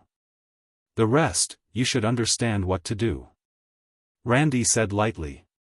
Jemiah resisted the pain and replied weakly, Jemiah knows, Jemiah will not dare to make any more mistakes, and will work hard for the Lord in the future.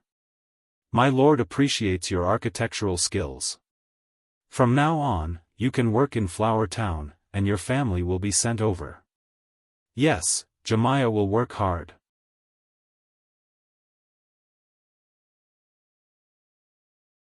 Thank you, Lord, for saving my life.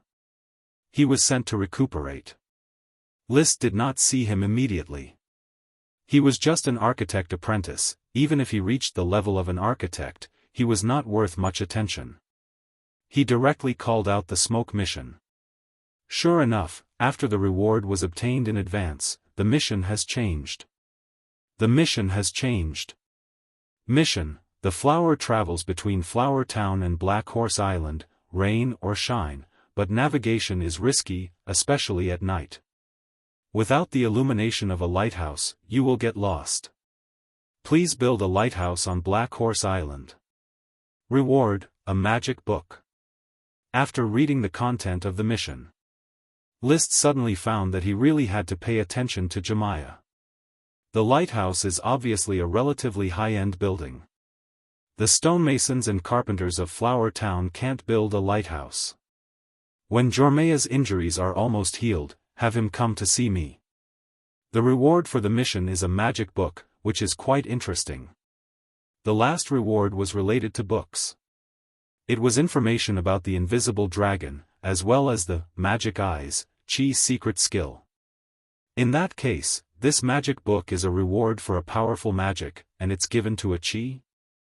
No one in the territory knows magic, only the siren Chi, who is working hard to study water magic. The magic book reward can only be related to her.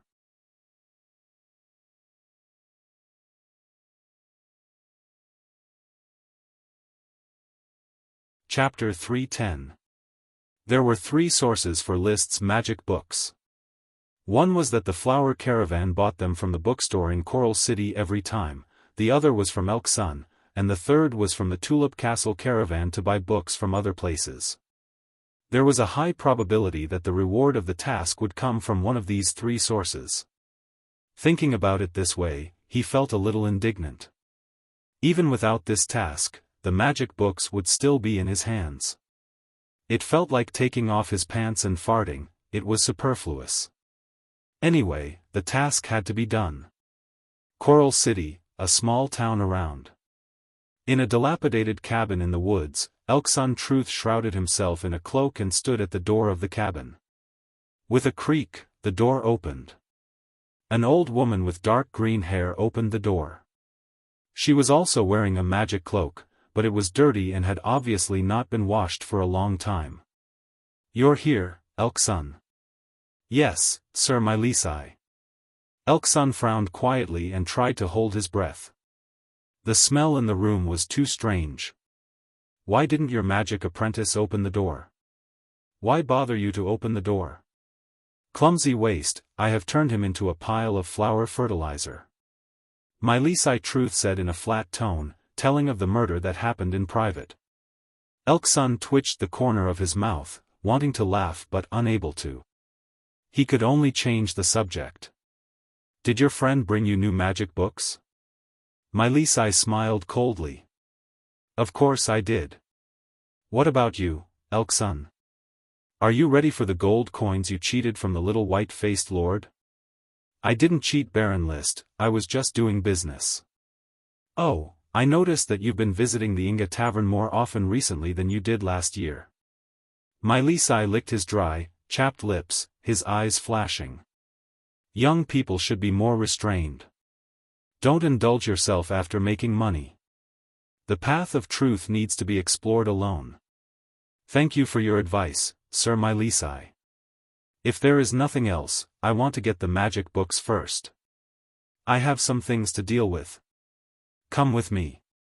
After entering the hut, My Lisai pointed at a wooden box and said, "This is the new batch of magic books. There are no duplicates. There are 51 books in total. I'll charge you 3 gold coins. Last time, a box of magic books only cost 2 gold coins. The price has risen." My Lisai smiled sinisterly. Anyway, you can cheat more money from the pretty boy lord. Why do you care about a small business that only costs 1 or 2 gold coins? Sir My Lisai, please don't spread rumors for no reason. When I do business with Baron List, I always mark the price clearly. I've never hidden or deducted anything. Hee, use your lies to deceive Spectre. 3 gold coins, not 1 less. You're making things difficult for me. 51 magic books cost 3 gold coins. I can't afford such a price. Although he bargained for a while, in the end, Elk-sun reluctantly paid 3 gold coins. He asked one of the magic apprentices to take the box away and left the cabin in the middle of the forest that was emitting a strange smell. On the way back, the magic apprentice asked curiously, "Teacher, there's a strange smell in My Lisai's house. She looks very sloppy." Not every sorcerer is as refined as my teacher, and not every magic apprentice is as lucky as you to have a peace-loving teacher. On average, Sir My Lisai has a new magic apprentice every month. There are always silly teenagers who think that magic is a noble existence. Ah, is My Lisai so harsh to the magic apprentices that he drives one away every month? Drives away? Elk-sun laughed as if he had heard a joke. "Ha, Hans, you should learn to talk less, or you will expose your serious ignorance." But he didn't continue to explain. Only the puzzled teenager was left, struggling to hold the box and follow behind him. Back in his residence, Elk-sun sent Hans to meditate and began to sort out the books in the box. My Lisai sold him books for 3 gold coins, which was a bit cruel, but he could reorganize the books and separate the valuable ones. Queen's Tauren conjecture? Well, in My Lisai's opinion, this monster story, which has no use at all, should sell for a good price. Baron List likes this kind of unconstrained imagination. He picked out the book and put it aside. Then he picked out a few more, such as Field Research on the Giant Footprint of Kamchatka, Randolph Truth's Travels in the Grand Duchy of Brass, Analysis of the Magic Principle of Turning Frogs into Sheep, and so on. Finally, he turned to a book called The Secrets of Sea Snakes and carefully read a few pages. It shouldn't sell for a good price. It's all about the habits of sea monsters. Baron List won't like this kind of boring notes. So he threw the book back into the box. The books in the box were sold at cost, no bargaining. Looking at the pile of organized books, Link laughed. These should be able to sell for 5 or 6 gold-rimmed coins. But next time, I'll have to contact a new sorcerer to buy these books. My Lisai, that old witch, is too greedy. Unfortunately, it's very difficult to get hold of the spellcasting methods that I want. Eat the marrow and know the taste. Selling magic is something that is despised by the magic world. Once it is done, it can't be stopped. Especially after receiving the payment for the flower wine a while ago, List directly paid 20 gold coins for the rock grenade casting plan. Elk-sun quickly fell in love with the pleasure of making a net profit of 20 gold coins. Next, I will expand my contacts and contact the mages of the outer islands. List doesn't care about Elkson's business methods. Of course, he knows that Elkson should make a lot of money from buying magic books and refining magic potions, but that's the way technology is monopolized. If you hire any mage to work, you have to pay enough technical fees. Unless he trains a mage himself, perhaps the future Siren He can help refine magic potions, but she can't do it now. He can only hire people with money. The income from the second batch of flower wine was quickly distributed, a total of 200 gold coins. The nobles of Coral Island quickly accepted the taste of the flower wine. The sale of gin has been banned on Coral Island. With enough gold coins, they don't care about the gold coins given to Elkson. They are in a good mood every day. The ironwood thorn products of the carpentry workshop have also gradually opened up to the market. The quality of ironwood is only slightly higher than the price of general wood products. It is quickly favored by the small nobles and orders continue to pour in. Hangers, rocking chairs, drawers, these three new types of families are also very popular and have received a lot of orders. All the carpenters in the town are so busy that they have to have their meals delivered. They get up from dawn to dusk to make all kinds of wood products and sell them to all parts of Coral Island through caravans. Now Flower Town is thriving. Charles, you should feel it. Zambrata, who serves as the diplomat of Flower Town, is receiving a noble Thunder Attribute Elite Earth Knight. Charles Trapp, who has the title of Lord Knight.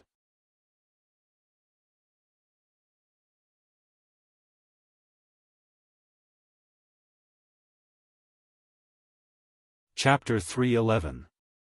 There was such a group of aristocrats. They followed their lord into battle, but the lord died on the battlefield. The fief lacked an heir and was directly incorporated by the superior lord.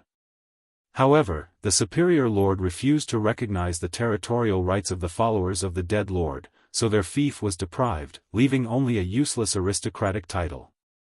There was also such a group of liars.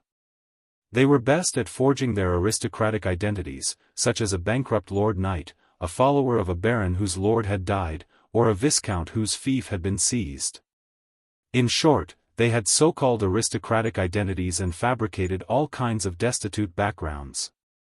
The country was vast and the transportation was backward. It was difficult for ordinary aristocrats to verify their identities when they encountered these liars. Therefore, when they treated these aristocrats, their attitude was to treat them politely, but they would never really recognize the other party's aristocratic identity. Charles Trapp was one of these two kinds of aristocrats. He was originally a follower of the Count of Fairyland, but the Count of Fairyland died on the battlefield of the Kingdom of Eagles 7 years ago, leaving no heir to inherit the title. His lord, Marquis Wallace Pineapple, took back the fief according to the law of the Grand Duchy. He refused to recognize the followers of the Count of Fairyland as having legal rights to the fief. Marquis Wallace believed that it was his followers who did not protect him well that led to the death of the Count of Fairyland. Therefore, all the fief was deprived. Charles was deprived of his fief, so he resented Marquis Wallace for being too greedy. He left the Pineapple family's fief, Deep Throat Island, and wandered to Coral Island. Lee William Tulip did not believe Charles's words. He was not familiar with Fairyland and did not know how many followers he had. Therefore, Charles was reduced to a marginal person on Coral Island. He could go to the battlefield and be incorporated into the mixed orders of chivalry, but even if he fought hard, he still could not get much credit. The Count did not care about such an elite Earth Knight. His elite orders of chivalry were all elite Earth Knights. The two viscounts were also reluctant to share credit with a foreign knight, not to mention that he might be a liar. So Charles wasted 7 years without any results. They began to cast their gazes towards the Flower Town. At first, he wrote a letter to Gort to reminisce about their old friendship. After all, they were both nobles who had fallen from grace. Now he simply came to Flower Town in person and revealed his thoughts. Lys did not receive him, but arranged for Zambrata to receive him. The Lord of Flower Town was also afraid. If the other party was really a liar, his reputation would be ruined. He had to be careful when dealing with a knight of unknown origins. In his previous life, List had heard of many senior officials being deceived by swindlers and losing face all the way to their grandmother's house. He asked Zambrata to stay for the dinner. He asked about the reception of Charles. What do you think of Charles? Sir, based on my understanding of Charles, he is indeed very strong, but speaking of his identity. Many powerful Earth Knight like to take shortcuts. If they can pretend to be an aristocrat and get glory, why bother to fight on the battlefield? You know, not every elite Earth Knight can obtain aristocratic identity.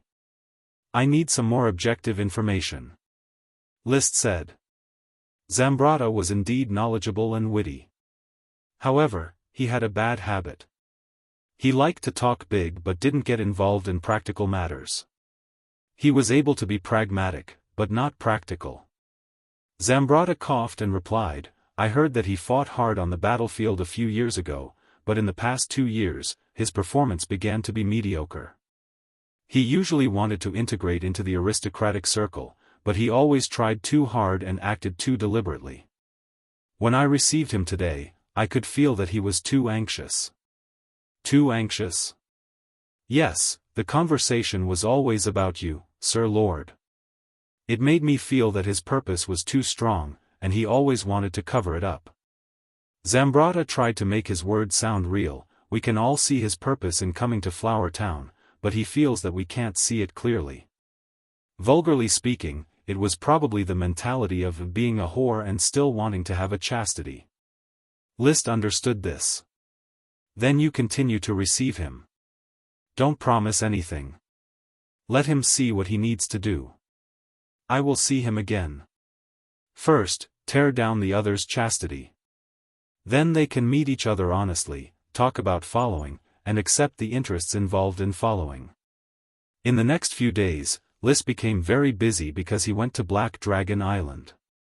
The inventor's inspiration burst forth, causing him to order others to carry Jormaya on a stretcher and personally supervise the construction of the kiln of the Fire Dragon brick factory. I brought you here, in addition to instructing the stonemasons to build the brick factory kiln. I hope you can understand the help of rubber water for construction, he said to Jormaya. Then he walked into a simply built kiln, took out the Fire Dragon jar containing the Fire Dragon magic, and released the Fire Dragon magic. After several adjustments, the range of activity of the magic Fire Dragon was successfully fixed in the calcining space of the kiln. Then he instructed the stonemasons to bond a stone wheel with rubber water and experiment with the effect of pushing and pulling. He personally led people to find suitable brown soil and yellow soil from Black Horse Island and mixed them into clay raw materials. The wooden brick mold was filled with stirred clay and pressed down with a wooden plank to form a rectangular brick. Hundreds of serfs, perhaps a little stupid, but absolutely unconditionally obey orders. What they are told to do, without asking why, they will do it directly. So the speed is very fast. A cart of bricks has been stacked. 1, 2, 3. Shouting slogans, the serfs pushed the stone wheel into the kiln, and the calcining began. This takes some time. List went to the other side, where Jormaya was watching the serfs mix the sand and stones on the beach with rubber water, and then pile them into a new brick factory kiln. What do you see? My lord, rubber water is incredible. It is faster than glutinous rice juice, which takes at least a day to solidify and a week to completely solidify. You asked me to build the lighthouse. I originally expected it to take a month to complete, but now it seems that it may only take a few days. Jormaya exclaimed. The lighthouse is not easy to build. Because first of all, it has to be in a relatively steep and high place, usually on some cliffs and reefs. Not only does it need to carry materials, but it is also very dangerous. When the stones are piled up, it takes a long time to solidify. It is even more difficult to build a large lighthouse.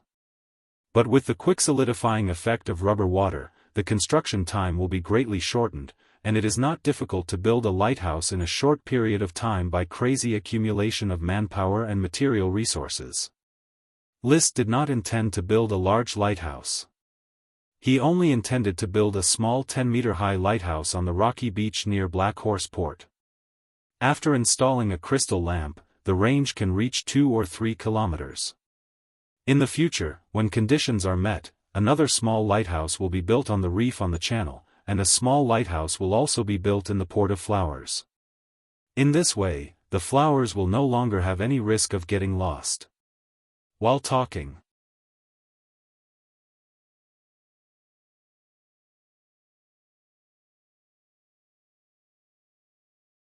Chapter 3:12. Water was poured to cool it. Smoke rose from the gray-brown bricks. A serf wearing gloves took a few pieces and handed them to List, Gort, and Marcus. Test the hardness. Clang clang. With 2 strikes of the hammer, the bricks were smashed. The hardness is average, the degree of firing is not enough, try another furnace. List said calmly. This furnace of bricks obviously did not reach the quality of his experiment. The new furnace took 10 minutes to burn, and it took a full half an hour to finish. After the water was poured to cool, the gray-brown bricks had reached the standard hardness, which was not much worse than granite. Jemiah felt the hardness and weight of the bricks on the stretcher and could not help but praise again, "Sir, with bricks of the same shape, it will be very convenient to build any building. Compared to those fragile pottery, the bricks are exactly as hard as stone. It's good that it's easy to use. Then the rest of the brick factory kiln will be handed over to you to design. When the construction of the brick factory is completed, you will immediately start building the lighthouse." If Jemiah had not been brought in advance, he would have produced qualified bricks at this time and completed the task. Jemiah would have entered his vision. However, the smoke task has changed. Jemiah arrived early and was preparing to build the lighthouse, which shortened the time of the task. List turned around and asked Marcus, "Teacher Marcus, has the location of the lighthouse been chosen?" "I have done a field survey with Captain Costo and determined that it should be built 1 mile west of Black Horse Port. The terrain there is very high, the angle of view is very good, and it can be seen clearly from the ship. Moreover, the surrounding rocky beach does not hinder walking, and it is very convenient to transport building materials. Then build the lighthouse in this location. Consultant Gort, you continue to be responsible for the construction of the brick factory." "As you wish, sir." After handing over the task of construction supervision to Gort, List took Marcus, Russell, and Griffin, rode on his mount, Lightning, and began another task on this trip to Black Horse Island, to find wild tea trees. There were not many trees on the island. Most of them were rubber trees. Therefore, there were very few trees that could not be identified. In just one day, List found the reward of the smoke mission before that, 3 wild tea trees. These 3 wild tea trees were right next to each other, growing on the northern slope of the ice-grass hill. They could be seen at a glance. It belonged to the shrub type of tea tree. It wasn't very tall, only about 2 meters tall. The branches were numerous and messy, unlike the neatly planted tea trees. It was now March, and the tender leaves of the wild tea tree had just sprouted not long ago. It was slightly different from the tender shoots of the tea tree in List's memory. The edges were not too obvious, and the buds were not obvious. It couldn't compare to the domesticated tea tree. When picking tea, especially spring tea, one could pick a single bud, a single leaf, or a single bud with 2 leaves. A single sprout was a bud that had just sprouted and had yet to form a tender leaf. 1 sprout and 1 leaf meant that 1 bud had grown into a tender leaf. 1 sprout and 2 leaves meant that 2 buds had grown into tender leaves. Some people like to drink single sprouts. Normally, only 30 to 40,000 sprouts could produce 1 caddy of single sprouts. The single sprouts were not fully developed, so they didn't taste fresh enough and would be a little bitter. Not to mention, they weren't resistant to soaking. But people liked the fragrance and mellow taste of the single sprouts, as well as the noble atmosphere. 1 leaf and 2 leaves were more common. They were well developed, had sufficient amino acids and vitamins, and had sufficient fragrance. It was just that when brewed, it didn't have the pleasing feeling of standing up like a needle, like the single sprouts. The thick tea flavor also lacked a hint of elegance. High-grade Longjing tea, for example, was made by gathering single sprouts and frying them. List didn't understand the above. Before he transmigrated, he was just an ordinary working-class person who drank more beverages than tea. His understanding of tea leaves was obtained from the ubiquitous advertisements on video websites. Things like big leaf tea and small leaf tea, how many processes there were, and how old experts personally supervised the production. If I'm not wrong, these 3 trees should be called tea trees. List stood in front of the wild tea trees and said lightly. Marcus asked curiously, black tea tree? Sir, the black tea tree doesn't look like this. Its leaves are slightly red and round, and they can even bear fruit. This is a green tea tree. List said, I've read in a magic book that the green tea tree is very different from the black tea tree. Its buds can be picked, fried, and brewed directly into tea for drinking, which is very good for the body. Green tea tree?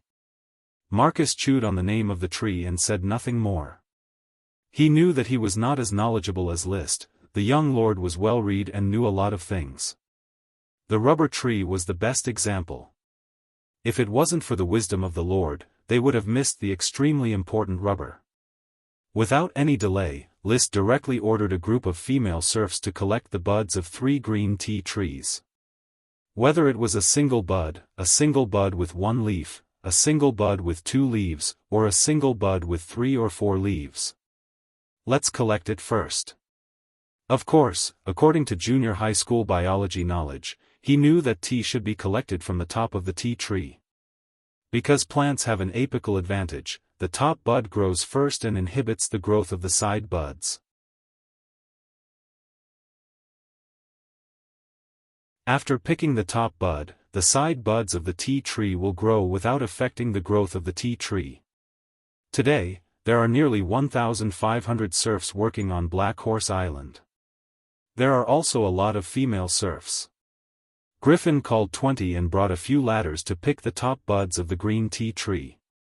Looking at the serfs at work, List suddenly thought of a legend of tea picking, lip tea. It was said that there was a kind of tea that was picked by virgins with their own mouths, and the tea stained with virgin saliva was particularly fragrant. After frying, it was put into the arms of virgins.